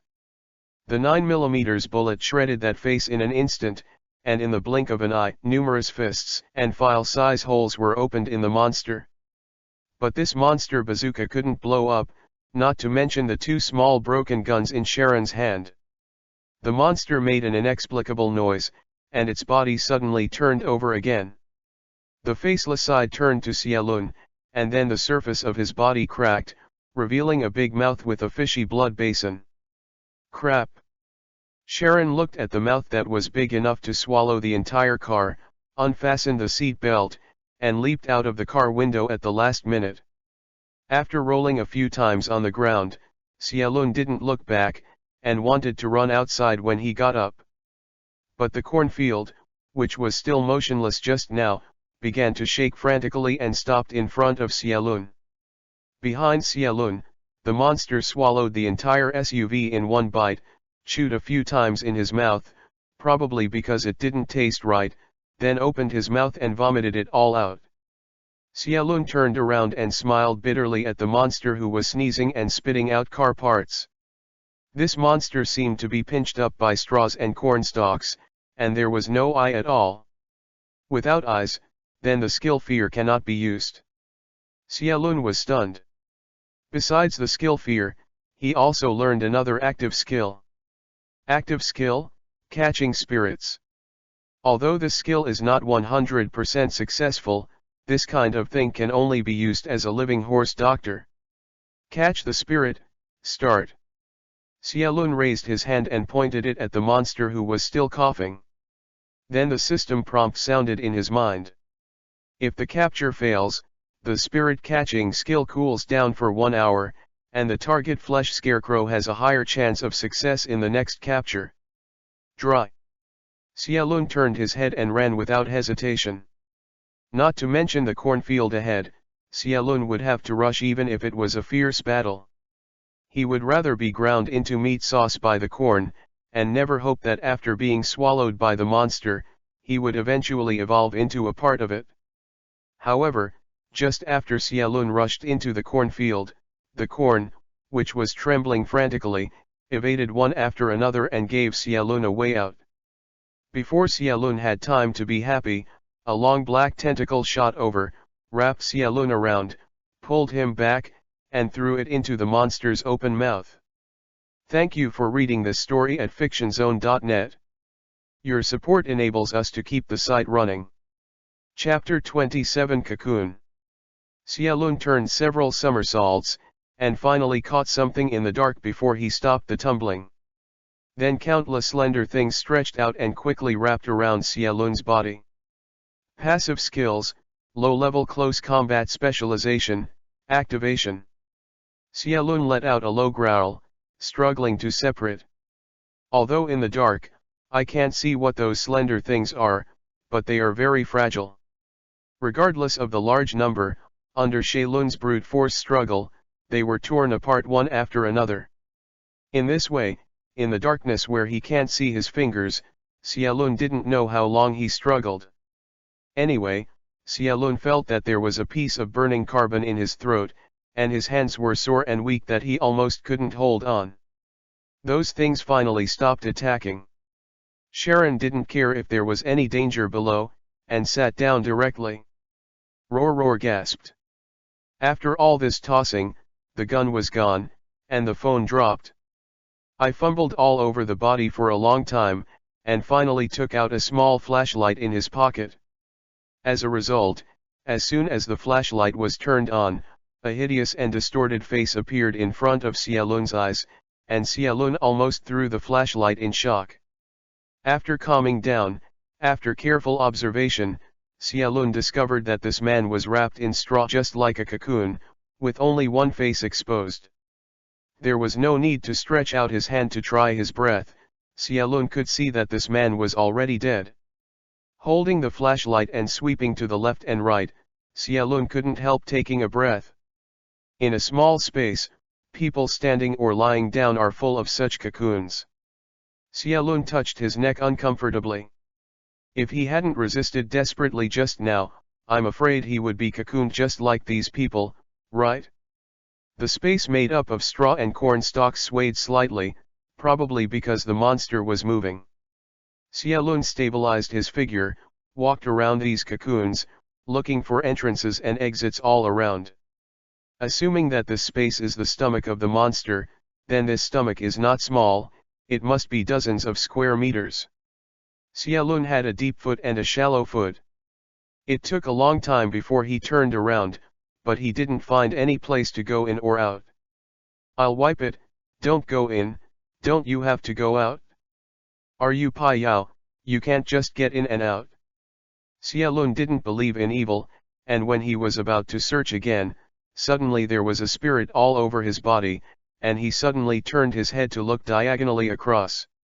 I saw a cocoon standing diagonally opposite to each other. From the outside, this cocoon seemed indistinguishable from other cocoons. But if you look closely, there is no human face on the surface of the cocoon. The others are full of people, but what is wrapped in this one? Xiaolun held the flashlight in his mouth, inserted both hands forcefully, and then slammed it outward.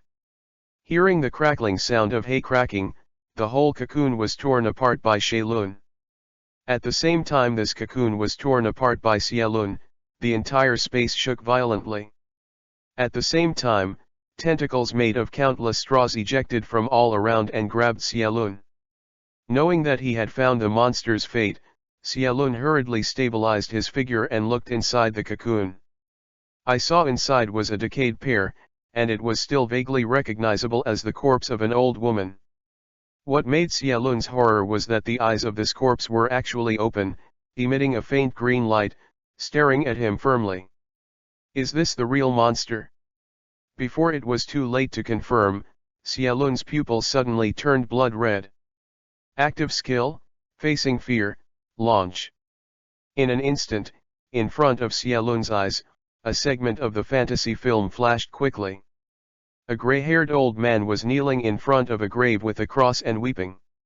On a rainy night with lightning and thunder, the old man dug up the grave. Under the dim light, the old man was muttering a word while wrapping straw around the corpse. The old man, leaning on a cane, holding coffee, looked at the cornfield not far away with a gratified expression. And beside him, a scarecrow with a black cloak and a scary look was lying on a deck chair slowly shaking. The coffee cup was smashed, and the dumbfounded old man stood in front of the window, looking at the scarecrow, and devouring a little girl in a white dress. The old man picked up the thin and long walking stick in his hand, slammed it into the scarecrow's chest, and then hung the scarecrow high on a cross wooden stake. The last picture is that the bulldozer roared, flattening the stakes, and the scarecrow confined by the cane was free. Xiaolun clutched his forehead, and the familiar headache struck again. However, it seemed that the monster had a much greater reaction than him. With the decaying corpse as the center, the surrounding space made up of straw and corn stalks began to turn black, decayed, and finally turned into patches of black and gray. As the space disintegrated, Sharon fell out of the monster. Standing on the ground and looking up, you can see the whole picture of the monster's decomposition more clearly. It didn't take long for this two-story monster to almost turn into black and gray. There was only a scarecrow as tall as a person, falling in front of Sharon. Before Xiaolun could react, the scarecrow suddenly turned into a black shadow, flashed into the cornfield, and disappeared in the blink of an eye. Obviously, the monster's body is not dead, and we must find a way to get rid of it before it grows and becomes stronger again. Xiaolun clutched his forehead, endured a severe headache, and staggered out of the cornfield. With the disintegration of the monster, the cornfield seemed to have returned to normal. So Sharon easily rushed through the cornfield, ran onto the dirt road, and came to the pickup truck that is now the last in the team. System, restore this car to a starting state. Scanning, If the target can be repaired to meet the requirements, it will cost 5 points. Do you want to repair it? Repair. Deduct 5 points, the target has been able to meet the basic needs of use. Without waiting for the system to finish, Xiaolun started the pickup, quickly turned around, and galloped away in the direction where the convoy came. Through those flashing images, Sharon has found a weapon to restrain the scarecrow. Now he could only pray that the weapon could still be used, and that he could find it before the scarecrow attacked again. After racing along the dirt road for more than half an hour, Xiaolun finally found a small intestine path caught in the cornfield on the side of the road. He drove directly into the small road and drove for more than 10 minutes before arriving at the small road. Farm. Looking at the dilapidated small building in front of him, Xiaolun could tell from his memory that the old man drove the scarecrow to the stakes before he drove into the cornfield again. Where is where? After driving to the approximate location of the wooden stake, Xiaolun got out of the car and searched the surroundings carefully. However, as time passed, Xiaolun remembered the location, but after all the stakes had been leveled by the bulldozer, and the corn bushes had moved, it was still very difficult for him to find them. The mysterious cold wind slowly passed by, and the corn leaves that had been motionless began to tremble slightly. Xiaolun's hairs stood up all over, and it was obvious that the scarecrow had returned. Thank you for reading this story at fictionzone.net. Your support enables us to keep the site running. Chapter 28. Seeing the white mist formed by Roar's absorption, Xiaolun frowned, then suddenly raised his head. The little girl in a white dress did not know when she would appear in front of her again. It's just that this time she didn't mumble anymore, but stood there blankly, with her right hand pointing straight to the side. Xiaolun immediately understood what she meant, nodded vigorously at the little girl, and Xiaolun ran in the direction the little girl was pointing. After running for more than 10 meters and losing his direction, a man in a checkered shirt appeared in front of Xiaolun. If Fairy were still alive, he would be surprised to see this plaid man. Roar, Jimmy. Jimmy, like the little girl, pointed his finger in a certain direction blankly. In this way, under the guidance of these spirits, Xiaolun went deep into the cornfield step by step. Every time when he loses his way, there will be a person to show Xiaolun the direction. The last person who appeared in front of Xiaolun was a gray-haired old man. This time, the old man did not point Xiaolun again, but after seeing Xiaolun walk over, he slowly looked down at the ground. Just under the feet of the old man, on the very flat ground that was pressed by the road roller, a thin and long wooden stick was inlaid. It was the old man's cane that pierced the scarecrow's chest. Thank you, thank you. Xiaolun solemnly nodded to the old man, bent over and stretched out his hand to pull out the stick that was pressed into the soil. However, at this moment, the old man, who had not spoken, suddenly shouted, "Be careful behind." The old man's body suddenly disappeared, as if he had never appeared in this world. At the moment when the old man issued a warning, Xiaolun thrust the wooden staff back with his backhand. Hearing only a muffled sound, it felt like he had pierced something. Xiaolun looked back slowly, and saw that the wooden staff was just inserted into the scarecrow's chest, and the claws extended by the scarecrow were only 2 centimeters away from Xiaolun's head. Looking at the scarecrow who seemed to have been pressed the pause button, Xiaolun let out a long sigh. However, the system reminder was not refreshed in his mind, which means that he did not really subdue or eliminate the scarecrow. Fortunately, the spirit catching skill CD has ended. Use the spirit catching skill. If the capture fails, the spirit catching skill cools down for 1 hour, and the target flesh scarecrow has a higher chance of success in the next capture. Dry. Xiaolun rolled his eyes, grabbed the wooden staff and sat down cross-legged, gritted his teeth and said, "Okay, it's a big deal. I'll wait another hour to see which one of us can survive." Time passed between the big and small eyes of Xiaolun and the scarecrow. Perhaps because of the presence of the scarecrow monster, the cornfield was actually free of mosquitoes, and it was quite cool. Otherwise, Xialun is now covered in blood, leaning in the cornfield for a night, not being sucked by mosquitoes, and having to get hot rash. The sky is getting bright. Ray, who had also been on the roof for a night, rubbed his red eyes, and then yawned long. He was not as well treated as Xialun. He was surrounded by natural air conditioners and mosquito-repellent incense. The mosquitoes in this night almost broke him. Scratching his neck with countless red bumps, Lei gritted his teeth and said, "Why haven't those Baton gangs come?" Penny, who was a sniper next to her, had already bubbling her sleeping nose. Ray picked up the binoculars, and the flaming pickup truck that was burning last night has now gone out. Except for a black smoke rising into the sky, Lei did not see any unusual movement. Where did those damn elite killers of the Gabriel family go? It's impossible to go back and make up for it again, right? Lei only looked at the opposite side, but didn't pay attention to behind him. The other police officers were basically the same as Penny. Even if they were not asleep, they were too sleepy to open their eyes.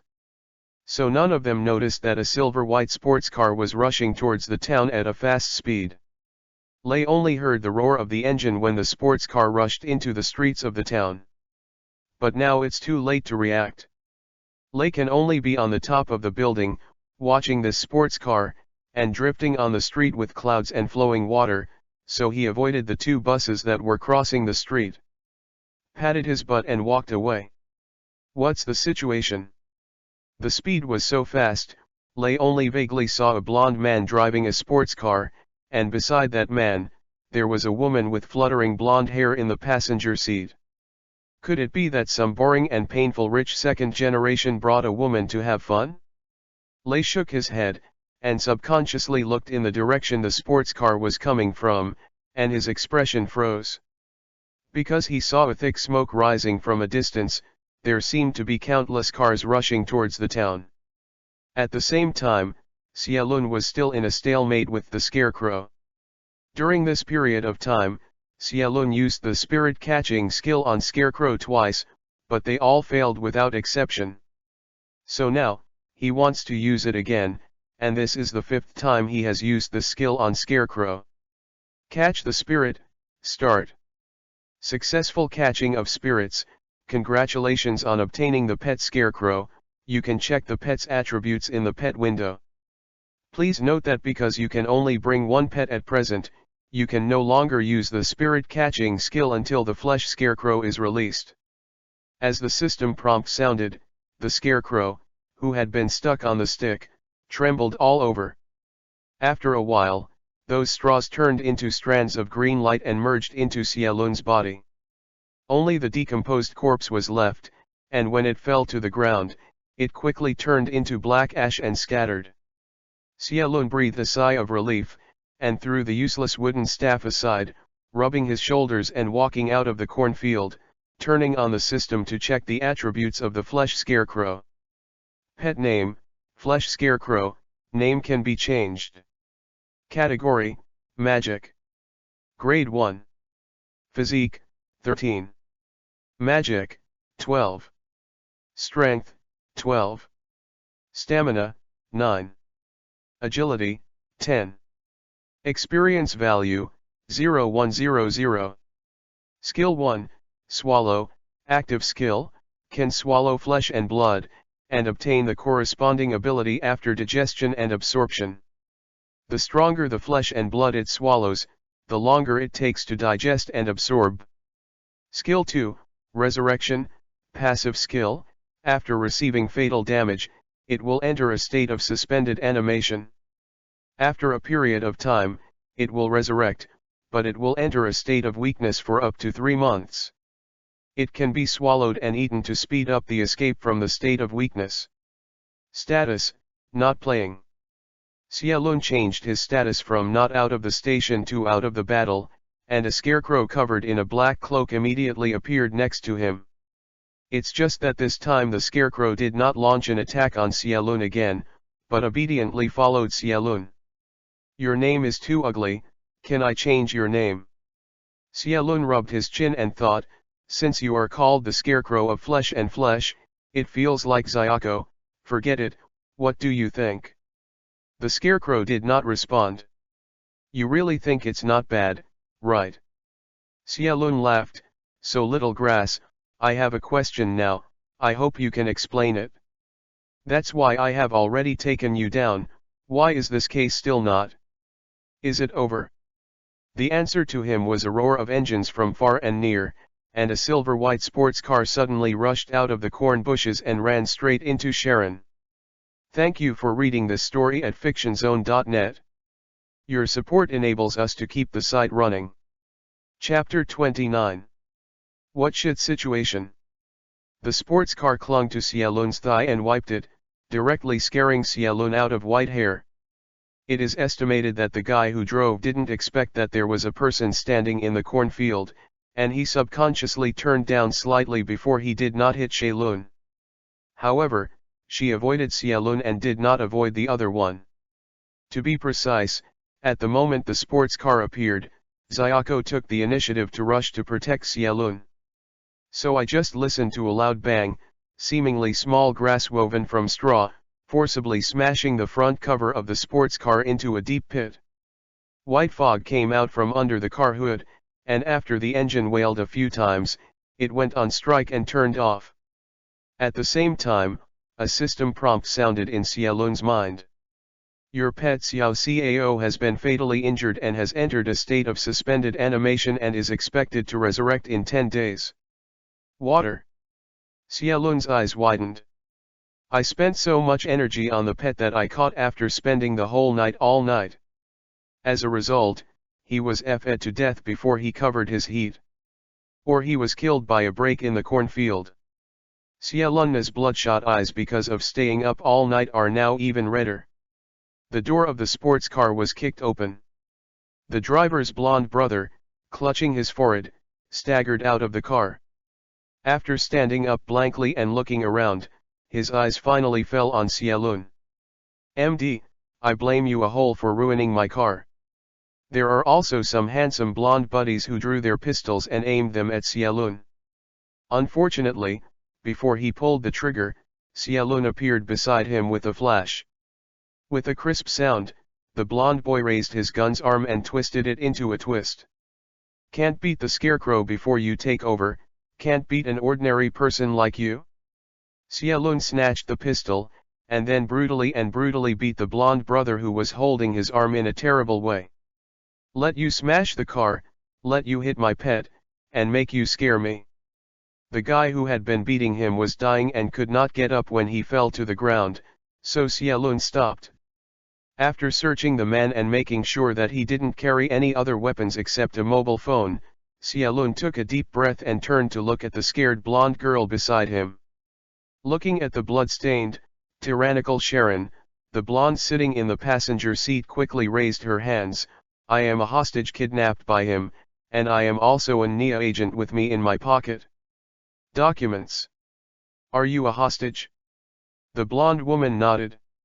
Are you still an agent? The blonde woman nodded again. Xialun rolled his eyes and suddenly laughed. I don't care about the bullshit hostage agent. I only know that you are a woman or a very beautiful woman. While talking, Sharon walked towards the blonde woman.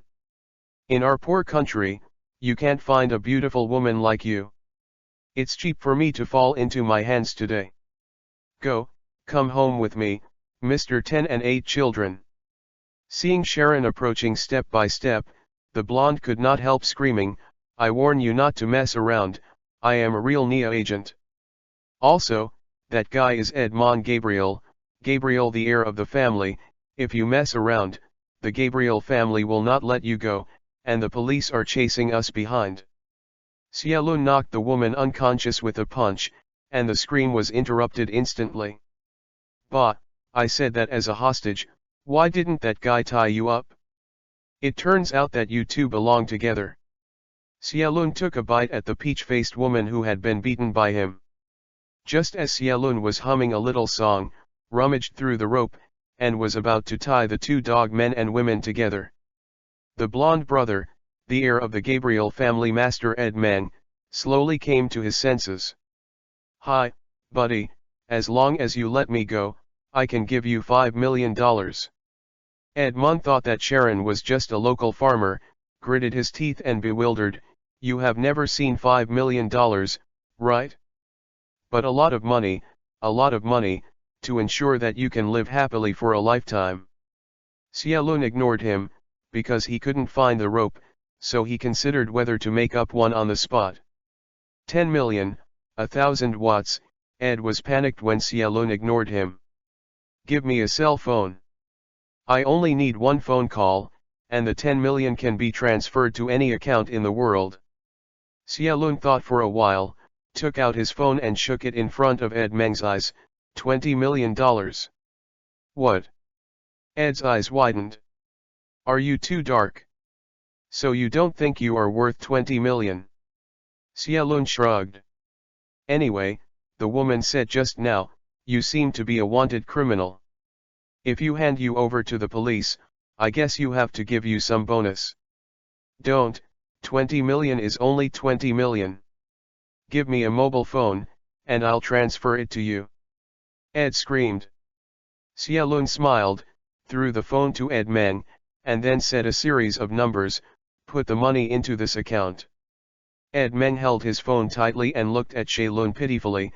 "If I transfer the money, will you really let me go?" "Definitely," Xiaolun said casually. "If you have money, you'll get out of it. It happened that I went home with that woman to have a baby. This damn idiot, when I go back, I will definitely bring someone over and kill your family." Ed Meng swears viciously in his heart, but on the surface he still calls obediently. After finishing the work, he smiles flatteringly at Xiaolun. "It's over, are you not sure about it?" Xiaolun took his cell phone and dialed someone's phone, and didn't care what time it was now. "Hey, Aunt, it's me, what time is it? And I'm still sleeping, get up quickly, don't hang up, yes business. You check if there is more than $20 million in our public account, huh? Right? That's good. How did this money come from?" Young Master Ed Meng thinks that our NIA agent is more difficult, and the sponsored activity funds. "Yes, this buddy is right next to me, and my arm has just been twisted. Don't worry, how could I possibly I'll let him go. I have to rely on this guy to get more bonuses. Yes, I also have a share of the 20 million. Okay, first of all, you can go and make up for it." Listening to the busy tone on the phone, Xiaolun curled his lips, hang up the phone without waiting for someone to finish talking. "Really, didn't I just go to bed at 2 o'clock last night? I haven't closed my eyes yet." Ed looked dumbfoundedly at Xiaolun. You are actually a NIA agent." Xiaolun nodded. "You just found out?" Ed Meng said cautiously, "Will you let me go?" Xiaolun rolled his eyes and kicked off Ed Meng's legs neatly. "MD, hit my pet to death. I haven't settled the account with you yet. Do you want me to let you go?" With that said, Xiaolun simply broke Ed Meng's last intact arm for insurance. "Kiwo," Xiaolun slapped his hands with satisfaction, "I see how you run this time. Thank you for reading this story at fictionzone.net. Your support enables us to keep the site running." Chapter 30. Lastly, reconnaissance. A helicopter landed on the open space on the streets of the town. Before the helicopter stopped, a tall and sturdy black man jumped off the helicopter and walked quickly to the mine that had been waiting for a long time. NIA High-Level Director, John Bannister. Ding Ming to Police Chief Sheriff, Ray Arnold. After the two shook hands, Bannister asked eagerly, "According to the latest news, Ed Mun has drove through the town." Lay smiled helplessly, "Sorry, sir, it was our mistake. But the car was so fast that it almost rushed past in the blink of an eye." "No, you have done very well," Bannister frowned as he looked at the bus on the street in the distance. But no one thought that Ed Meng's other identity turned out to be a professional racer. Lay secretly breathed a sigh of relief. "Sir, when the car passed by, besides Ed Meng, there seemed to be a woman sitting in the passenger seat. That was our Nia agent, Delisa, but according to the latest intelligence, she should have been bought by Ed Meng, otherwise Ed Meng would not escape so easily. Bannister sighed, turned his head and shouted to his subordinates, "Where is the National Guard? Those who came to meet Ed Meng must be the elite killers of the Gabriel family. Our current equipment strength alone does not have the positive side. Offensive ability." 5 minutes, the man called and slapped Bannister, head. It only takes 5 minutes, and the National Guard support is in place, including 2 armed helicopters. It's too slow. Bannister looked at his watch and frowned. I don't know if it's too late. At this time, Lay next to him said cautiously, "Sir, there is one more thing. There is a special Nia agent. Last night, in order to give us a longer preparation time, he left the town alone to attack Gabriel's convoy. Did not return. Is there still such a situation?" Bannister sighed, "Such a heroic behavior, really worthy of our Nia. By the way, Chief Lay, what's the name of that great guy?" "Xialun." Huh. Bannister widened his eyes. "Is it a tall and handsome Asian guy with black hair and dark eyes?" Lay nodded. "Fack." Bannister yelled at his hands, "When will the gunship arrive?" Before the words fell, everyone heard the roar of the helicopter propellers in the distance. Under the guidance of ground personnel, an armed helicopter fell, and Bannister rushed up first and said anxiously, "Hurry, and set off now." The subordinate following him asked with some doubts, "Head, what's the situation in such a panic?" Bannister gave him a blank look, and said in a huff, "Deputy Chief Holly's nephew, went out single-handedly to attack the killer of the Gabriel family last night, and he has not returned." The expression of the subordinate instantly solidified. "Did you mean that the deputy director who is in charge of property and logistics and is known as the Iron Thorns?" "What do you mean?" Bannister sighed sadly, "But wasn't that kid arranged in Los Angeles and Willie was in charge of taking care of him? Why did he suddenly come to us?" With the support of 2 armed helicopters equipped with rockets and heavy machine guns, the morale of the police was greatly boosted, and it was too late to wait for the armored vehicles of the National Guard. A convoy of police vehicles, pulling on the harsh siren, drove out of the town mightily. Soon, Bannister and the others discovered the Gabriel train team that was ambushed by Sharon and crowded on the dirt road. After a general search by the police, it was found that the decedent were all militants of the Gabriel family, and no trace of Sharon was found. After leaving the 2 teams to search in place, Bannister led them to move forward. When they finally found the dilapidated small building, Xialun was lying on the couch in front of the small building, sipping beer. "Hi, guys, you guys are really slow." Xialun shook the beer bottle in his hand and smiled at the police officers who were swarming. "By the way, the beer is gone. The old man in the house who committed suicide, there is only 1 bottle left in the refrigerator." Bannister looked at the blood-stained, but energetic Sharon, exhaled a long sigh, and said with arms akimbo, Sharon, you are in big trouble, you know." Sharon spread his hands. "The guy Edmond is in the basement next to him. There is also a blonde beauty and countless cockroaches in the basement. The other Gabriel killers are all killed by me. So I don't know that except for the honor and bonus.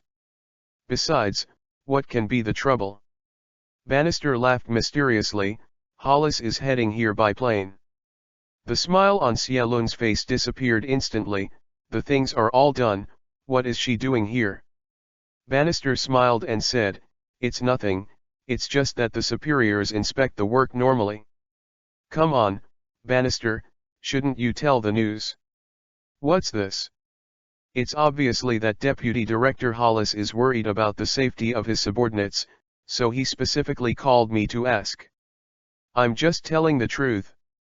Bannister looked at Xialun, curled his lips and said, "But it seems that I am still not accurate enough. Looking at your appearance, you just crawled out of a sea of blood." While they were talking, Other police officers had already taken out Ed Meng, who had broken his limbs, and the female detective who had defected from the basement. At the same time, Xialun finally sounded a long-lost system prompt in his mind. The case of the last stand has been solved. You will be rewarded with 150 experience points and 100 points, because the pet is in a suspended animation state, so you can't get the experience points. In fact, Xialun was struggling and beating this night.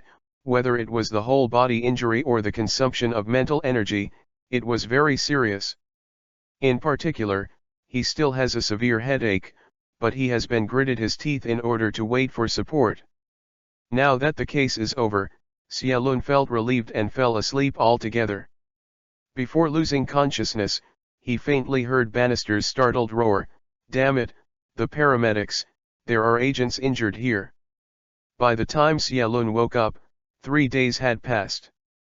As soon as he opened his eyes, he received a slap in the face. "God, you finally woke up. If you have 3 long and 2 shortcomings, how should I explain to my struggling sister?" Looking at Hollis, who was crying on his chest, Xialun laughed helplessly. "Auntie, don't do that. Anyway, you are also the deputy director of the hall. If someone else sees you, where is the majesty of your iron thorns?" Hollis wiped away his tears and straightened up with a dry cough.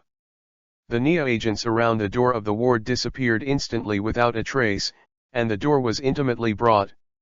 "Boy, the wings are hard, and I really want to rebel.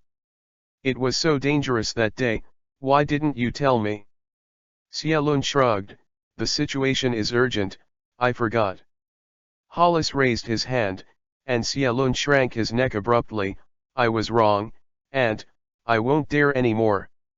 Hollis snorted, "If you worry about me again, I will fire you from the NIA and let you go home and open a small restaurant. Then do you have to support the cost of opening a store? By the way, I solved such a big case this time and I paid $20 million for our team. How much bonus do you plan to reward me?" Seeing Xialun's scornful look, Hollis finally couldn't help but slapped him again. "Thank you for reading this story at fictionzone.net. Your support enables us to keep the site running." Chapter 31: 3 Shots Retaliation. The Arizona branch of NIA was in a tight underground confinement room. There are 2 people in the room where there should be only 1 prisoner. One was lying on the bed, wrapped in a mummy like Edmond Gabriel. The other person deliberately sat in the shadows, hiding his face. "That BD yellow-skinned monkey, I must kill him, I must kill his whole family." Looking at Ed Meng, who was extremely excited while lying on the bed, the mysterious man chuckled, "Don't think about it, that kid has a different background, it's not something you can move now." "What about you?" Ed Meng said viciously, "With the strength of your organization, wouldn't it be easy to kill that kid? We can get rid of him, but there is no need, because the follow-up cleaning work is too troublesome." Ed snorted, "If I don't go back, my dad won't cooperate with you." "Yes, but fortunately your father is not the only son like you." Ed's eyes widened. What do you want to do?" "I warn you that if I die, my dad will avenge me." The mysterious man stretched out his hand directly to cover Ed Meng's mouth, and said with a smile, "Don't get excited, young master. Don't worry, we promised to let you live and we won't let you die. But considering that you may be in jail for the rest of your life, it's gone, so it's better to keep your mouth shut forever." While talking, he took out a bottle of potion from his pocket, pointed it at Ed Meng's face and sprayed it vigorously. Sharon drove his Cadillac bulletproof SUV, galloping on the highway. After more than half a month, he finally gained freedom. In fact, in the past half a month, Xialun has spent more time writing reports in addition to recovering from injuries. "No way, I don't know what's going on." After being escorted back to the Arizona branch, Ed Meng and the female agent soon became insane and became fools. Considering that both Ed Meng and the female agent suffered serious injuries, in the NIA, Some people think that it was because Shailun made the attack too hard and broke their brains. In addition, Sharon's record is too abnormal. He swept the convoy of 20 or 30 armed men alone. It feels like it was performed in a movie. Anyway, for various reasons, Xiaolun had to frequently accept inquiries, submit written reports, etc., almost driving him crazy. Fortunately, in the face of solid evidence, coupled with Hollis backing him, Xiaolun was finally innocent, and he was also awarded a prize of $200,000. In fact, Xiaolun is not satisfied with this bonus. After all, he has earned 20 million sponsorship for the game. In the end, the above only rewarded myself with 200,000 yuan, which is too stingy, right? However, his arms couldn't twist his thighs, not to mention Hollis comforted him. $20 million is too much. Each department is divided into 1 point, and it can't rise much. In the end, it is quite good to be able to drop 200,000. So Sharon could only curse the corruption of the United States government while driving again on the road to the next mission coordinates. So while Xiaolun was on the road, let's briefly talk about his current personal situation. First of all, there is no change in personal level. The experience value is stuck at 430,450, which is really close to upgrade. Secondly, in terms of skills, because the last task directly rewarded 100 points, Xiaolun opened a low-level treasure chest and obtained a new passive skill. Passive skills, low-level car shooting technique. When using this shooting technique, the closer you are to the target, the higher the accuracy, and the maximum increase will not exceed 50%. It is also a very practical skill. The so-called car shooting technique, to put it simply, is the shooting technique used by the boss than Keanu Reeves in the movie Quick Hunting. First fired 2 shots at the enemy's torso to produce a stiff effect, and then headshot to make up the knife. Definitely, in fact, this shooting technique contains a lot of theory and requires a lot of practical practice. Therefore, during this half-month, Xiaolun spent all his time on the training ground except for writing the report. In addition to mastering car shooting skills as soon as possible, but also to improve the accuracy of his marksmanship. Although passive skills will improve your shooting accuracy, you originally deviated from the target by 10 meters. After you increase it by 50%, you deviate by 5 meters. Isn't it the same as not hitting the target?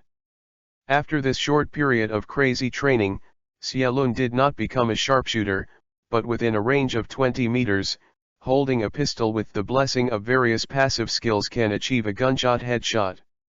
Within a range of 100 meters, a handheld rifle can be fired without any bullets. New Mexico, in the almost uninhabited Gobi Desert. If it weren't for the sign hanging next to him, Xiaolun would not believe that the place in front of him, comparable to a garbage dump, turned out to be a gas station. But the coordinates provided by the system are here, and Xiaolun can only get off the car and check it out. Shaking the bell hanging on the refueling equipment twice, and then knocking on the rusty oil gun, Xiaolun doubted whether the thing could still be used normally. After a while, a sloppy middle-aged man with a cigarette in his mouth walked out and said in a bad mood, "How much oil?" There is no self-service refueling function in the United States, and some states have even introduced laws that force refueling to pass through gas station staff. But looking at the environment of this place, Xiaolun really didn't dare to refuel. God knows whether it is gasoline or waste oil coming out of the oil gun. Xiaolun gave a dry cough, and stretched out his hand first. "Hello, I'm just lost, I just want to ask the way." Unexpectedly, the man looked at Xiaolun's extended hand and took 2 steps back vigilantly. "Ask for directions. I don't have this kind of service here. If you don't cheer, get out of here and don't bother me." As he said, the man's hand had touched his waist. Sharon didn't care about the man's attitude.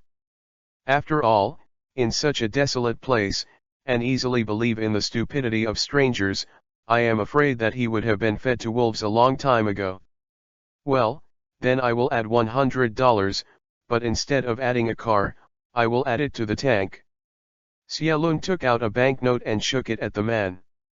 The man hesitation, and after a while, he leaned carefully. Put one hand behind you, and the other hand to receive the banknotes. You provide the oil barrel by yourself, but I don't have one here. The moment he took the banknote, the two of them lifted their fingertips lightly, and then, the system did not respond at all. Isn't it him? Xiaolun raised his eyebrows lightly, and said with a little discouragement, well, since I don't even provide this service, then I can ask for some news. Is this always okay? The man shook the banknote in his hand. Only one question can be asked. Xiaolun stretched his hands, thought for a while, and smiled. So, is there anything more thrilling nearby? For example, have often dead man or disappeared? Before he finished his words, the man's complexion changed drastically, and he pulled out his hand hidden behind him, holding a revolver in his hand impressively. Boom boom. What this man ushered in was that Sharon shot back 3 shots faster, more ruthlessly, and more accurately than him. And as the man was knocked down, the bushes in the distance let out a roar, and a black shadow suddenly sprang out of it, disappearing without a trace in the blink of an eye. Thank you for reading this story at fictionzone.net. Your support enables us to keep the site running. Chapter 32. FK what is that? Xiaolun watched around vigilantly. Is it a wolf? Or a dog? After a while, Xiaolun came to the man who was knocked down after seeing that there was indeed no abnormal movement around him. The man was already dead and couldn't die anymore.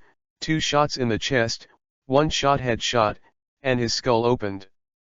However, Xiaolun cautiously confiscated the revolver, searched his body again, and made sure that there were no other weapons or other valuable clues before approaching the house carefully. As soon as he opened the door, a fishy smell came to his face. But it's not the smell of corpses, but the smell of rotten garbage. The small house, just like the man outside, was dirty and messy, full of rubbish, and sewage flowed. I don't know how that man endured it. Xiaolun frowned, carrying flies flying all over the sky, and quickly searched the room, and soon he made important discoveries in the compartment. This compartment should be the place where the man slept. Under a simple wooden bed made of planks and bricks, Xiaolun found a black suitcase. When I opened it, it was filled with wallets, jewelry, car keys, and other items. These things are old and new, and the prices vary, but without exception, they are more or less stained with blood. There is no cash in all the wallets, but judging from the photos inside, none of them belong to the man with the open head outside. Is that guy a serial murderer? These are stolen goods. Xiaolun sighed, repacked the suitcase, and when he took it out of the cabin, he happened to see an aged white man standing next to the corpse. The old man saw Xiaolun in a black suit, sunglasses, and a black suitcase in his hand. He trembled and stretched his hand quickly to his waist. It is a pity that a bullet that hit the ground under his feet interrupted his movements. Xiaolun held up his gun and said sharply, Nia, hold your head with both hands. Nia. The old man quickly raised his hands, held his head in accordance with Xiaolun's instructions, and shouted loudly, I am a former New York City crime squad detective. Don't shoot. Inspector. This is a misunderstanding. Xiaolun cautiously stepped forward to search the old man's body. However, as soon as he touched the old man's clothes, a system prompt sounded in his mind. An important person in the case is Detective Bob Carter. The case code is There is an eye from the mountain. After the case is solved, experience points and points will be awarded according to the degree of completion. Please pay attention to the detectives. Although the system prompt sounded, Xiaolun still did not let go of his guard, handed over the old man's gun, and carefully searched aside. After confirming that there was no other danger, he stepped back and asked in a deep voice, You are a New York City worker. Detective, What are you doing here? Without Sharon's permission, Bob still didn't dare to let go and smiled bitterly. It's a former police officer. I'm retired. Because I'm bored, I organized a family road trip to go to California. Pass here. Xialun also vaguely recalled this movie called An Eye Behind the Mountain. It seems to be an old film, but it is very bloody. It is a typical the United States plasma horror film. Although I can't remember the detailed plot, I vaguely remember that there was a family who was attacked by some kind of monster in a large Gobi desert. Xialun motioned to Bob to put down his hand and frowned. Then your family, why are you here alone? Bob sighed. Our RV broke down in front and lost its signal, so I walked back here to seek rescue. I didn't expect. He looked at Xialun suspiciously. Agent, what's the matter? Sharon threw the suitcase in front of Bob. You will understand when you open it. As an old detective of the former crime team, Bob quickly woke up and looked at the man's body in surprise. Is this a trap? From the evidence, it should be correct. Xialun frowned. Did he show you the way? Yes, he said there is a shortcut to get through the Gobi. Talk faster. Bob suddenly slapped his thigh. My family is still there, they are in danger. Wait. Sharon returned Bob's pistol and said in a deep voice, I'll go with you. Thank you so much, Mr. Agent. Just ask me to thank you. Then this corpse. What? He pitted your family, do you still want to bury him? Bob spit on the man's corpse, panicked and got into the car with Sharon, and hurried to the depths of the Gobi Desert. On the top of the mountain in the distance, a person is holding a telescope to observe the situation here. Seeing the two of Xialun drove away, the man twisted his hair and let out a few unexplained roars, and a dozen black shadows flashed across the rocks. In the car, Sharon showed Bob his credentials. Bob also assured Xialun about his family's situation in detail. The Bob family drove an RV with a trailer attached to the back. In addition to Bob, there are his wife Ethel, eldest daughter Lynn, son-in-law Doug, granddaughter Catherine, second daughter Brenda, and younger son Bobby. Not counting the 1-year-old baby Catherine, there are already 6 people in this family. However, this is not a play, because Bob also brought his shepherd dog. Hey, a RV plus a trailer, stuffed 6 adults and 2 dogs. Xialun felt squeezed just thinking about it. Driving forward about 5 kilometers, under Bob's guidance, the SUV turned into the so-called shortcut. Not to mention, although the road is a bit rugged, it is fairly smooth. It's no wonder that Bob is not suspicious of such old fritters. This road is obviously really a road, but it has been in disrepair. While driving, the car suddenly shook violently and slammed to the right. When this happens during driving, never slam on the brakes, because this may cause you to roll several 360 degrees on the road together with the car. Xialun squeezed the steering wheel, after controlling the car, gently stepped on the brakes, and slowly stopped the SUV to the side of the road.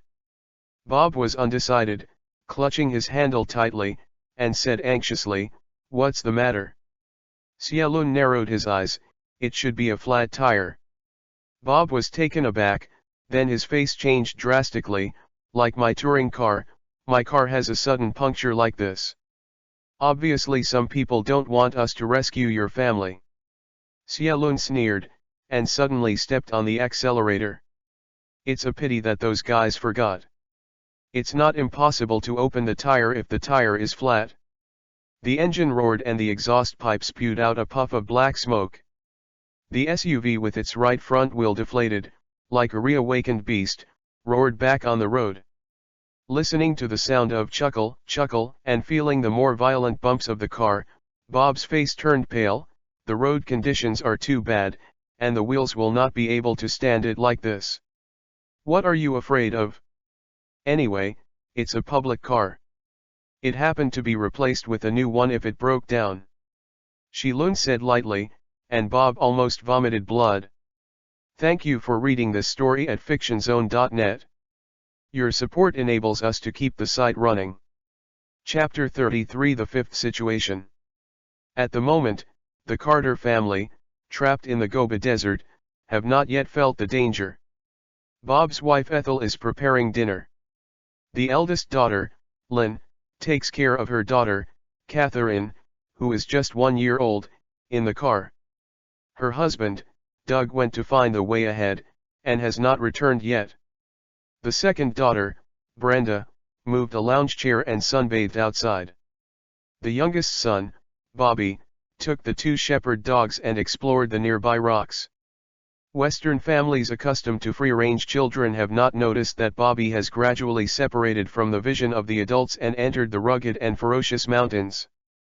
Bobby held a wooden stick and waved it in the air at will. At just 14 years old, he is in a rebellious period and hates such so-called collective family activities. The car parked in this wilderness, but gave him some free time. It's a pity that, like his age, he only cares about his own bare children, and he still doesn't know how dark and cruel this world is. The shepherd dogs who had been loyal to guarding Bobby's side suddenly heard something, and the hair on their backs stood up, and they barked desperately at the front. Bobby was taken aback and looked forward. I saw a little girl in a dress standing next to a huge rock not far in front. Fire waterfall, hot, stop screaming. Bobby stopped the barking of the 2 shepherd dogs loudly, and then looked at the girl carefully, even though the little face was hidden in the shadows, making it impossible to see her appearance. But the overall look is very pitiful, quite in line with the taste of such a little boy. Bobby hurriedly adjusted his collar, and actually coughed a few times, trying to imitate the tone of his father or brother-in-law. "Hello, my name is Bobby, what's your name?" The little girl did not speak, but stepped back with some fear. Bobby hurriedly said, "Don't be afraid, I am not a bad person." "Are you afraid of dogs?" "Don't worry, these 2 dogs will not hurt you, because I will protect you." Before Bobby could finish speaking, a shepherd dog suddenly called again. The little girl immediately turned her head and ran without saying a word. "Damn stupid dog!" Bobby cursed, and hurried to chase the little girl. And faster than him was a shepherd dog, who rushed forward first to clear the way for Poppy, while the other shepherd dog was behind. Then, just as Poppy crossed the huge rock, a stone of file size in the water tank suddenly fell from above. Looking at the road blocked by rocks in front, Xiaolun had no choice but to stop, and asked in a deep voice, "How far is it?" Bob gritted his teeth and said, "It's still 10 minutes by car." 10 minutes. Xiaolun looked sideways at the sun hanging on the top of the mountain, frowning. "Then we have to hurry up, because when we arrive, the sun is probably going to set." With that, Sharon pulled a bulletproof vest from behind and threw it to Bob. Bob looked at him dumbfounded, and Sharon, like a juggler, lifted the back seat to reveal the arsenal below. "It's only been a few years since you retired. Is your Nia equipped already? I don't think this is enough." After Sharon armed himself, he backhanded an explosion-proof helmet on Bob's head, and finally took out a huge satellite phone. Support is not called Ishibai. This is not a superhero movie. Special Agent Xiaolun, number, security code. Xiaolun quickly reported a series of numbers. "The fifth situation appears, the coordinates are, and I now request emergency support from nearby departments." There was a nervous female voice on the phone. "Received, agent number, the identity has been confirmed, the request for help has been sent, please hold on." After hanging up the phone, Xiaolun directly opened the HK416 insurance and said to Bob, "Are you ready?" Bob gritted his teeth. "Don't worry, I'm ready at any time." "Go." The 2 jumped out of the car, one after the other, and moved forward cautiously and quickly. Holly is rubbing her temples at the NIA headquarters in Washington, looking at the file on the desk. There is a photo on the case file with a paper clip, which is the face of Ed Meng. Suddenly the landline on the desk rang. Holly took it and said, "What's the matter, what?" "That BD, What else did you make of a moth? Wait, I'll go over immediately. Holly put the file in the safe, got up and left the office, and walked quickly to the communication room. Seeing Holly's arrival, several people in the communication room quickly got up and saluted. Holly waved his hand. Don't be so rules, talk about the current situation. Yes, 5 minutes ago, the New Mexico branch received an emergency call for assistance from Agent Chilen. After the location and the coordinates reported by Agent Sia, we found that he is now on the training ground in Kindle, New Mexico. As one of his staff explained, pictures flicked across the screen. The Kindle training ground was the place where the military secretly experimented with nuclear weapons in the last century. It is said that it has accumulated 331 experiments. However, the training ground has been abandoned for decades because, theoretically, it is no longer suitable for human habitation. It's not surprising that criminals appear there. The fifth situation refers to the danger of unknown enemies and hostages. In view of this situation, we have notified the nearest garrison in addition to the nearest police station. They have agreed to our request and are preparing to send a team to search and rescue.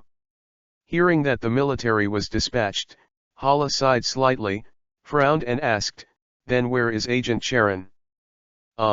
Just now we lost the position of Agent Cielun. After analysis, it should be due to magnetic field or radiation interference. This BD will run around, there is nothing to do there. With such high radiation, UBD is not married yet. Holly cursed a few words bitterly in her heart, but on the surface she said blankly, "Okay, continue to monitor, and report to me as soon as possible." Cielun was a little optimistic about time. They were only halfway away, and the sun was already blocked by the mountains in the distance, and the darkness shrouded in this desolate land. Although the road was peaceful, it was not attacked by the enemy. But Cielun could feel that on the mountains on both sides of the road, there were a pair of vicious eyes staring at him. Once there is any flaw in himself, the guys hiding in the dark will rush over without hesitation and put themselves to death. Flaw. Cielun's heart moved.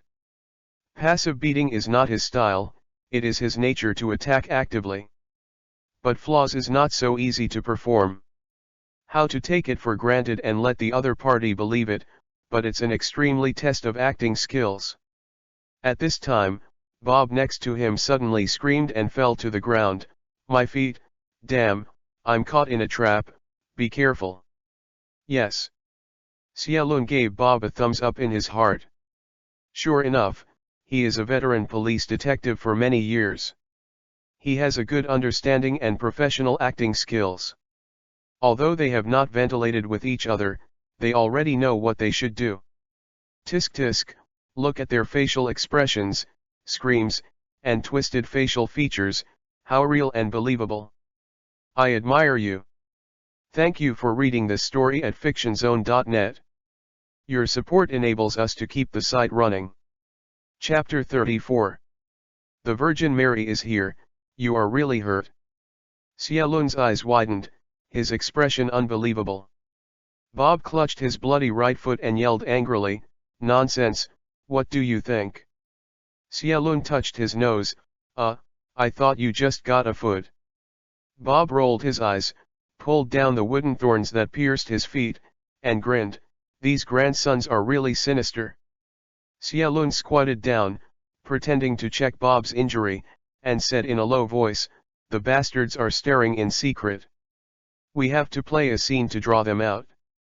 Bob's hand paused for a moment, and then yelled at Cielun abruptly, "I'm going to die, Agent, thanks, leave me alone, hurry, go and save my family." This old guy is fast enough to enter the scene. Sharon was startled by Bob's voice, but then he also howled, "No, Bob, I will abandon you, I will definitely bring you to your family." While howling, Sharon reached out to help Bob, "Stand up, let's go." Bob pushed Sharon away and shouted, "Look at how I am on the road like this, it can only be a burden to you. Go away, otherwise." Bob suddenly pointed a gun at his head, if you don't go, I'll shoot. Look, what is dedication? This is called dedication? Although he is not a professional actor, he has no script and no lines, but when he enters the play, his acting is so natural and smooth. On the other hand, those little fresh meats from the previous world Daxia. Sharon just imagined it in his mind, and shivered all over his body. Don't get excited, Bob, don't get excited. Okay, I'll go first, you must hold on until I come back. While shouting loudly, Xiaolun ran forward with a quick step and 3 turning back. After a few minutes, his figure disappeared into the darkness. Bob sighed and moved the muzzle away from his forehead with his hands trembling slightly. The wound on his foot is now itchy and numb, and the foreground of his eyes is beginning to distort shape-shifting. Obviously, unknown poison was smeared on the wooden thorn that stabbed him. It looks like I really can't do it anymore, the rest, I'm all on your behalf, Agent. In the increasingly distorted picture, Bob saw in a daze. It seemed that several dark shadows were approaching him sneakily. He raised the pistol feebly, trying to fire, but at the moment he didn't even have the power to pull the trigger. With a shock to his head, Bob completely lost consciousness. Looking at the old man who had passed out at his feet, the tall black shadow waved the thick wooden stick in his hand and let out a triumphant roar. Then in this inhuman roar, a crisp gunshot sounded, and in the blink of an eye, all 5 or 6 dark figures near Bob were knocked down. You killed a freak and gained 5 experience points. You killed a freak and gained 5 experience points. Your experience points are full, do you choose to upgrade? Xiaolun did not choose to upgrade, but continued to hide in the shadows, carefully observing the surroundings, especially the hillsides on both sides of the road. Sharon's waiting was not in vain. After about 10 minutes, 2 dark shadows sneaked down the hillside. Perhaps the other party felt that he was very concealed, but it was a pity that under Xiaolun's military night vision goggles, his whereabouts had long been exposed. Papa! There were 2 more shots. As Xiaolun opened fire, a black shadow quietly touched him from behind, holding Bai Sensen's dagger in his hand, and stabbing Xiaolun's heart viciously. It's a pity that the dagger had just been pierced halfway, and countless black tentacles were suddenly ejected from the ground, which instantly wrapped the black shadow into a zongzi. Sharon's eyes didn't move away from the scope, and he kept staring at the nearby mountain. After a while, there was no more movement on the slopes on both sides of the road. Xiaolun turned around and looked at the zongzi who was still struggling behind him. The weak state is the weak state. It used to be able to resist rockets, but now it can't even kill a big human. Xiaolun curled his lips, open a hole, and I will help you. Before he finished his words, the zongzi cracked a hole on the surface, revealing a terrified but extremely ugly face inside. Sharon shot that face without hesitation. You killed an injured freak and gained 3 experience points. Your pet grass swallows a deformed corpse, the estimated digestion time is 1 hour. Zongzi wriggled, and soon turned into a tattered scarecrow. Xiaolun nodded at Bob, those corpses are also handed over to you. By the way, don't eat that old man, maybe you can earn some points if you save him. The scarecrow didn't speak, and definitely he couldn't speak either. It just took a stiff step and walked slowly towards Bob. With the ambush of a few shots and the addition of Zyako, it is estimated that other freaks will not dare to attack Bob again in a short time, so Sharon can concentrate on rescuing Bob's family. At the RV, Bob's wife Ethel is anxiously calling roar to her youngest son Bobby. It was completely dark and dinner was ready, but my husband, son-in-law and youngest son had not yet returned. For Ethel, the 3 men who have not returned home worry about their youngest son the most. Since it is the most concerned, why not take care of it? Ethel doesn't have time to think about this problem now, she can only use most women's seeing ability, yelling at the out of sight. It's a pity that after calling for a long time, my youngest son didn't call it back. Instead, it was the man I hated the most, son-in-law Doug. For the thin and weak son-in-law with a pair of black-rimmed glasses, Ethel felt 12 points dissatisfied in his heart. If it hadn't been for Doug to get on the ship and buy the ticket, Ethel would not agree to his marriage to his daughter if he was killed.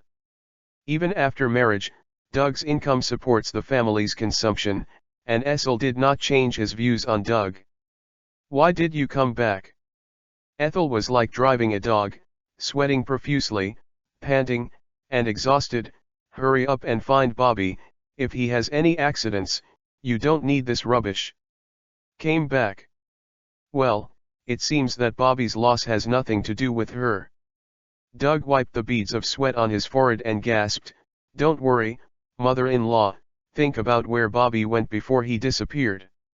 "Oh, how did I know? I was cooking dinner inside, and he would disappear when I came out." While talking, a group of red lights suddenly lit up on the opposite hillside. From a distance, it seemed that someone was lighting a bonfire. At the same time, a sharp and thin voice resounded across the night sky, "Mommy, help, Mommy. I'm hurt. Come and save me."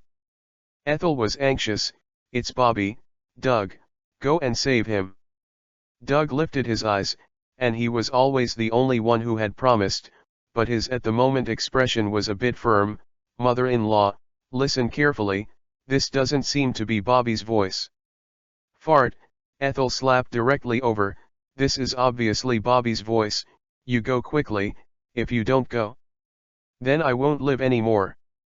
Doug sighed and said helplessly, "Well, I'll go over and see what's going on." "You must be careful yourself, I think something is wrong." Seeing Doug walk cautiously towards the opposite hillside and finally disappear into the darkness, Ethel let out a long sigh.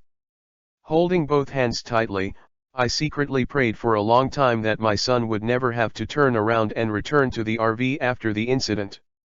Suddenly a terrifying human face with a huge tumor suddenly appeared in front of Ethel's eyes. Thank you for reading this story at fictionzone.net. Your support enables us to keep the site running. Chapter 35 Rescue. This time Ethel failed to perform her special skill, screaming, as if the freak could not stand her voice, like an old crow. Before Ethel screamed out, he rushed forward and took a mouthful. Tore her throat open. Ethel, who has almost never shut up his mouth, at the moment can only make a weird cooking sound, watching the scarlet blood gushing out of his eyes. Only before his eyes were completely darkened, Ethel seemed to hear the woman's screams. It's the eldest daughter, Lynn. She originally just came out and called herself to get in the car, but she didn't expect to see an extremely cruel and bloody scene. The freak with a tumor on his forehead chuckled at Lynn, who was screaming frantically, holding Ethel's corpse and continuing to bite. And another freak rushed out from the side, and simply pressed Lynn to the ground. At the same time, two more freaks appeared and rushed into the RV. Immediately there was a scream in the RV again. Only a few ping-pong sounds. The youngest daughter, Brenda, wearing a night dress, got out of the side window of the RV. Disregarding his bare feet, he ran in the direction he came. The two freaks in the RV poked their heads out of the car window, screaming in regret. But soon, the cry of the baby in the car attracted their attention. That was the daughter of Doug and Lynn, Catherine, who was just 1 year old. Brenda gritted her teeth, crying, and ran forward. Despite the pain in her feet, she did not dare to stop at all.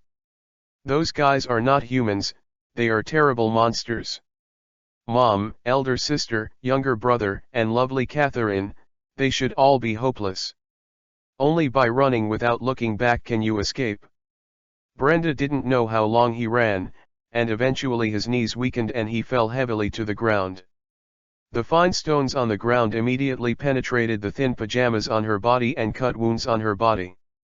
Brenda sobbed and tried to stand up, but after struggling a few times, she fell to the ground weakly.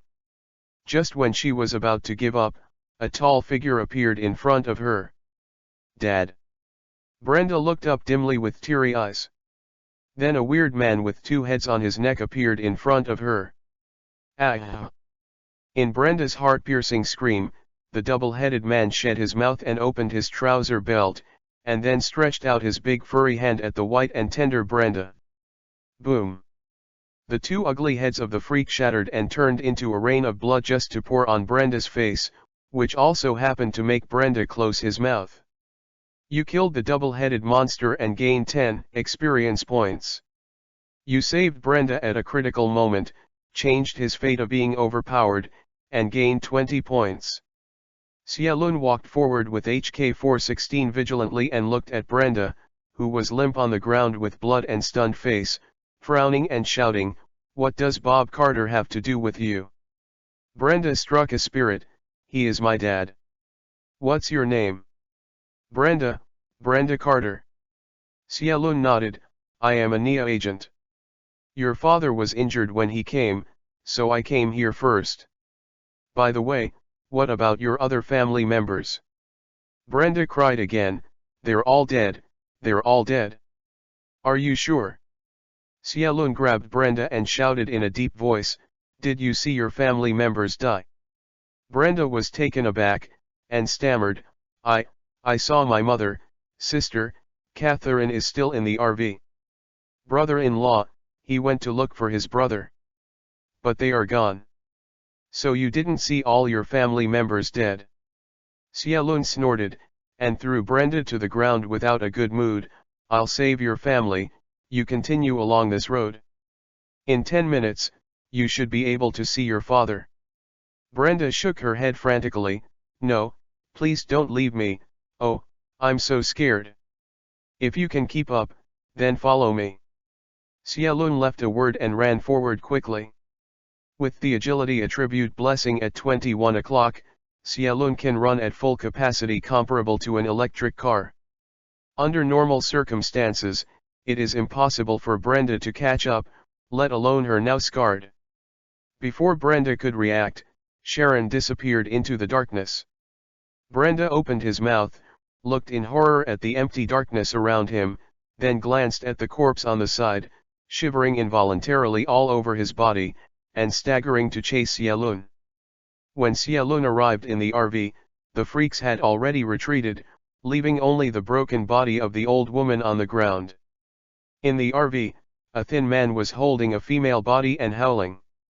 Xialun calmly aimed the gun at the man's head, and said in a deep voice, "Nia. Raise your hands and hold your head, turn around slowly." The man stiffened, gently put down the female corpse in his arms, and slowly turned around. An angry light flashed under the glasses, and he yelled fiercely at Xialun, "You killed my wife." Sharon unceremoniously slammed a gun butt on the opponent's head, then grabbed his calf and pulled him off the RV abruptly, put the gun against the opponent's head, and said in a deep voice, "Bob Carter and you what relationship? Otherwise, this person is cheap and honest if he doesn't beat him." The man was smashed into the butt of a gun by Sharon, but he became sober, covering his forehead and said with a serious face, "Bob Carter is my father-in-law, my name is Doug Ben, and the one inside is my wife Lynn." With that, Doug's eye circles started to redness again. Xialun did not move his gun, and continued to say coldly, "I am a NIA agent. After receiving your father-in-law's call for help, I came to rescue you. Do you hear clearly?" Doug nodded, "I heard you clearly, Agent. Sorry, my wife was killed. I was so emotional just now." "I can understand. Now you need to answer my question honestly." Xialun said solemnly, "Apart from Bob and Brenda, what about anyone else?" "Brenda is okay?" "Great." Doug wanted to cry without tears. "Inside is my wife, next to my mother-in-law Isel. In addition, my daughter and my brother-in-law Bobby are missing. Taken away." "Bobby? Daughter?" Sharon has slowly recalled that Bob's family ended up miserably. Those who were killed and those who were rounded were rounded. The seemingly cowardly man in front of him exploded. He slammed into the lair of deformed people alone, killed several deformed people, and rescued his daughter. In other words, it is possible for Doug's daughter to be rescued. and rescued, it represents points. Xiaolun put away the gun and said in a deep voice, "Do you know where those people took your daughter?" Doug shook his head. At this moment, a black shadow came from the side. It was a great wolfhound covered in blood. The dog put a shoe in its mouth next to Doug, whimpering and wagging its tail. "This is Bobby's shoes." Doug grabbed the blood-soaked shoe excitedly. "Hot, you came to take us to save Bobby, right?" The shepherd dog barked loudly, turned his head and ran into the darkness. Thank you for reading this story at fictionzone.net. Your support enables us to keep the site running. Chapter 36 Carter? Xiaolun stopped Doug, who wanted to get up and chase the dog.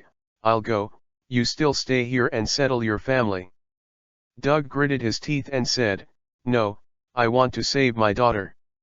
Xiaolun shook his head and said, "As far as your current situation is concerned, you might not be able to save your daughter, but you will finally get in." While speaking, Brenda stumbled over. This seemingly delicate girl actually gritted her teeth all the way back. Xiaolun slightly raised his eyebrows in surprise, and said to Doug, "Look, your sister-in-law still needs your care." Xiaolun handed the confiscated revolver to Doug. "Don't worry, I will try my best to rescue your family." Although Doug was unwilling, he understood that Xiaolun was right. Whether it's killing or saving people, he doesn't have the specialty of Nia agent. "Then, I beg you." Doug took the pistol and nodded vigorously at Xiaolun. Xiaolun patted him on the shoulder, turned and rushed into the darkness. And the shepherd dog named Hot was waiting not far away, very spiritually. Seeing Xiaolun following up, he called twice again, and ran up the hillside. Just when Sharon, led by the shepherd dog, raided the freak's nest. In the other direction of the Kobo desert, an armored troop carrier and a military truck were driving slowly on the dilapidated highway. Inside the armored car, the captain was holding the headset and responded loudly, "Yes, sir, I promise to complete the task." After returning the headset to the correspondent, the captain said helplessly, "Brothers, a new order came from above, asking us to search and rescue a Nia agent." Before the words were over, there was a sigh in the armored vehicle. "No, Head, where are you going to search and rescue this night? That is, what does the Nia care about our army? Why should we save them? It's disgusting enough to come out to deliver supplies this night. Still looking for someone? We are just logistics soldiers, not in the Middle East." The captain also knew what the virtues of his group of junk soldiers were. After listening to the complaints, he didn't yell with anger, "Shut up all of them, and a bunch of bad guys, what's the use of so much verbosity?" He looked around for a week, staring at all the soldiers under his hands, bowing their heads, and then said with satisfaction, "Definitely, it is not ignorant of our difficulties. So under the order we gave us, the delivery of supplies will be given priority, and if conditions permit, we will continue. Do you understand the search and rescue work?" Everyone's eyes lit up and they nodded. "Understand." The officials above are still very sympathetic to the people. This first-class car braked suddenly, and the driver was a little nervous and said, "Captain, there is a situation ahead." The captain frowned, opened the visitor hole and looked out, only to see a person lying motionless on the road in front of him under the illumination of the car lights. The captain hesitated for a moment, and said in a deep voice, "Get off the car, start the formation, stay alert." While complaining, the soldiers got out of the car slowly and laid out a formation on both sides of the convoy very lazily. There is no way, these are logistics soldiers, and their daily tasks are escorting supplies, and there is no opportunity for actual combat at all. What's more, this is the United States homeland. Who dared to attack the United States Army blindly and look for death? So these soldiers laughed one by one, smoking cigarettes, going to the toilet, just as if they got out of the car. They were not nervous at all. Although the captain said that he wanted to be on guard, he didn't take it seriously. With a pistol on his waist, he led two soldiers and slowly walked towards the man lying on the ground. After approaching, the captain realized that it was a middle-aged white female. Although her clothes are ragged and her whole body dirty, she still can't hide her beautiful curves. The face was a bit dirty, but the figure was indeed strong enough to be able to stand tall when lying on the ground, which directly caused the three soldiers including the captain to swallow. The captain coughed vigorously, suppressed the evil fire in his heart, maintained the quality of the United States soldier, and knelt down to check the woman's condition. But just as he knelt down, the woman suddenly opened her eyes, grabbed the captain's clothes tightly with both hands, and screamed desperately, "Help, please, help me." The two soldiers behind were startled, and hurriedly raised their guns. "Let go, I warn you, let go." Seeing that the muzzle of the soldiers under his men covered himself in, the cold sweat on the captain's forehead came out in an instant, and he hurriedly shouted, "Put down the gun, damn it, don't get out of the fire." In the panic, other soldiers also surrounded him, which resulted in even more chaos at the scene. Some old dough sticks even took out their mobile phones and shot them at the captain. "You bastards, especially those who are watching the excitement, how do you clean up after you go back? Oh, don't bite me, don't hurry up and help, and pull this crazy lady away." Seeing that the captain was really mad, these soldiers rushed forward and forcibly pulled the woman away from the captain. In the process of pulling, I don't know whether the soldiers' hands are too strong or the quality of the women's clothes is too poor. Anyway, I only heard the sound of bang la, and the woman's tattered clothes were completely scrapped. Good on. The scene fell into a deadly silence, all the men's eyes were staring out, and even the drivers in the two cars behind them poked their heads out of the windows. When everyone's eyes were attracted by the white flowery object, a few dark shadows quietly fumbled out from both sides of the highway and got into the back of the truck. These private squadron captains are the oldest, and they can be considered well informed, and their immunity to white objects is a little bit stronger. Trying to remove his eyes, quickly took off his coat and threw it to the woman, and then ordered the other soldiers to return to their posts. With the frivolous whistle, the soldiers turned their heads one step at a time and reluctantly returned to the sides of the convoy. It's just that the attention is still on the woman. No one thought that there were already a few mysterious visitors in the truck.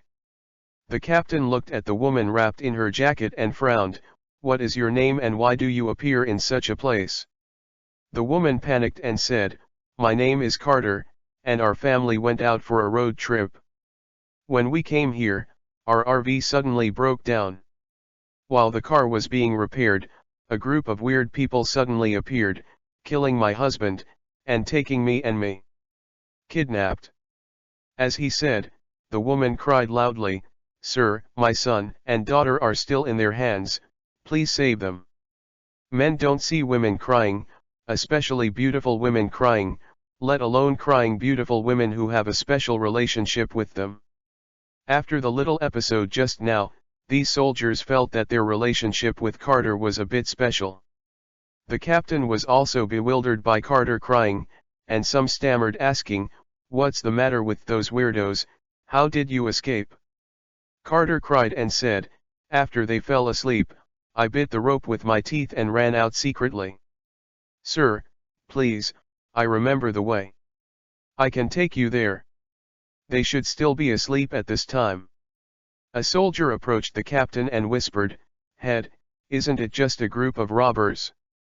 With her leading the way, we sneak in, and a few shots can scare them." "That's right, Head." Another soldier also came over, "We logistic soldiers don't have many chances to shoot. We just practiced guns, and had a handy addiction."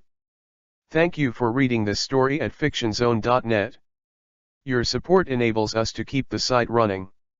Chapter 37. Although most people think that their leaders are idiots, facts have proved that these idiots are indeed smarter than most ordinary people. For example, this squad leader. Although he was also raised by the enthusiasm of the beautiful blonde woman in front of him, he did not follow the bunch of rascals under his own.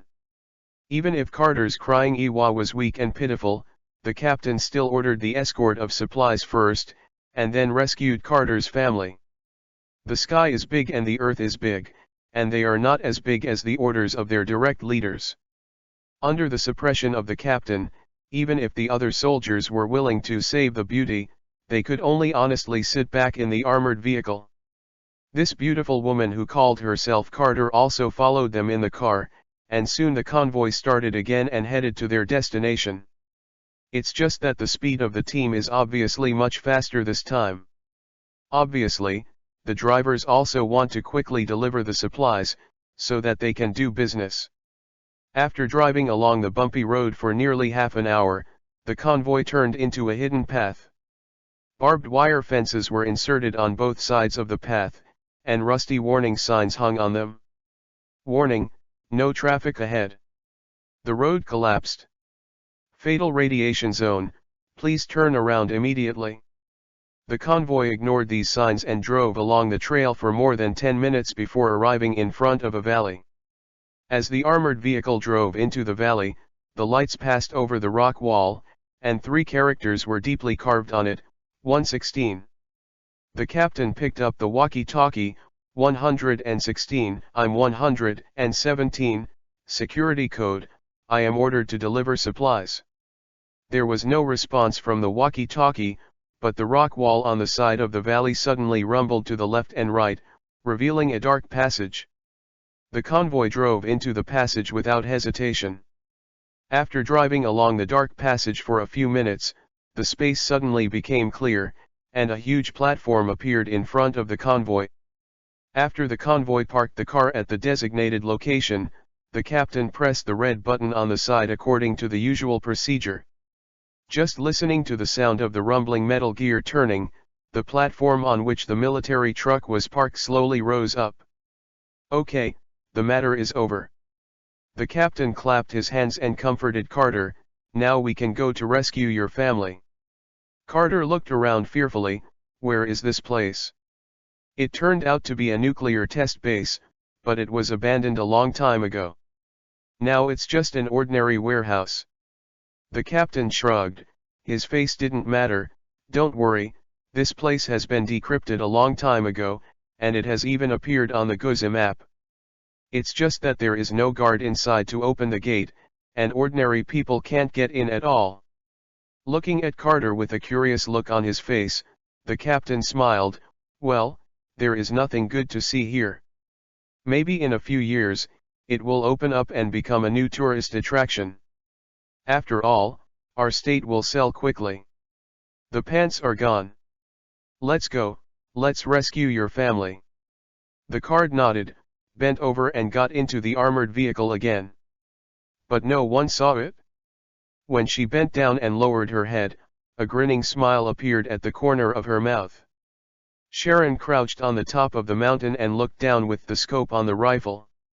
And the shepherd dog called Hot was lying next to Xiaolun, very well behaved. At the foot of the mountain is a small village that is even poorer than all the slums in the world. There is no light, only a bunch of bonfires in the center of the village that are about to go out. According to the Hot guide, Xiaolun turned 5 hills and crossed 3 valleys before he found the nest of the freaks. In Sharon's scope, there are round pits outside the small village. That is the trace left by the explosion of nuclear weapons.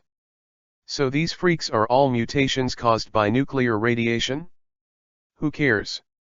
In Xiaolun's eyes, these freaks have become mobs of experience. Good dog, now you can go home. Xiaolun stroked his fiery head and whispered in a low voice, don't worry, I will definitely rescue your little master to safety. Fierce licked Sharon's palm a few times, whimpered a few times, and wagged his tail back along the way. Then next, system, upgrade.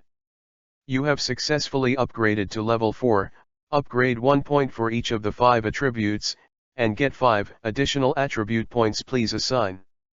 Still all at agility. Attribution points are allocated, your personal information is as follows. Name, Xiaolun. Level, 4. Physique, 15.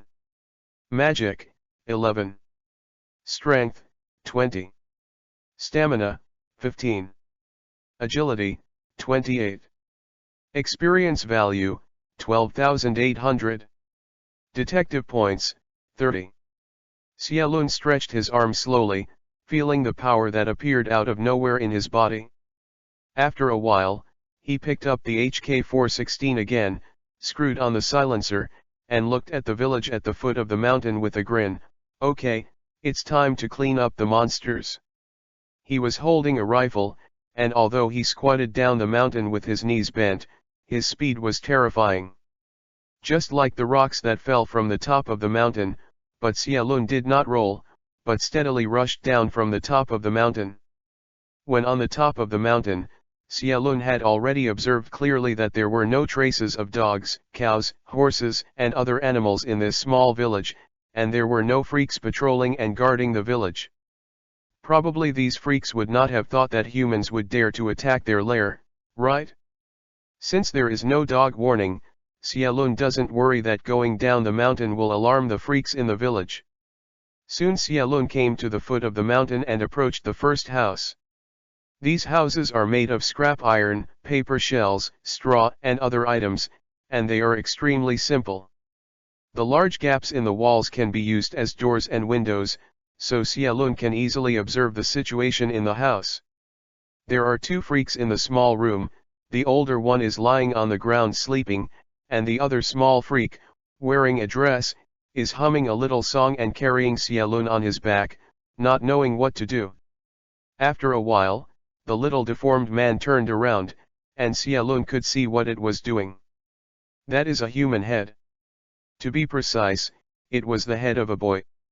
Although Sharon had never seen Bobby, from the freshness of the head and recalling that he had seen a body smashed into meat sauce by a huge boulder on a hillside, one can guess that this head should belong to Bobby. I saw the distorted facial features, the hideous head, in the hands of this little deformed man. It looked like an ordinary toy. He kept combing his hair, and even held it up at the end, wanting to kiss him. Xiaolun's face was pale, he raised the pistol twisted into a silencer, and shot the little freak headshot. He once again made his determination to absolutely kill these freaks, regardless of men, women, and children, leaving no one behind. With a muffled sound of bang, while Bobby's head fell to the ground, Xiaolun also headshot the large deformity who was still sleeping. You killed a freak and gained 3 experience points. You killed a freak and gained 5 experience points. Xiaolun squinted his eyes and summoned the grass guarding Bob out of thin air. Swallow, I will use these freaks tonight to fill your period of weakness. Thank you for reading this story at fictionzone.net. Your support enables us to keep the site running. Chapter 38 Reaping. You killed a freak. Your pet grass swallowed a deformed corpse. Xiaolun is like a machine without emotions, ruthlessly and meticulously harvesting the lives of all deformities. Even if the pistol is equipped with a silencer, it will still make a muffled sound. Fortunately, most of the freaks were already asleep at the moment, and they all made a loud roar grunt, completely covering up the sound of shooting. During this period, Sharon also discovered another shepherd dog raised by Bob. It is a pity that this dog has only one piece of skin left, which is used as a blanket for sleeping by a certain deformed person. Xiaolun shot a headshot and avenged the dog. Since Xiaolun turned the circle to kill the freak from the outside to the inside, when Xiaolun touched the center of the village, except for the big house by the bonfire, all the other freaks had become corpses into the grass. In stomach. This little grass couldn't be understood with common sense. After devouring the corpses of no 180 freaks, it looked like the tattered scarecrow on the outside, and it seemed that there was no change at all. Without those rumbling roar purrings, the village seemed extraordinarily quiet. Xiaolun frowned, he was worried that such a change would attract the attention of the enemy in the big room. But when he came to the window of the big room and looked inward, he realized that he was a false alarm. The big house looked like a normal tent from the inside, and a bonfire was lit inside. Around the bonfire, there were a dozen sturdy and tall freaks sitting on their knees. On top of these freaks, there is a huge recliner. On the recliner lay an elderly female freak with a pimple on her face, who had grown up with Toad. I saw a baby in its arms. Although Xia Lun couldn't see the appearance of the baby, it should be Doug's daughter, Catherine. The old freak patted the baby with a palm with only 3 fingers, his ugly mouth closed, and spoke a series of hoarse English. "You can't touch this girl. When Carter becomes a mother in the future, it's your new Carter." "Carter? What do you mean?" Xia Lun was stunned. "That old fellow Bob is named Carter. There is no connection between them, right?" As the old freak talked, he held up the swaddling with some effort, and then the strong freaks who knelt in front of it, shouted inexplicable slogans, and squashed their heads at the swaddling. Xia Lun sneered silently, gently pulled away the HK416 insurance, and secretly ordered the grass behind him, "After I shoot for a while, you must snatch the baby over and protect it as soon as possible." Zayako still didn't respond, but Sharon knew it was ready. The muzzle stuck silently through the gap in the window, and the old freak had shot with a single shot. At the same time, Zayako suddenly turned into countless black tentacles, drilled in from various gaps in the room, and wrapped the swaddle in the arms of the old freak before all the freaks could not react. "Retreat!" Xia Lun sifted the 2 sturdy freaks who were rushing over howling, dragged down a grenade and threw it into the room. With a loud bang, a fireball rose into the air, engulfing the entire house directly. The soldiers of the United States who had finally climbed the top of the mountain looked at the fireball flying below, and they were straightforward. "What's the situation? Did the gas tank explode?" Carter in the team changed his face greatly, hesitation for a moment, and suddenly shouted, "My child, my family." Shouting, she ran down the mountain first. The captain didn't hold Carter, and in desperation had no choice but to lead his men to quickly follow. So these 10 soldiers of the United States, with no outposts for reconnaissance and no reinforcements behind, almost rushed into the enemy's nest in confusion. Fortunately, the entire village has been cleaned up by Xia Lun, otherwise the fate of these soldiers would be no different from Asan who attacked the highlands in the dark. Boom boom. Xia Lun killed the last freak who rushed out of the house. Before he threw the grenade, the grass that escaped as quickly as possible, at the moment wobbled out of the shadows. The belly, which seemed to be woven from corn stalks and straw, cracked, and the swaddling was spit out from it intact. "You rescued Catherine Ben and got 50 points. Xia Lun hugged the baby, looked at the baby who had been sleeping for some reason, and raised his eyebrows slightly. "You little guy is very valuable." He turned his head abruptly, and the movement of the soldiers running down the hill was too loud. Could it be that those freaks came to help? After letting the grass swallow the corpses of other freaks, Sharon again stuffed Catherine into the belly of the grass, and the cat quickly flashed into the shadows. Not long after, Carter ran down the hill first and rushed into the village. She ran so fast, the purpose is to remind herself of the same kind, ready to ambush the soldiers attracted by her. But as soon as he entered the village, Carter felt wrong. Quiet. It's too quiet. She knew the qualities of these deformed people very well. Except for those strong deformed people who were in charge of fighting, other deformed people were only responsible for eating and sleeping. For example, this point should be the loudest time for snoring in the village. But Carter heard no sound, except for the big house burning in the center of the village. Carter knew that it was the residence of the tribal mother. Not to mention Carter, who temporarily crashed his brain because of panic and sadness. The soldiers following her finally succeeded in descending the mountain. Strictly speaking, it shouldn't be considered a success. Because of the large amount of slippery rocks on the dark road, 2 soldiers accidentally slapped their feet. They are now lying on the hillside, holding their ankles and moaning while guarding the sentry. Then the remaining 8 soldiers, after being close to the village, remembered what to do if there was an ambush inside. He panicked and opened the insurance, and entered the village cautiously according to the required formation during training. But after inspecting several rooms, apart from a little blood, no people or other creatures were found. The captain picked up the bullet shell on the ground, turned it gently at his fingertips, and said coldly, "It's still fresh, there has been a firefight here, everyone be careful." It's a pity that the captain's words are tantamount to playing the piano to a cow. Those of his subordinates who have never actually been on the battlefield, the gunners, are all trembling slightly, and they don't know if it is because of excitement or nervousness. At this moment, Xielun, who was hiding in the dark, could basically see the situation of this group of unknown visitors. This is a bunch of pure rookies. Judging from the clothing and equipment, those men should be the United States professional soldiers, but the professionalism is too bad. It's just, what's the way of the leading woman? Analyzing from the walking posture and the aura of the eyes, the few soldiers in the back are not necessarily the opponent of this woman. More importantly, this woman seems familiar with this small village. P.S. It's not that I deliberately went black, the performance of Mi Jun in movie 2 is more stupid than what I described. Thank you for reading this story at fictionzone.net. Your support enables us to keep the site running.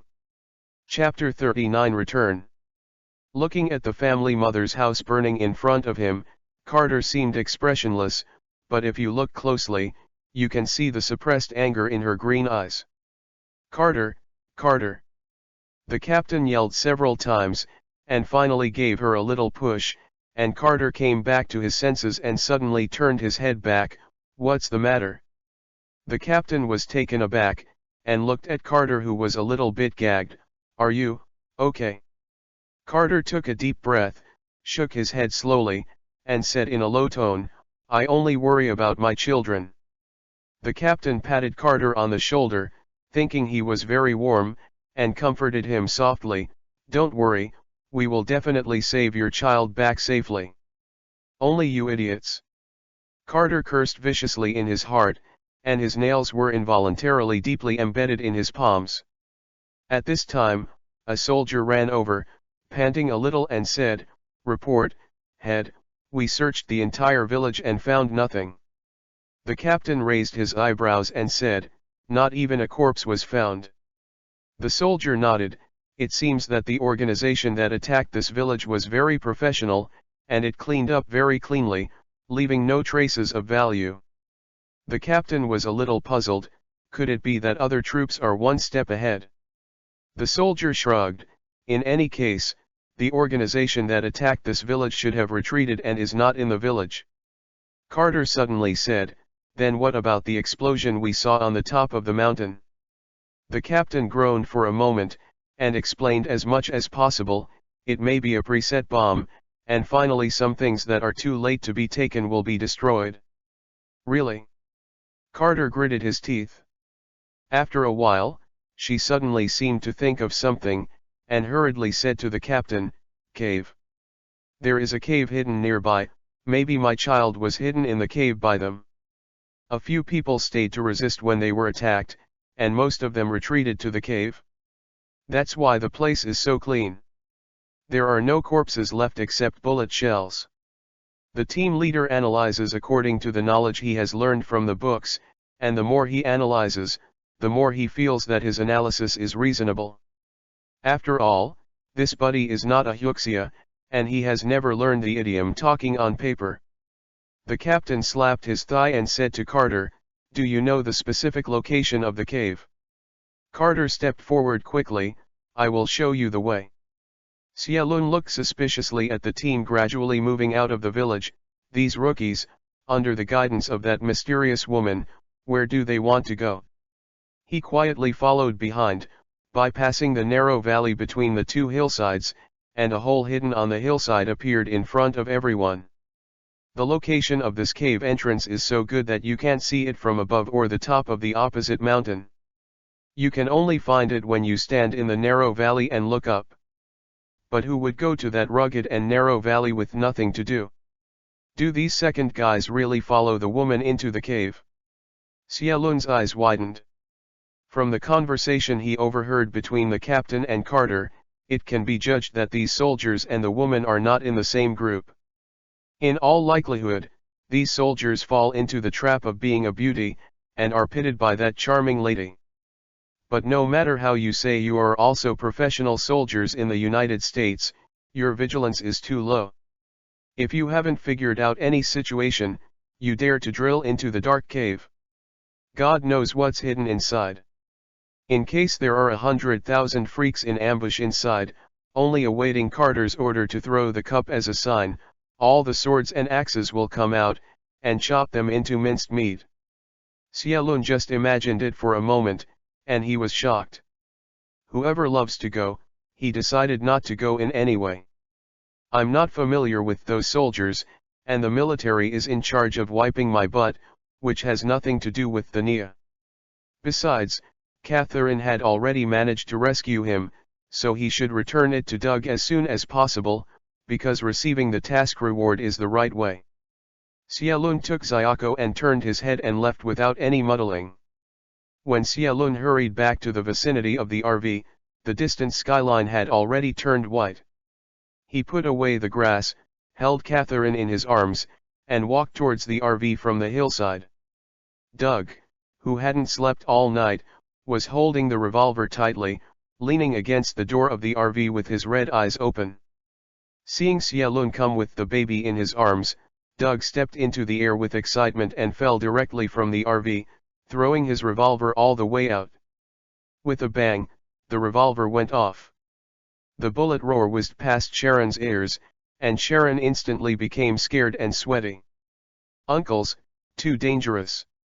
It was not folded in the hands of the freak that night, and the person who was almost rescued collapsed. Xia Lun let out a long breath and gave Doug an angry look. Instead of handing the baby to Doug first, he quickly bent over and confiscated the revolver. If the first shot was missed, I was blessed by God. In case of another shot, God knows that God still can't open his eyes. Doug also knew how big a mistake he had made, and despite his eagerness, he did not dare to take the baby from Xia Lun's arms. She could only stand in front of Xia Lun angrily, with an awkward smile on her face. This kid is much cuter than you. Xia Lun snorted and handed the child to Doug. Doug took the child with joy and sorrow, and looked at the sleeping Catherine in the infant. Doug couldn't help crying. It's strange to say that the baby who didn't even wake up the grenade exploded, but at the moment opened his eyes because of Doug's cry, waving his two small arms and crying. This is just great. As the little guy cried, Doug couldn't stand it anymore, crying even louder. As the father and daughter cried, Brenda also ran out of the RV, and the three cried together. It was inconvenient for Xia Lun to join such a family gathering, and hid his chin to the side. Although Catherine had handed it over to Doug, the system did not indicate that the case was over. How is this going? Isn't this baby Catherine? Xia Lun turned his head to look at Doug, to see how these two young men cry. Don't they look like fakes? Or, because he didn't follow those soldiers into the cave. Xia Lun curled his lips. FK off, I'm not shy.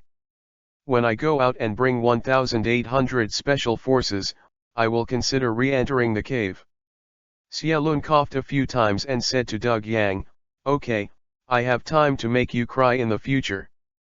Let's leave this ghost place now.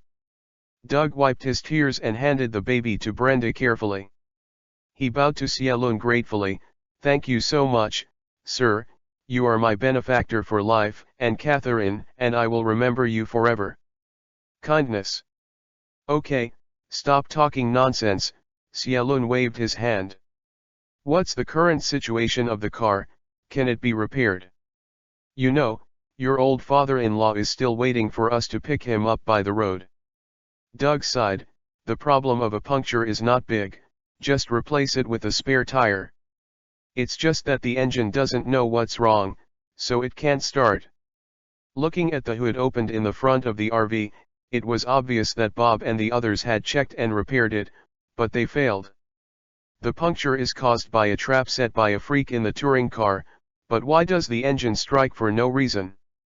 Xiaolun guessed that this should be the ghost of the gas station worker.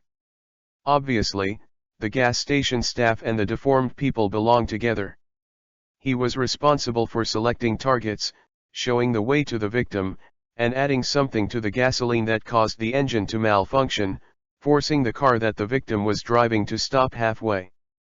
As a reward, the freak would pack the victim's personal belongings and give it to him, so that the guy could exchange for money in turn. Now think about it, when Sharon shot him 3 times, it was still cheap for him. Such an inhumane batan should be fed to the freak after being cooked on the stove. Thank you for reading this story at fictionzone.net. Your support enables us to keep the site running. Chapter 40 New Order. After Xiaolun and Doug worked together to change the spare tire, he said to Doug, "Go to the driver's seat and I will try to repair the engine. Remember, when I call you to start the car, you must start the car in time." Doug nodded vigorously, and quickly climbed into the driver's seat. Xiaolun pretended to come to the front of the car, leaning down to look like he was checking the engine, but in fact he just pressed the ring on his finger to the engine. The system restores the target to the most basic starting state. Observe, the target is being scanned, recovered to your request, 10 points need to be deducted. Is it repaired? Repair, anyway, I just earned 50 points from that little baby, so I won't suffer. Beep, the repair is successful, 10 points are deducted, you currently have 70 points remaining. Xiaolun patted his palms, raised his head and shouted loudly, "Doug, light up." Doug, who was already ready, turned the key immediately after hearing Sharon's order. Just listening to the muffled sound of the engine turning buzzing, the touring car started successfully. Successful, agents, yeah, you are amazing. At the moment, Doug, there is only infinite worship left for Sharon. At the beginning, he and his father-in-law Bob worked together for a long time, but did not repair the engine. However, Xiaolun only touched, and the car was able to start without getting his hands dirty. Maybe this is the gap between ordinary people and NIA agents? In the eyes of Doug Worship, Xiaolun closed the car cover, jumped back into the car, and waved, "Turn around, let's go back." Doug and Brenda had already moved the bodies of Ethel and Lina into the trailer behind the RV. As for everything else left outside, they turned directly to the back and forth. At the moment the morning sun has slowly risen, and the golden sun is spreading on the ground. Under the sunshine, the whole Gobi desert reflected golden light, as if the ground was covered with gold. But it's such a beautiful scenery, no one wants to appreciate it except Xiaolun. Brenda, who suffered shock changes at a young age, changed his lively and cheerful personality, and since getting into the car, he has been holding Catherine in a dead face without saying a word. Doug was also silent. Although the old man and his family always looked down on him, he always loved his wife deeply. But in one night, the family broke down and the people died. If it wasn't for his own daughter, I'm afraid he couldn't hold it anymore. In this depressing atmosphere, the RV was driving forward quickly. Soon, Bob, lying on the side of the road, appeared in front of Doug and Shellen. Doug was taken aback, and hurriedly stopped to check, only to find that Bob was just in a coma, and Roar was breathing, and he was relieved. With the help of Sharon, he moved Bob back into the car, and the RV was on the road again. When he came to the pile of rocks blocking the highway, Xiaolun saw his SUV parked on the opposite side unscathed. When Doug Roar was hired to change cars, Xiaolun's cell phone rang, which had been silent for a long time. Perhaps because of the influence of the radiated magnetic field, the quality of the call was very poor. Xiaolun turned several times and finally climbed onto the roof of the caravan. "Hey, Sharon. I'm Holly, did you hear that? Deputy Director Holly, I can hear it now. It's just that the signal on my side is not good. Why don't you wait for me to get out? How are you now?" Everything is normal, and besides that, I have rescued several victims, some of whom are in urgent need of medical assistance. The support is on the road, and it will take about 20 minutes to reach your location. But now I need you to go to another place to investigate and gather intelligence. Xiaolun was startled. Deputy Director, please speak. We have just received a notice from the military that 2 hours ago, an underground warehouse belonging to the military lost contact. The convoy sent to deliver supplies to the warehouse, the military intended to let them complete anything to rescue you. But now I have also lost communication. Xiaolun's mind emerged, and the group of soldiers who dared to drill into the cave quietly curled their lips. On the phone, Hollis continued, at present, the only official person closest to the underground warehouse is you. Now that you are okay, coupled with the military's requirements, I now, as the Deputy Director of the NIA, order you immediately. Go and investigate. Don't look at Holly's very serious words on the phone, but Sharon, who was brought up by her since childhood, couldn't hear the subtext in her words. If Holly solemnly called Xiaolun's full name as a family member, then she had better be obedient. But in what official capacity? Xiaolun quickly rolled his eyes. It seemed that Hollis didn't want to let himself go, but because of the pressure from above, he could only turn around like this and tell himself. Boy, don't go, just talk about the reason, any stomach hurts and leg cramps. Anyway, the Emperor is far away, you can't live or die, no one of us officials has anything to do.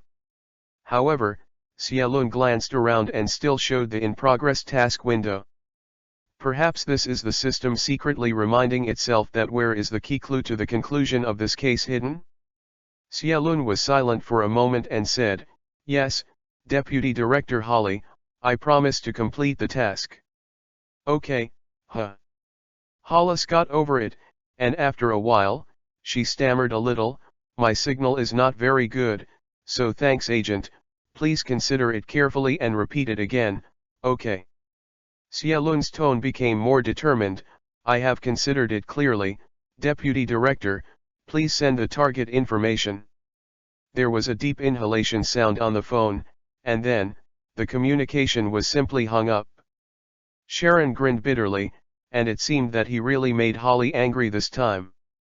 But soon he received an encrypted text message on his mobile phone. After decryption, the text message contained only a very simple sentence, base 116, coordinates XXXXXX, password 7803ZM. Xiaolun collected his mobile phone, jumped out of the RV, and said to Doug, you stay here for a while, and support will arrive in less than 20 minutes. I just received a new task and need to turn back, so the RV temporarily borrow it? Doug shrugged, and after moving the trailer with the corpse on the back, he said solemnly to Xiaolun, you can use the RV. You don't have to return it to me in the future. I don't want to see this car again. Xiaolun patted Doug on the shoulder, thought for a moment, then handed the revolver to Doug again, and exhorted, don't go wrong this time. Doug gave a wry smile, took the gun, and shook Sharon's hand vigorously, thank you, sir, you must pay attention to your safety and take care. Brenda, who had been silent for a long time, also walked over at this time, gave Sharon a hug, then turned and left silently, and then went to take care of Catherine. Xiaolun did not continue to have a relationship with his sons and daughters, drove the RV and turned around, and began to drive quickly to the opposite side of the Gobi Desert. Thank you for reading this story at fictionzone.net. Your support enables us to keep the site running. Chapter 41, Die Again? Password, 7803ZM. After entering the password, only a ding sound was heard, and the closed iron door flashed a gap. Xiaolun gently opened the iron door, turned on the flashlight, and looked inside vigilantly. It looks like this is a maintenance passage. The ceiling and the left side of the passage are full of pipes and cables, resulting in a very narrow space that can be passed by at most one person. Xia Lun thought for a while, picked up a small stone and stuck it in the crack of the door. Looking at the iron gate from a distance, it was closed, but in fact, as long as he applied force, he could push the iron gate open. After ensuring his retreat, Xia Lun cautiously walked inward along the passage with his gun. The overhead chandeliers are still on, but they are far away from each other, and the dim yellow lights are flickering and dimming, which is a typical horror film style. Xia Lun carefully walked through this long and narrow passage and pushed a heavy iron door again before he successfully entered the so-called 116 military warehouse. Obviously, this place should be some kind of underground bunker. From the analysis of the spacious space, maybe some big guys have been stored. But now it has been emptied, leaving only a few large wooden boxes that are well preserved. Xia Lun looked at the label on the wooden box. It was full of outdated weapons and equipment that were eliminated by the army. Some weapons were produced during World War II. I guess it's really worthless, so I just throw it here and don't bother to destroy it. Xia Lun was checking these wooden boxes when suddenly a scream was heard above his head. Then a figure fell from the sky and slammed heavily on a wooden box. Hearing a loud bang, dozens of Springfield rifles fell out of the wooden box. Along with these old-fashioned rifles, there are corpses that have been smashed into flesh. Xia Lun leaned tightly on the wall and waited for a while to make sure that nothing fell from it before carefully stepping forward. Judging from the clothes on the corpse, decedent should be the soldier stationed in this warehouse. I just don't know if it was slipped and dropped, or was dropped. Xia Lun glanced at the upper patio of Haigilongdong, walked along the corner, and quickly found the iron stairs going up. Then Xia Lun hurried forward along the stairs, and the entrances of the 3 successive floors were welded to death, making it impossible to enter. It was not until the 4th floor, which is the top floor, that the door was opened wide. The blood began to appear here. Xia Lun slowly moved forward holding the gun, his eyes scanning the surroundings vigilantly. Judging from the fallen corpses around, these soldiers were attacked suddenly, and they did not even have time to open the insurance of their guns. However, the enemy who attacked here also left traces. A string of clear blood footprints on the ground pointed out the enemy's movement. Judging from the footprints, the enemy seemed to be barefoot and no shoes. Xia Lun followed his footsteps carefully, and soon came to a larger secret room. The huge and heavy insurance door slanted outward to open a gap, and the sound of overturning and overturning cabinets continued to be heard from within the gap. Xia Lun just wanted to throw a grenade inside, but the old weapons below suddenly appeared in his mind. God knows what is hidden in this secret room. If 1 or 2 of the big killers are not taken away, and the grenade of oneself is thrown in, it will be a lot of fun. Xia Lun curled his lips, put away the grenade angrily, and pointed forward slightly. Xiaoko appeared silently behind Xia Lun and rushed in with a fearless spirit. Immediately after, a few unexplained "wow" in the room screams sounded in the secret room. A moment later, your pet Xiaoko has been fatally injured and enters suspended animation again. It is expected to resurrect in 20 days. Xia Lun, who just wanted to rush in, stopped abruptly. Dry. In any case, although Xiaoko is still in a period of weakness, it is not something ordinary people can kill with bare hands. But there was no gunshots in the secret room just now. Could it be that there are some stronger monsters hidden inside? A Taoist sword fairy? The knight who broke through the air? Xia Lun chirped, took out the grenade without hesitation, pulled the safety latch and threw it in, and then pushed the safe door hard.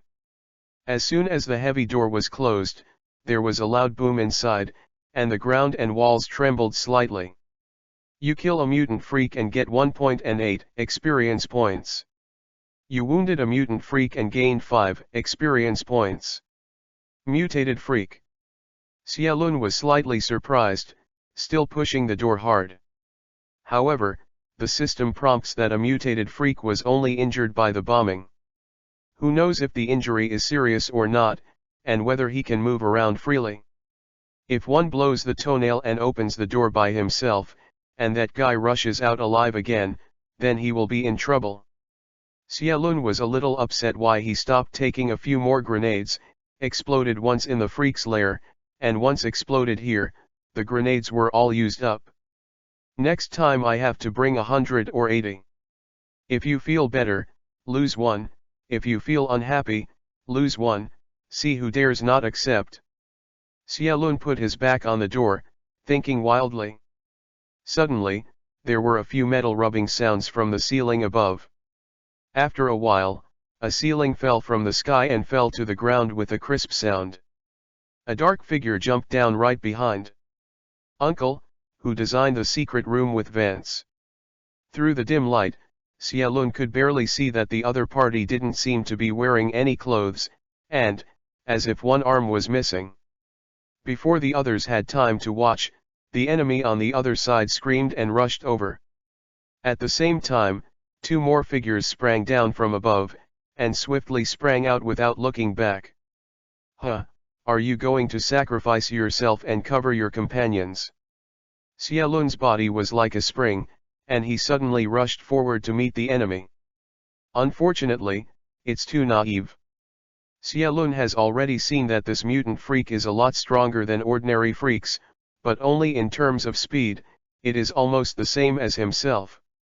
When two people of similar strength play against each other, which side has a higher chance of winning? The answer is simple. That is, the side with the gun wins. Passive skills, low-level close combat specialization is activated. Strength and agility are temporarily increased by 5 points. Passive skills, low-level car shooting skills activated, 3 meters away from the target, 2 meters, 1 meter, shooting accuracy increased by 50%.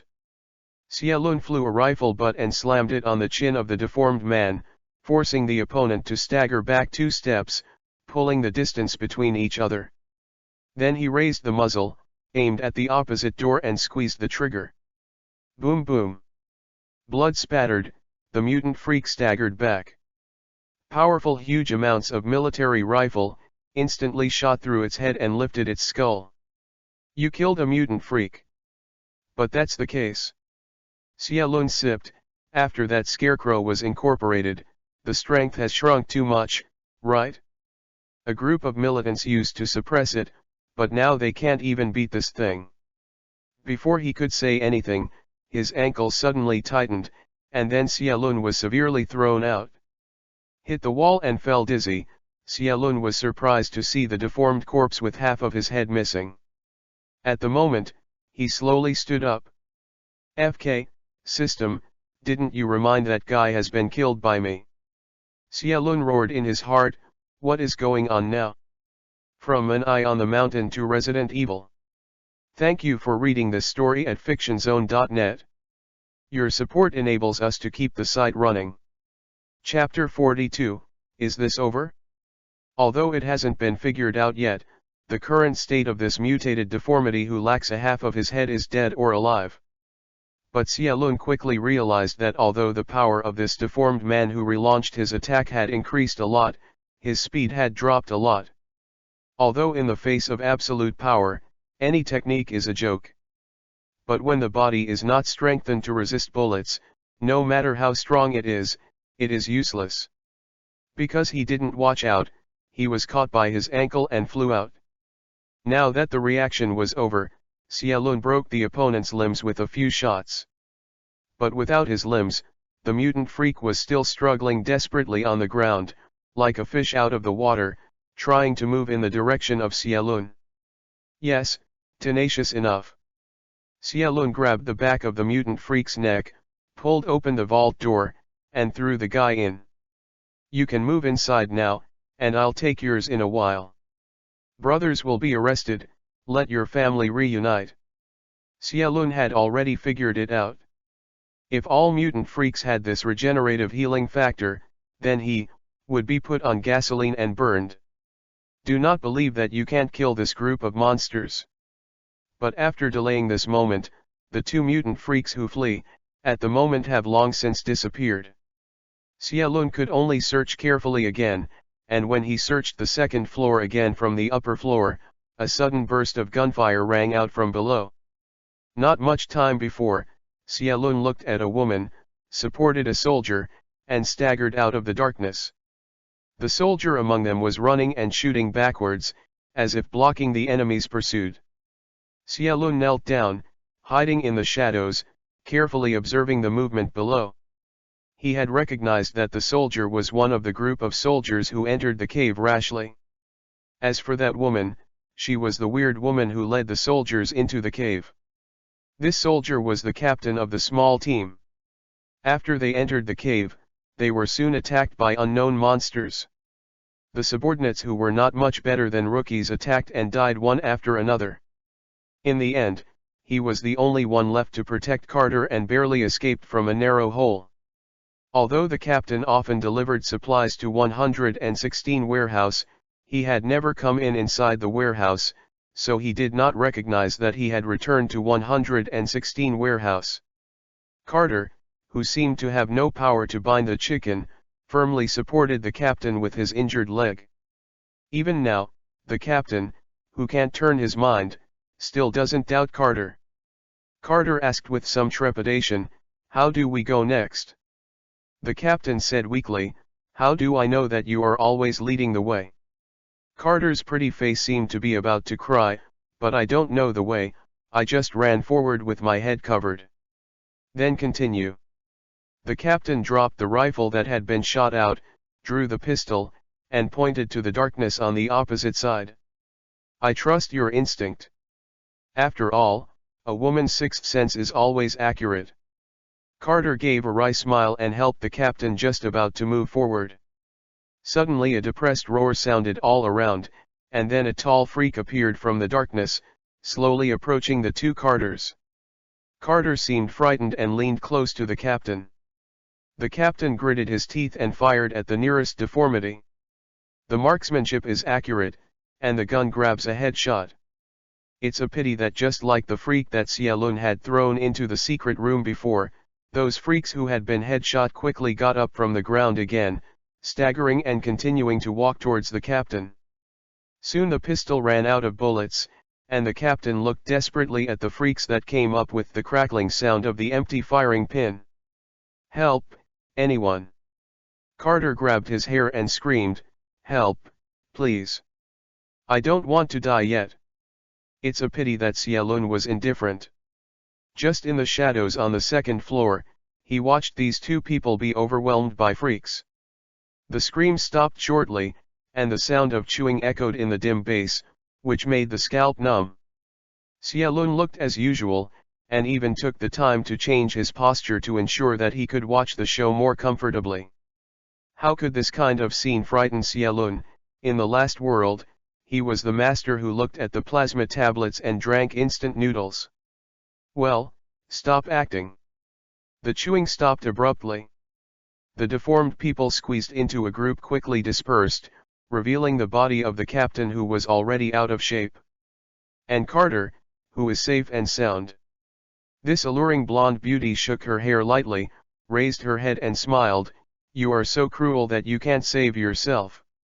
Or, you were so scared that you didn't dare to show up?"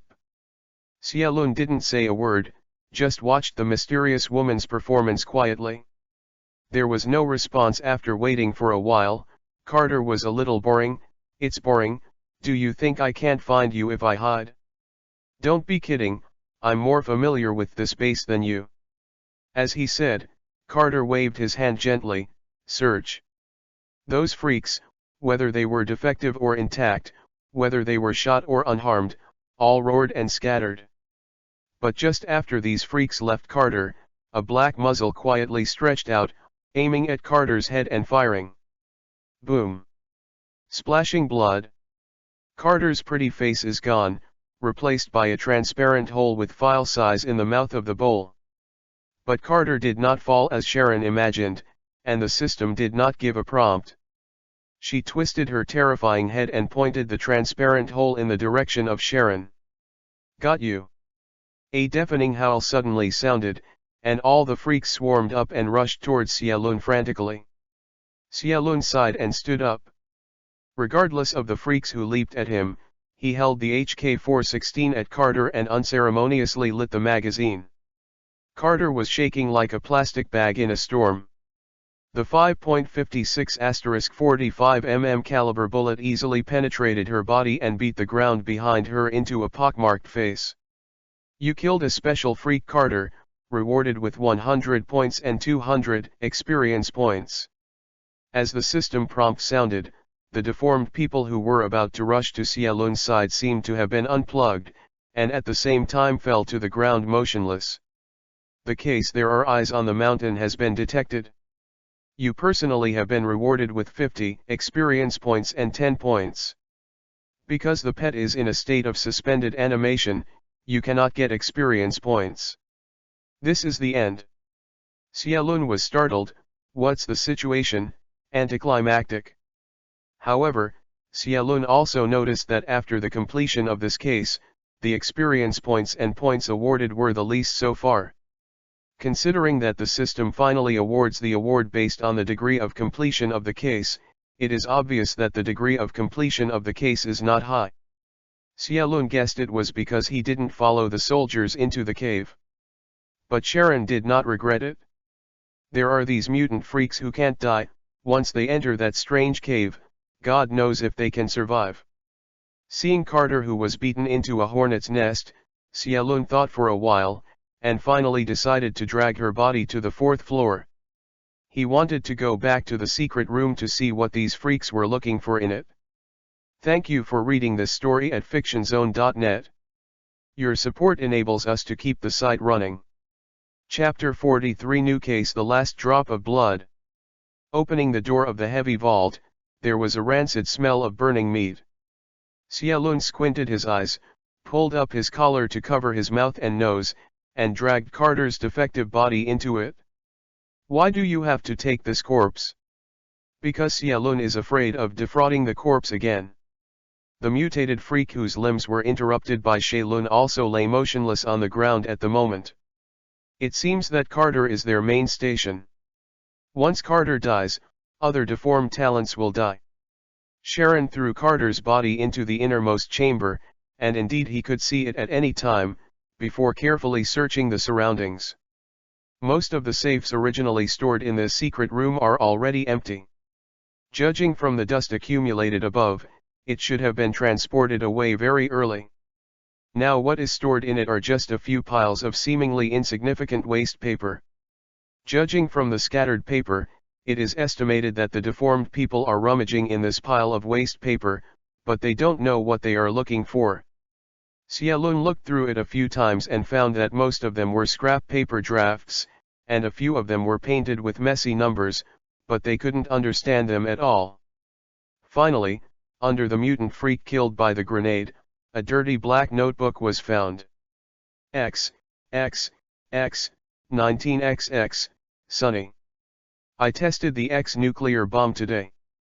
Through my design, the radiation concentration was increased 10 times higher than before. It was a success.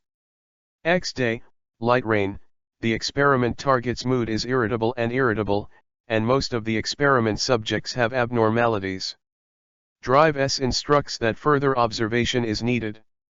Ching, the experimental subjects died in large numbers, and valid data were obtained. The above was very dissatisfied and asked to clean up all the subjects and suspend the experiment. The last piece of equipment was also pulled away. Starting today, this base will be reduced to an ordinary military warehouse, which is still a spare. Drive S has disappeared, soldiers were dispatched from above, and the whole base was searched up to the sky, but no trace of him was found. Many people say that he has escaped abroad, but I have a hunch that he is still here. Hidden in this 116 base. It is detected that you have touched the broken notebook of the evidence, and the case 116 base suspect cloud is opened. The case is a long-term difficult case and does not need to be resolved as soon as possible. Once the case is solved, a generous reward will be given according to the degree of completion. Xia Lun tucked the notebook in his hand. Although most of the contents on it have been blurred, one or two facts can still be inferred from the lines. These freaks may be related to the mysteriously missing Dr. S. And what does all this have to do with the Carter family? More than 3 hours later, Xia Lun sat boredly at the gate of the base, looking up into the sky, 5 gunship helicopters that had been overdue. General Ross. Xia Lun raised an eyebrow, slightly surprised after seeing the middle-aged soldier in the lead. Why are you here? Huh, it's not just rubbing the skin of the old waist. With a mustache and full of majesty, Rose looked at Sharon. I haven't seen it in a few years, and the Moutaboy has become an adult back then. That, General Rose. Rose raised his hand and interrupted Sharon's words. Okay, kid, don't get close. It's business. From now on, I'm in charge of everything here. Unia can leave. This is my opinion, it's just. Enough, kid, I'm already looking at James' face, otherwise you have to stay for review. But it's nothing. Now take the number 27 helicopter and leave here immediately. This is an order. Well. Xia Lun wanted to give the notebook to Rose. Seeing the general's resolute and vigorous action, Xia Lun decided to keep it first. Boarded the helicopter number 27, which just took off. The helicopter pilot signaled to Xia Lun to put on the headset, and there was a communication call. Xia Lun put on the earphones with some doubts, and a gentle and calm man's voice came from the earphones. Xia Lun, this is James, how are you doing now? Xia Lun was agitated, straightened up subconsciously, and said in a deep voice, Auntie, cough, Deputy Minister James, thank you for your relationship. I am in a very good condition and safe. That's good, otherwise Holly will get angry, and neither of us will have a better life. There was a hearty laughter in the earphones, and Xia Lun also hurriedly laughed with him. After a while, the earphone laughter stopped abruptly, and the other party's tone became calm again. But you can't go back now. I have a personal matter here that I need to ask you. Xia Lun felt tight, and said cautiously, Uncle, do you have an illegitimate child out there? There was a moment of silence in the headset, and a little hesitation said, It shouldn't be, I've always been very careful. Then it's okay. Xia Lun breathed a sigh of relief. Go ahead, Vice Minister, what task do you have? No, I have to tell you some things in advance. This matter is not visible, so you can't show up openly, let alone reveal your identity. More importantly, this matter is not in the country, but in a strange and dangerous foreign country. The voice in the headset said calmly, You think carefully about whether to accept this task. Xia Lun laughed strangely. Vice Minister, you said these are useless. Even if I promised you, something happened in the end, Holly can't spare you.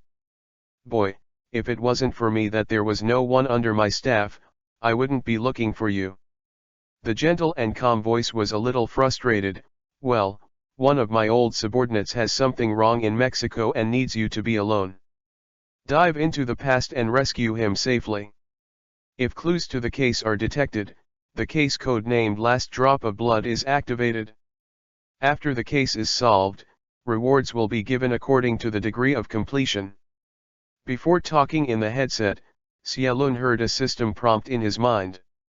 Xia Lun pouted and interrupted the other party. I agree, Deputy Minister, I accept this task. Really? The voice in the headset was obviously unbelievable. You can imagine that the security situation in Mexico is very bad, with gangs and conflicts. And there is no other support except yourself. The system is turned on, can I still refuse? Xia Lun murmured in his heart, but said righteously, as an agent of the United States, how can you die without saving? Don't worry, Deputy Minister, even if there is a sea of swords in front of you, I promise to complete the task. Boy, the more you say that, I don't know what to say. The voice in the headset asked with some confusion, Are you sure? Yes, 100% sure. Xia Lun nodded vigorously, like a hero on the battlefield. Well, put all the weapons and equipment on your body, and all the items that can mark your personal identity, into the black bag under the seat. Don't worry, when you come back, these things will be returned to you. Now the helicopter will take you to the next meeting point, where someone will take you out of the border and into Mexico. And then, you can only rely on yourself. Thank you for reading this story at fictionzone.net. Your support enables us to keep the site running. Chapter 44. In the spacious and luxurious office, a handsome middle-aged white male put down the phone in his hand and rubbed his eyebrows weakly. Then I picked up the phone next to me and dialed a familiar number. "Hey, my dear, it's done, I've already paid that kid out." Holly, who was also standing in her office, said with a serious expression, "Where did you let him go?" "My dear, you know the rules, it's about state secrets, I can't tell you." "Then tell me, is his place dangerous?" The man blinked and replied carefully, "Well, within my abilities, the place where he goes has the lowest risk factor. Yes, no matter how chaotic Mexico is, it is safer than the Middle East battlefield, the dark war in Europe and Mao Zedong, and the turmoil in Africa, right?" "Hey." Holly sighed, turned to look at the desk, pinned Ed Meng's photo files, and said coldly, "About how long can it be delayed? How can it take a week?" The man murmured, "There are not many clues, plus the unfamiliar place of life, it will take 2 or 3 days to find the goal." After hanging up the phone, the man sighed for a long time, and looked at the documents that were laid out in front of him. The first one was impressively a recent bust of Xialun. If Xialun saw these documents, he would be scared in a cold sweat. In addition to the most basic personal information, there are also information on all the cases that he participated in after entering the NIA. Among them are 3 cases of a snake-infested flight, a woman in white, and a last fight. In particular, in the folder of the woman in white, in addition to the detailed witness transcripts, there are also all the old case files that Sharon looked for, the map drawn with a pencil, and the copy of Beth, the original file of Fu Green. After reading these documents carefully again, the man snorted and whispered lightly, "This kid is interesting." After more than an hour of flight, the helicopter landed on a remote road. On the highway, there were 3 pickup trucks waiting for Sharon. No nonsense, Xialun got into the car directly, the 3 pickups started immediately and left. In the pickup truck, sitting in the passenger seat is a man with sunglasses and a beard. He handed a black backpack to Xialun and said in a deep voice, "There are things you need in it, so please put it away carefully." Xialun opened the zipper of the backpack and found that in addition to 2 black M9 pistols, 4 magazines, and a stack of green bank notes, there was also a set of personal identification documents in a plastic bag. Opening the ID, I saw a new name, Zhou printed next to my photo. Xialun raised his eyebrows and looked suspiciously at the beard in front of him. The beard shrugged his shoulders. "What's wrong? I don't understand, Huxia. This name was finally found on the internet. Is there any problem?" "Forget it," Xialun put away his credentials. "Although he is a little better than me in terms of talent. But if he is handsome, I am still a little better than him." Then the inside of the car returned to quiet again, and neither of the parties stopped talking. Xialun didn't bother to inquire about their identities, and the other party was obviously not interested in Xialun's purpose. 3 seemingly ordinary pickup trucks drove along the highway for more than an hour, and finally arrived at the Mimo border station in the sunset. The broad immigration control battle used thick stone piers to divide the road into 2 halves. On the right is the meter exiting and entering the ink, there are few vehicles, and the left side is the exiting ink and entering the meter, the vehicles are crowded and you can't see the head. Unlike the security check on the left, which is as detailed as it is almost infringing on personal privacy, the security check on the right is just a mere formality. Beard handed the passport to the security inspector who came up. The security inspector just glanced at random, then returned the passport to signal for release. It's definitely, the pile of dollars in the passport has disappeared. When the convoy drove into the nearest Mexican town, the sun had already set. The pickup truck stopped in front of a very old hotel, and his beard threw a key to Sharon, room 216. Xiaolun nodded, took the key, and got out of the car with his backpack. The pickup truck drove away, leaving Xiaolun alone at the door of the hotel. Seeing from both sides of the street with unkind eyes, Xiaolun sneered disdainfully, turned and walked into the hotel without fear. But instead of going directly to 216, he opened a room on the second floor at the front desk. I squeezed a green banknote to the front desk, and even the identity registration was exempted. The hotel room near the border, what conditions can be imagined? The sheets covered with weird spots made Xiaolun give up his plan to sit on the bed and rest. Close the curtains and turn on the lamp. On the dirty table, I carefully checked the pistol and made sure that there were no problems before wearing the pistol and magazine. After finishing the work, Xiaolun turned off the lamp, sat at the table, closed his eyes and rested.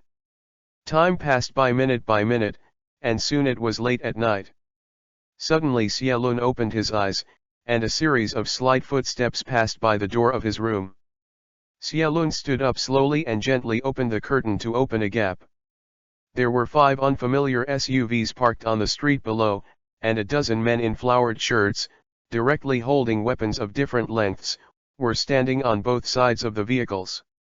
Xiaolun's eyes flashed, he drew his pistol, and calmly prepared himself for battle. Soon there was a muffled sound of knocking on the door outside, followed by a mess of Mexican language. After a while, there was the sound of smashing the doors of other rooms, and the screams of passengers in horror came one after another. With a bang, the door was kicked open. The one who kicked the door was a dark-skinned Mexican man. Before he could see the situation in the dark room, a transparent hole appeared in his head. Xiaolun flashed out of the room like a ghost, and several militants in the corridor did not react at all, so they were shot and killed one after another. You kill a member of the Kurt gang, you will be rewarded with 2 experience points. You killed a member of the Kurt gang. No wonder the experience value given by the system is so low. These militants are too low in combat effectiveness, and they usually bully ordinary civilians. When encountering a real elite killer, there is no resistance at all. Street fighting in narrow corridors is not suitable for shooting with a rifle held flat. Xiaolun squatted, panning quickly left and right, and swiftly moved forward in a Z shape. Within 5 meters, any militant who leaked under his gun had a headshot with 1 shot. 5, 4, 3, 2, 1. Xiaolun calculated the remaining bullets of the pistol in his mind. After the last bullet was shot, he picked up the pistol and knocked a militant who was leaning on the door to the ground. Grabbed the AK in his hand and headed it. Stop it, stop me. A mob held a woman and held a pistol against her head, shouting loudly, otherwise I will punch her head. Without hesitation, Sharon shot the woman in the thigh, and the woman screamed and fell down weakly. Then in the horrified eyes of the mob, Xiaolun directly swept him into a hornet's nest. This story is adapted from the movie First Blood 5, part of the content is based on the movies Border Killer and Informer. Thank you for reading this story at fictionzone.net. Your support enables us to keep the site running. Chapter 45. Okay, stop screaming, just scratch some skin, you can't die. As Sharon yelled, the middle-aged woman who wailed on the ground holding her thigh, immediately closed her mouth in horror. At the moment all the militants in the second floor have been massacred by Xiaolun. Before the gangmates outside the hotel recovered, Xiaolun rushed to room 216 to see if there were any valuable clues inside. But when he came to room 216, he was slightly surprised to find that the door of room 216 was safe and sound. Didn't those gang members rush to 216? So what are they doing? Xiaolun didn't want to think so much, took out the key to open the door, and quickly stepped in. I quickly searched the room, and soon found a sealed portfolio on the bottom of the desk drawer. Without time to check, Xiaolun leaned to the window after folding the portfolio into his personal pocket. At the moment, the gang members outside finally noticed something was wrong, and screamed into the hotel. Xiaolun guessed somewhat that he probably made an oolong. But I can't blame myself for this. Who told those militants to only speak Mexican but no one speaks English? In the low-level language specialization, Mexican language is not included. This is the end of the matter. No matter whether these gang members came at them or not, they have already killed so many of them, this beam must be forged. Seeing all the gang members on the street rush into the hotel, Xiaolun opened the window and jumped off the second floor. It's a pity that Xiaolun didn't expect that just as he jumped out, there was a person above him, on the third floor, who also jumped off the building. As soon as Xiaolun fell to the ground, he was smashed into the mud by a dog. Your uncle. Xiaolun stared at Venus and almost spewed out a mouthful of old blood. Fortunately, his physical fitness has been strengthened a lot now. If he is an ordinary person, he will not die or become disabled. But this is not the most annoying.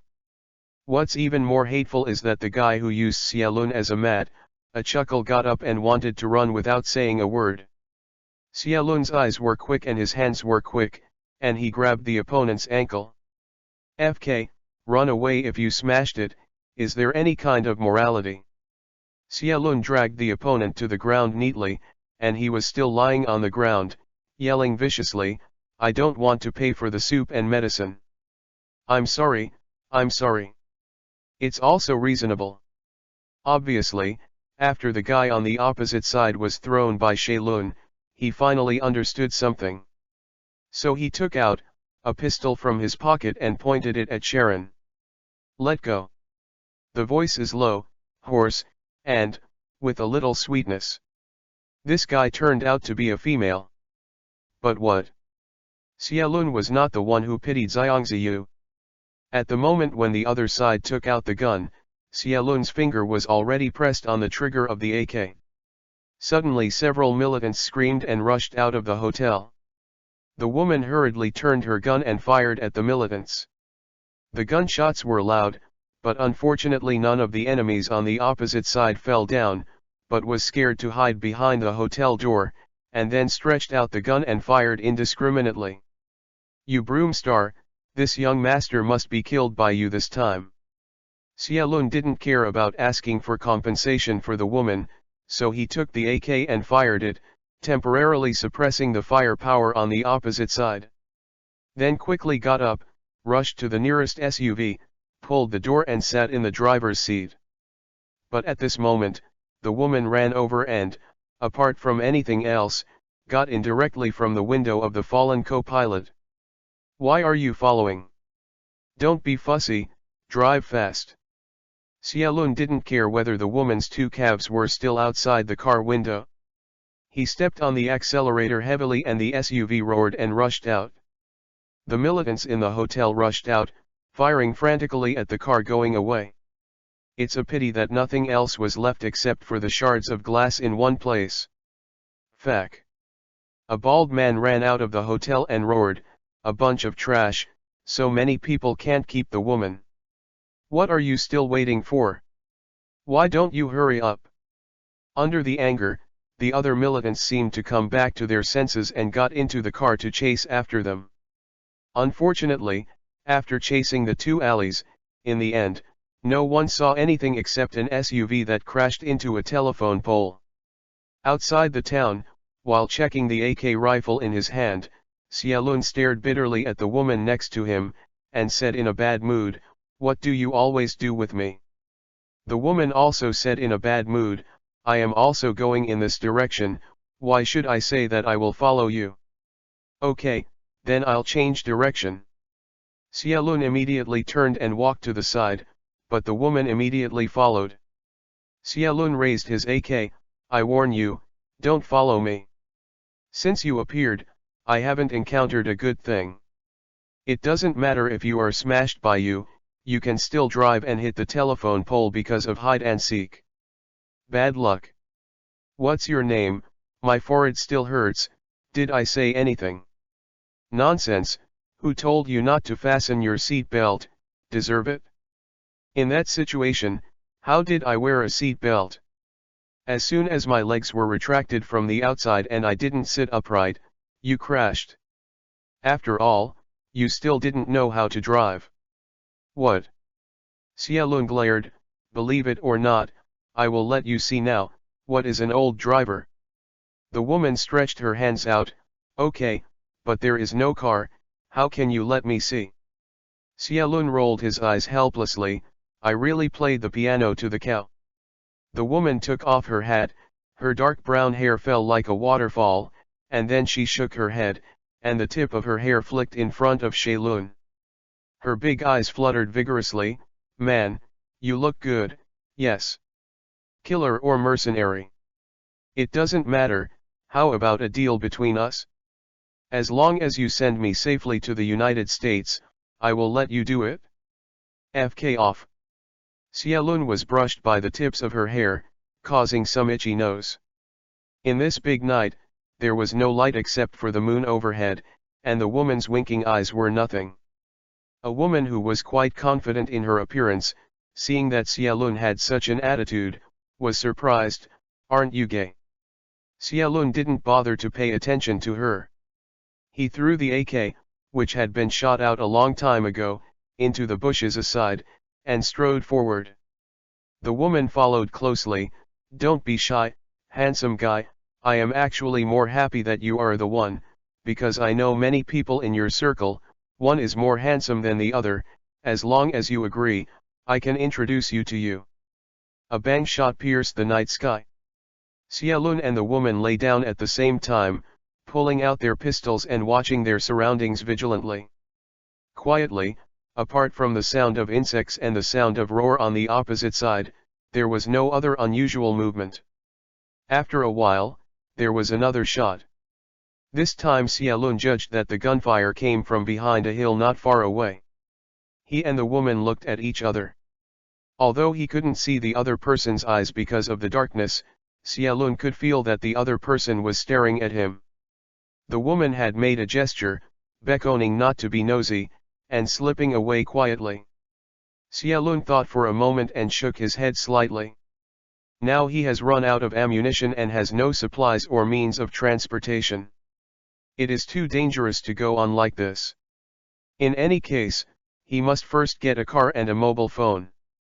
Thank you for reading this story at fictionzone.net. Your support enables us to keep the site running. Chapter 46 Border Killer. Behind the seemingly low hill is an abandoned quarry. In the low-lying ground filled with white rocks, a few cars were parked in a circle, huge amounts of incandescent lights illuminating the neighborhood like daylight. 7 or 8 men with their heads in sack and tied up with rope all knelt down on the ground. And beside them, 2 headshot bodies had fallen down. Behind these people, there are a few ragged teenagers. One of the teenagers held a huge desert eagle in both hands and pointed it at the back of one of the men's head.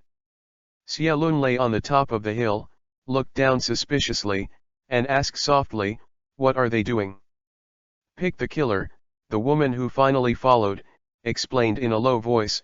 "These children should be orphans. After being selected by the gang, they should be trained as border killers." "Border killer?" Xia Lun narrowed his eyes and looked at the young gunman quietly.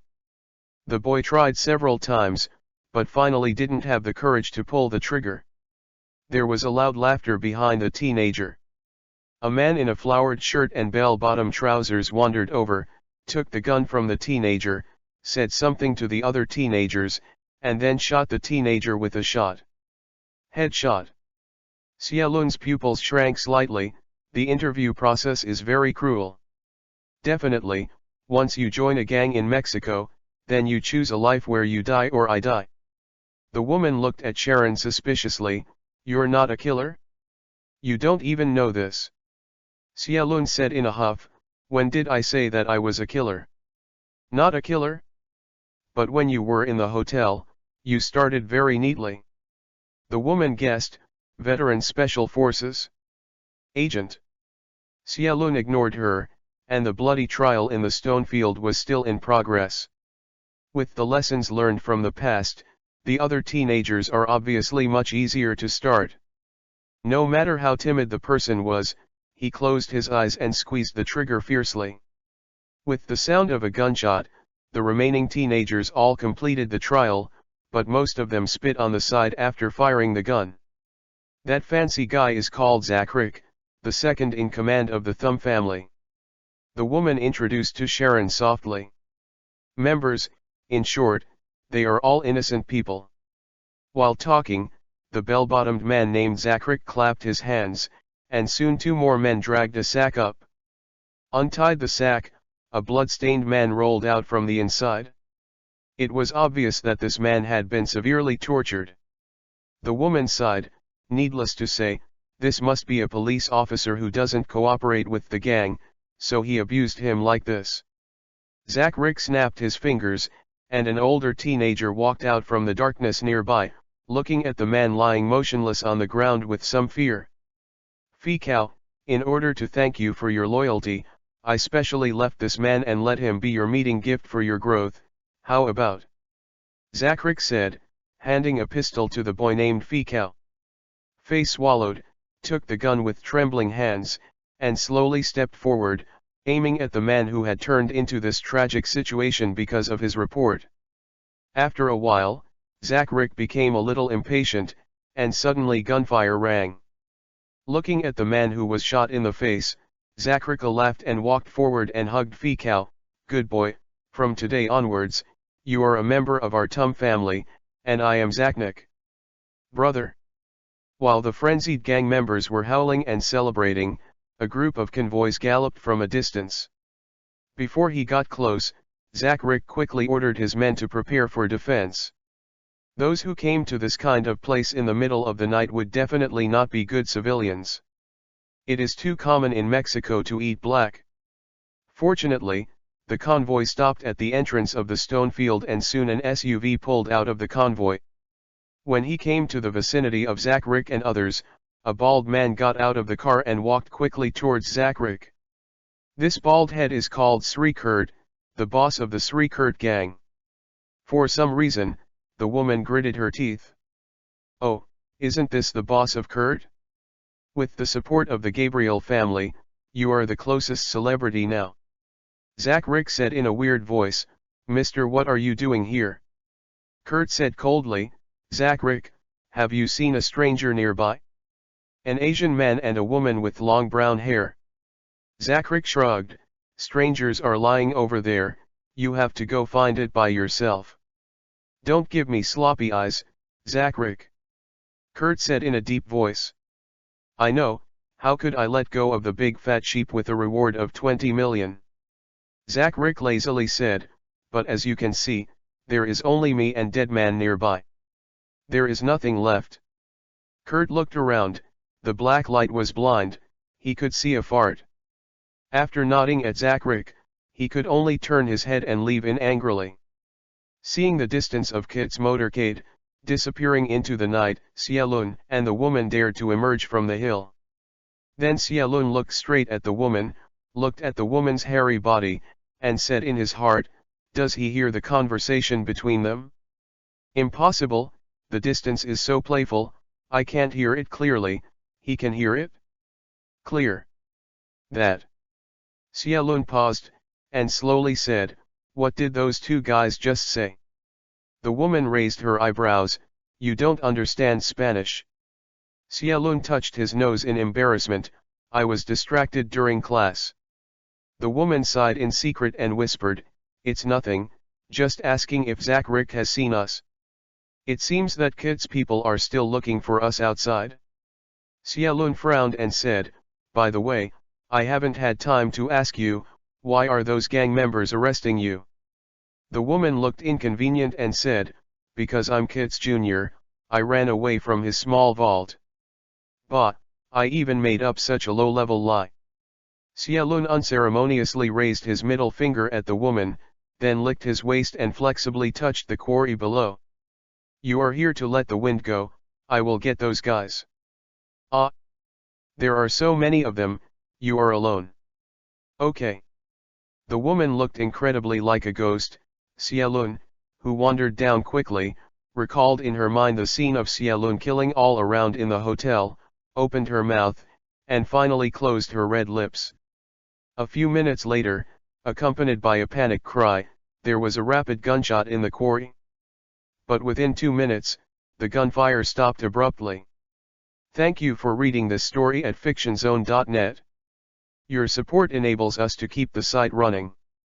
Chapter 47 Monica. Xialun was laying the collected weapons and equipment on the car hood, turning his head to look around at Will, just when the woman walked to the car lights, her eyes lit up. Under the light of the light, Xialun could see that this woman was very young, but she was extremely beautiful in her 20s. Although the facial features are a bit tough and the lips are a bit thick, they have an inexplicable temptation for men. For women like this, the older they are, the more attractive they are. Looking at Xialun with straight eyes, the woman smiled openly and stretched out her hand. Get to know me again. My name is Monica. I can say that I am a fugitive at the moment. Seeing Bai Shenshen's little hand stretched out in front of him, Xialun raised an eyebrow and gently held it. Hello, Monica, my name is Jilun, Jilun Zhou. My dear, your name is fake. To each other. Huh, what someone told you is the real name. Ha ha. After Xialun inspected the weapons, he picked out the suitable ones for him, and then went to check the cars next to him. And Monica was a little bored wandering around. You are really amazing, a dozen gunmen, you were killed almost instantly. Mr. Jelun, I am more and more curious about your true identity. Xialun ignored her. No matter how beautiful a beauty is, her life is not as important as her own life. He had just arrived in front of a modified off-road vehicle, and suddenly Monica cried out in surprise, "Oh my God, this man is still alive." Xialun quickly drew his gun and looked back, only to see Monica squatting next to the scarred man who was finally headshot by Fei. Xialun snorted badly, retracted the gun, and continued to check the vehicle. Monica strenuously laid the man flat on the ground and said anxiously, "Come on and help." Xialun said coldly, "A shot headshot, even if you don't die on the spot, it won't be saved. Beauty, I advise you, you'd better hurry up and collect some supplies. After a while, let's go halfway, and never again. Not see. Why are you such a cold-blooded man?" Monica ran over, found a first aid kit from the inside of the car, and ran back, carrying him. "My father is a sacrificial undercover police officer. I will never die." Saved. Xialun shrugged. Everyone has their own ambitions and can't force it. He got into the off-road vehicle, turned on the lights, and drew out his portfolio. Now I finally have time to see what is in this portfolio. Hey! Tear off the ceiling strip, there are only a few thin sheets of paper in the portfolio. John Rambo, a former member of the Green Beret Special Forces, an expert in mountain and jungle survival, participated in the Vietnam War, the Gulf War, and the Afghanistan War, the winner of the Purple Star Medal, the secret special instructor of the Ministry of the People's Republic of Daxia. After retiring from such a hunk 3 years ago, he has been living on a remote farm in New Mexico for many years. But half a month ago, he suddenly sneaked into Mexico secretly for some reason, was attacked by a local gang, and was seriously injured behind him. Fortunately, he was treated by well-wishers. After half a month of his injuries, Rambo woke up and sent a distress signal. Looking at the black and white photo on the copy, Xialun curled his lips, making it as if it were his death photos, which was unlucky. At the end of the document is a series of numbers, which is exactly the phone number used by Rambo to call James for help. This off-road vehicle was even equipped with a satellite phone. Xialun unceremoniously picked up the phone and dialed that number. The phone rang for a long time before it was connected. Password. A low man's voice came across the phone. Agate Stone. Security code. 73x867M. The password is correct. I have already sneaked into Mexico, tell me where you are now. Sangzi City, a small city 60 kilometers away from the border. For the specific location, we will contact you after you arrive. Good. After Xiaolun hung up the phone, he pulled out the landline and crushed the chips inside. Sangzi City. Xiaolun looked around, Uncle, where am I now? At this moment, the rear door opened, and Monica, who seemed weak, dragged the man over, and then pushed hard into the car. Xiaolun's eyes widened, what are you doing? He was okay, the bullet passed through his mouth, only smashed his teeth, and didn't even hurt his tongue. Monica panted and said, just a simple treatment, and he will soon be healed. Xiaolun stretched his hands, I mean, why did you push people into my car? The man woke up, trying to squirm his lips, spit out a few characters vaguely. Sharon didn't hear clearly, but Monica widened her beautiful eyes and looked at Sharon with a little surprise. He said he knew you, and he went to Mexico with you. What? Xiaolun leaned forward and carefully observed the embarrassed, blood-stained man.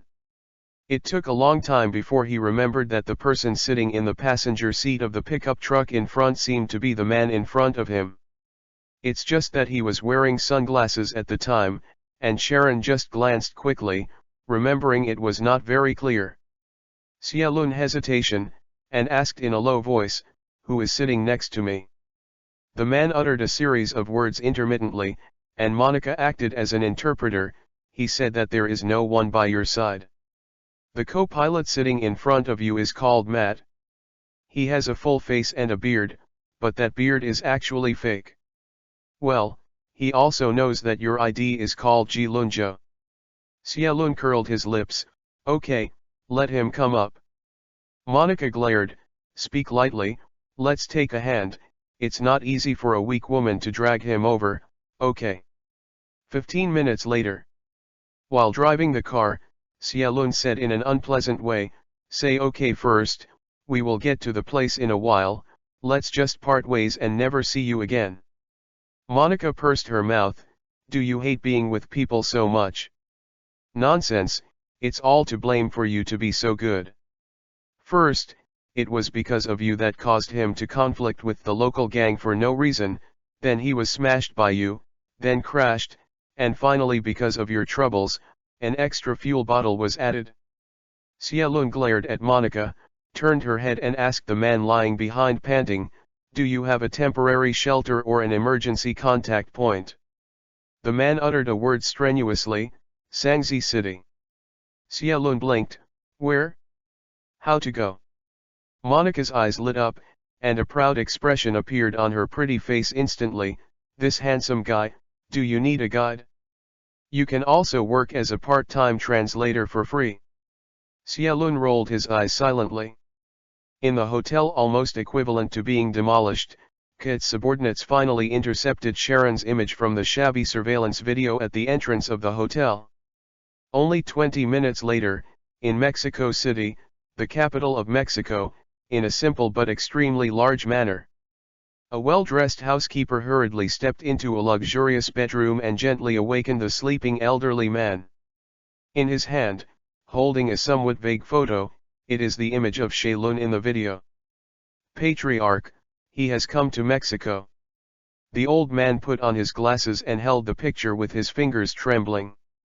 Half an hour later, 5 helicopters took off from Mexico City, and whizzed towards the border.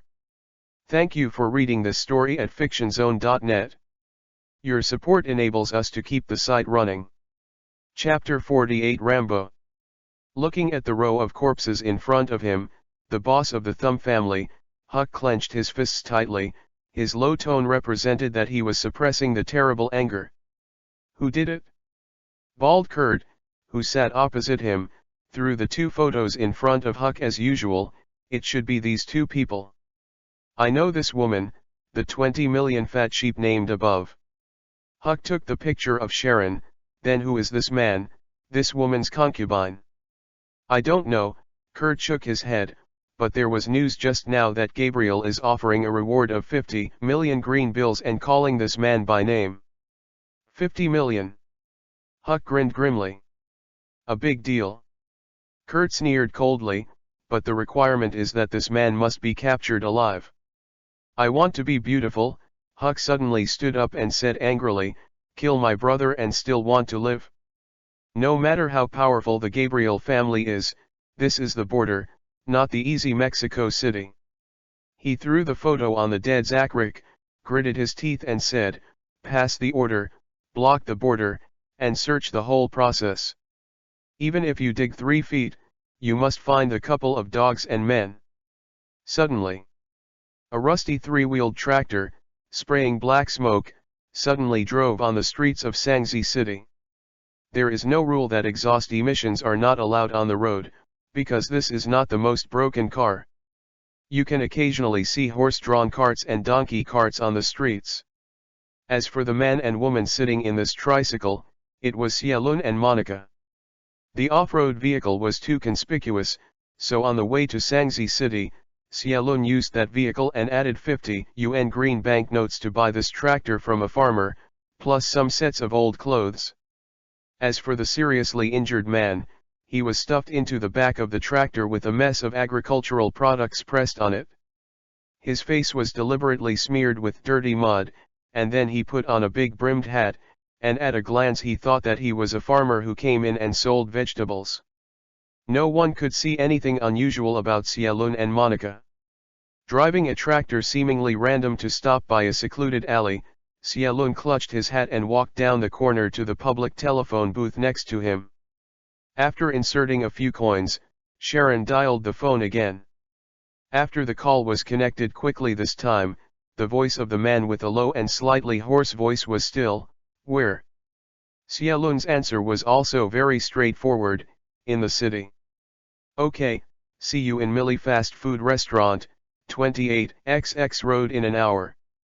Xiaolun hung up the phone and returned to the tractor again seemingly casually, and whispered to Monica, I have something to leave for a while, you just wait here, don't leave. Monica widened a pair of beautiful eyes, what? Do you know what this place is? At least 1,000 people disappear every year in Mexico, and women account for more than 80%. You let me stay here alone, just wait to be kidnapped. You have a gun, afraid of a fart. In this horrible place, whoever doesn't carry a guy, I have a broken pistol for a. Then, why don't you take that guy to find their companion? He fainted and didn't tell me where to meet. Where should I go to look for? Xiaolun snorted, I don't care, anyway, sometimes, you can't follow. Monica rolled her eyes and smiled slyly, are you sure you don't need an interpreter? Not many people who can speak English in this place. Millie Cafe, although its name is quite foreign, is actually a very simple low-rise bungalow. Xiaolun drove the 3-wheeled tractor and stopped to the door, which didn't look so obtrusive. Pushing open the wooden door, Xiaolun looked around in a dim room. There was no one in the cafe except the waitress who was wiping the table. It's time, Xiaolun glanced at the clock hanging on the wall, is that guy not here yet? The waitress stepped forward and lazily said, what do you want, the latest agate stone coffee, do you need a cup? She speaks English. Xiaolun raised an eyebrow, 73x867m. The waitress's face changed slightly, she reached out and pointed at the back door, he is waiting for you in the back. Yes, let Monica come here with Lucaria. Xiaolun motioned for Monica to stay in the cafe and went to the backyard by herself. A burly and tall man, leaning on crutches, was practicing walking in the small courtyard with difficulty. Seeing Xiaolun coming in, he said solemnly, James sent you. Yes. Xiaolun looked at the brawny man. Although he was getting older, his aura was still very compelling. It's just that there is a cross-shaped wound on his face, and the stitches on the wound have not been removed yet. Rambo, John Rambo. Rambo took the lead to stretch out his hand. Special Agent, Nia, Sharon. Sharon shook hands with the legendary lone hero in the Last World movie. Lamello was a little surprised. Nia? I also think you belong to the Ministry of State, or someone from the military? Xialun shrugged, there is no one under James, so I was temporarily caught. No problem, I believe James' vision. Rambo leaned on crutches and motioned to Xialun to follow him into the cabin in the courtyard building. After being seated separately, Rambo sighed, I'm sorry to get you involved in this kind of thing. I can't help it. To fully restore combat effectiveness, I need to recover from the injuries for at least 2 months. By that time, I'm afraid. That girl was long gone. Girl? Xialun was taken aback and asked in a deep voice, did you sneak into Mexico privately for a girl? She's Dora, the granddaughter of my neighbor. Since I retired, she has been taking care of me, so it can be said to be my family. Rambo sighed, but this child is too kind, too naive, and too easy to trust others. In order to find the father who abandoned her back then, she came here secretly, not listening to my persuasion, but was betrayed and fell into gang hands. And I underestimated the enemy too. When I came here to look for it, it attracted the attention of the gang. When I found out, I had already entered their encirclement. Rambo pointed to the cross-shaped wound on his face, this is what they left me as a souvenir, and I will never forget the name of that guy. Zakrik, a damn scumbag. Zakrik. Xialun smiled faintly. You don't need to worry about him. Last night, I shot his skull open with my own hand. What? Rambo was slightly surprised and looked at Xialun, why did you conflict with them? Xialun smiled, it's nothing, a small matter. I want to borrow their car. They don't agree, so I'm at least a little tougher. Borrow the car? They. Rambo felt his lips were a little dry. Apart from Zakrik, who else did you see? I don't know, anyway, the dozen or so people, like Zakrik, are all in their bodies. I know that the people under James are not simple, but I didn't expect it to be so cruel. You are polite, Senior, you had more people who died suddenly than I did. Thank you for reading this story at fictionzone.net. Your support enables us to keep the site running. Chapter 49. As we all know, drug trafficking in Mexico is rampant, shocking the world. But few people know that there is a dark chain here, and the profit is not much lower than drug trafficking. Celaya, the wife of the coffee shop part-time waitress. Trafficking in human beings, especially in women. There are more than 1,000 missing persons in Mexico every year, not to mention that many disappearances are not reported to the police. Most of these missing persons are women, including me. Sister. Celaya pursed her lips and resisted the choking voice, 3 years ago, my sister went out to buy food and never came back. Oh my God, I shouldn't let her go out alone that day. Monica gently hugged Celaya's shoulders, and intimately handed over a tissue. Rambo said solemnly, since then, Celaya has become an underground fighter against the gang, and it is she who saved my life. Xialun, who was sitting on the side, remained silent, just constantly wiping the M9 in his hand. Xialun didn't say a word, which made the atmosphere in the room a bit awkward. After a while, Monica suddenly said, actually, I know a little bit about human trafficking in Mexico. As far as I know, local gangs are in charge of searching for targets in streets, bars, hotels, etc., mainly focusing on those who are alone. Women going out. After the kidnapping, professionals in the gang will be responsible for the screening. Those with poorer quality will be forced to become addicted to drugs, and then forced to sell themselves to earn money. Those women with higher quality will be bought online and passed through secret channels, sold abroad. Monica turned to look at Sharon. The United States is the largest trading market. Sharon still did not respond. Rambo suddenly asked in a deep voice, how do you know this information? Monica sighed and said, because I am an intelligence agent in Mexico from the United States. Rambo calmly said, could it be that your online is also involved in this matter? My upline is dead. I sacrificed to cover me. Monica said with a bleak expression. According to the intelligence we control, at least 2 members of Congress are involved in this kind of thing. So you are a whistleblower. Rambo grinned, it's an honor to know you, ma'am, you are a hero. Monica smiled bitterly, I just want to send the information back to Daxia so that the people will know the truth, so that my boss will not sacrifice in vain. But my identity has been exposed. In any case, those people are not. Would hope that I will come back to the United States alive. That's why those gangs raided the hotel at night, with the purpose of finding you. And I just got involved in this matter by mistake. Xiaolun suddenly laughed, Fate, it's really wonderful. Now.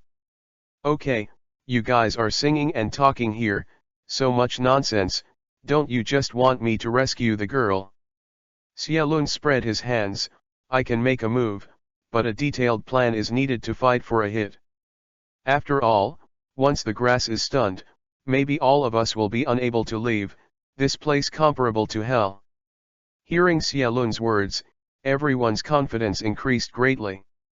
Zelaya spread out a map on the table and pointed, I have been secretly collecting information about the Thumb family over the years. In Sangzi City, there are more than a dozen hidden women selling themselves, but the largest is only here, Tata Hotel. Zelaya pointed his finger on the map, marking the place with the red dot. I also inquired about during the time when Mr. Rambo was in a coma. More than one man who had been there proved that there was a girl in the hotel who looked very similar to the girl Mr. Rambo was looking for. What's more important is that the price of the girl is very cheap. It is so cheap that it is obviously a means of revenge. Rambo's fists creaked and gritted his teeth, at least she's still alive, just alive, just alive. Sharon looked at the location of Tata Hotel on the map, how is the security around and inside the hotel? Since it is the largest sales place in the Tum family, the security level is naturally relatively high. In addition to the 4 security guards at the door, there are at least 10 gun-armed gang members inside. Anyone who enters the hotel will be searched. In addition, there are eyeliners arranged around the hotel. If there is any abnormal movement, they will immediately notify them to go online. So we must fight quickly. Before the support comes, we must go in, rescue the hostages, and then quickly evacuate. Xiaolun rubbed his eyebrows and said in a low voice, if there is only me, it should be no problem. But I also have to take you out safely. Monica said in a deep voice, give me a laptop. I can hack into a nearby signal tower and temporarily block all communications there. This can really buy some time, but it's not enough. Sharon flicked across the map. I also need a driver to lie in ambush here. Once I take the girl out of the hotel, he will rush to meet him. Evacuate that street quickly. Zelaya quickly raised his hand and said, I can, it just so happens that I have a pickup truck. Xiaolun squeezed his chin and muttered, calculating quickly in his mind. After a while, he said solemnly, Mr. Rambo, you can also get in that pickup truck. And Zelaya, you have to pack your luggage. Once they act, they will find this place soon. So after the reception is successful, we will not return to the coffee shop, but go directly out of the city, find a way to cross the border, and withdraw to the United States. At this time, there was a loud noise outside, and everyone looked outside the house vigilantly. Zelaya motioned everyone to keep quiet, left the house by himself, and went to the front cafe to check the situation. 10 minutes later, Zelaya returned with an ugly face, it's from the Tum family. They are searching for a man and a woman.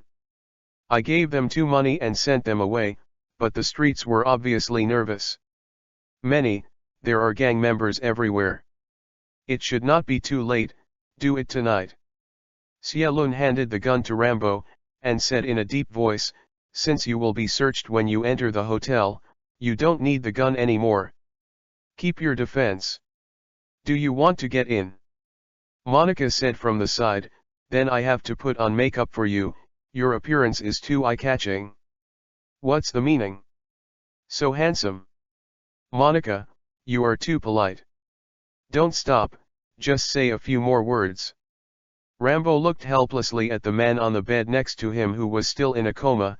"You planned for a long time, did you forget someone?" In the night, inside of Kit's residence. Kurt looked at him with a little fear.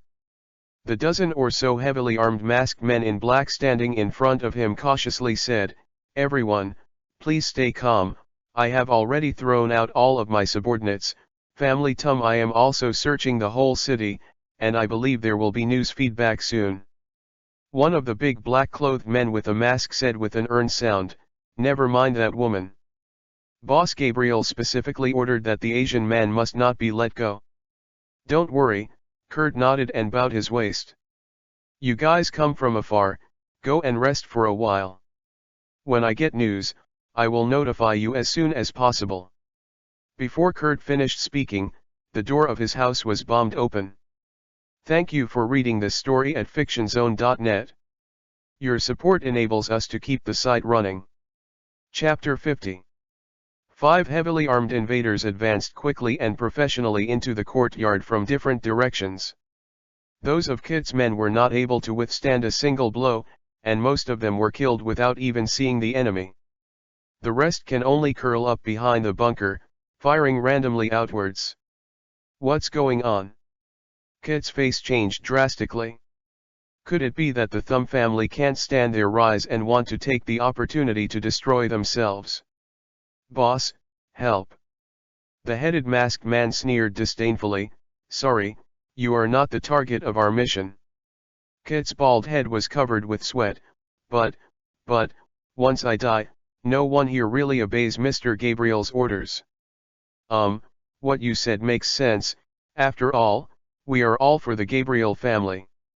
The masked man patted Kurt on the shoulder and smiled sensibly, "Well, Boss Kurt, we will help you solve this matter, but the reward? 500,000 green bills per person." Kurt cried, "If I can capture an enemy alive, I will pay an extra 800,000 green bills." Boss Kurt is really generous. The masked man waved, "Brothers, work, let those guys see what the real elite of the Gabriel family is." Silently, the militants who originally stood neatly behind, instantly spread out like a ghost, silently, blending into the night. At the same time, at the entrance of the Tata Hotel, which belongs to the Tum family, a blond man dressed in a floral shirt and big pants, carrying a wine bottle, staggered over. Before he approached, the stench of alcohol had already made the guard at the hotel's door frown. "Hi, drunkard, get out." A guard waved at the blond man, yelling in Mexico. "Huh? Isn't this a place to have fun?" The blond man spoke in English, "Did the damn bar security lie to me? Damn, I gave him a green tip of 20 yuan. Fortunately, some of these guards can understand English. After all, there are also foreigners who come here for fun." One of them waved his hand, motioned the blond man to come forward, and checked him at random. After confirming that he was not wearing a weapon, he pinched his nose and let him roll into the hotel quickly. This blond man is Sharon after makeup. Monica's makeup skills are quite brilliant. She just simply dyed Sharon's hair blonde and spotted a spot of freckles on her face, and she immediately looked like a different person. Xia Lun wandered into the hotel. The front desk of the hotel was separated by glass and barbed wire, a bit like a bank's cash register. It's a pity that bulletproof glass is used in the bank, but here is just ordinary glass. A brawny man with a shotgun greeted him, blocking Xia Lun's path, and his eyes motioned Xia Lun to the front desk to pay the money. Xia Lun took out a few green bills, threw them to the front desk, and shouted boldly, "Be younger." The cashier at the back of the front desk seemed to be quite familiar with such an alcoholic. He quickly took the green banknotes from the window under the glass window, and then began to pick the keys and condoms. Taking advantage of this time, Xiaolun glanced around. Diagonally across from the front desk, there are 4 guards sitting in the security room, smoking cigarettes, talking and laughing. The shotgun was placed around randomly, not in his hand. Passing through the front desk is the upward stairs. On the stairs is a strong man with a shotgun in his hand and a pistol on his waist. This is just the security situation on the first floor. If Zelaya's intelligence is correct, then there must be at least 4 or 5 guards upstairs. During this time, the front desk has thrown the key and condom out of the glass window. And the brawny man who stood in the way also stepped aside and motioned to Xiaolun to hurry upstairs with something. Go to the room corresponding to the house number on the key ring, don't run around, or don't blame us for being impolite. The brawny man on the stairs urged Xiaolun to pass by. Thanks. Xiaolun smiled, and the key between his fingers slammed into the throat of the brawny man. At the same time, he reached out and drew the pistol from the burly man's waist, turned and pulled the trigger. Snapped.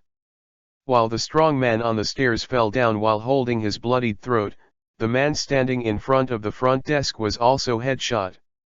The guards in the security room were startled, and before they picked up the gun on the side, a pistol had already been extended in. Papa papa. Boom. With the last muffled sound, Xiaolun smashed the glass window on the front desk with a shotgun, sifting the cashier holding the gun inside. Hearing the gunshots that sounded inside, the 4 guards at the door of the hotel didn't know what to think. They opened the door and rushed inward. Then they saw the muzzle of a black hole. The shotgun was very lethal at close range, and it was easy to shoot through 2 shots. Bang bang 2 shots, all 4 guards fell down. Screams sounded from outside the hotel, and the eyeliner near the hotel quickly took out his mobile phone, preparing to inform. However, no matter how they dialed the number, the busy tone was always ringing in the phone.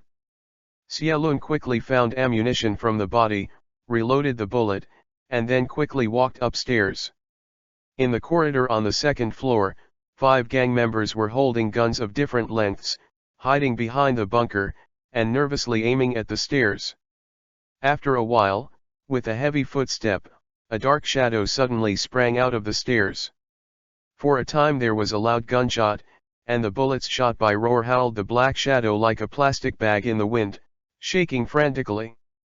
Stop shooting, cease fire. The gunfire stopped quickly, and most of the guards' guns had been shot out in a short while.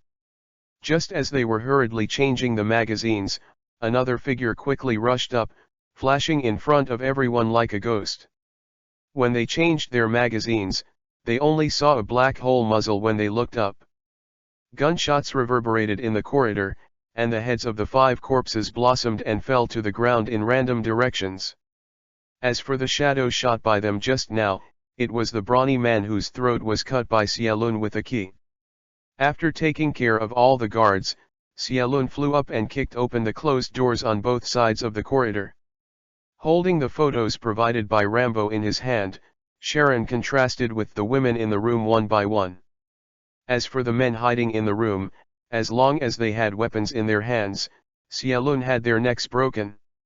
As for those without weapons, Xiaolun was very kind but interrupted their third leg. After all, there is no harm without buying or selling. These men are also one of the perpetrators of these poor women. But after searching the entire hotel, Sharon couldn't find the girl. Just when Sharon thought it was a trap and ran down quickly from upstairs. He glanced at the back of the stairs accidentally and found that there was a relatively hidden door behind the stairs. Open the small door, behind it is a quiet and humid passage. Down the passage, at the end is a basement lit by candles. Rats run rampant in the corner, with a mattress in the center. On the mattress lies a woman in a thin sheet with her back facing Sharon. Dora, is that you? Xiaolun stepped forward gently, put his hand on the girl's shoulder carefully, and slowly turned it around, then took a deep breath. Thank you for reading this story at fictionzone.net. Your support enables us to keep the site running.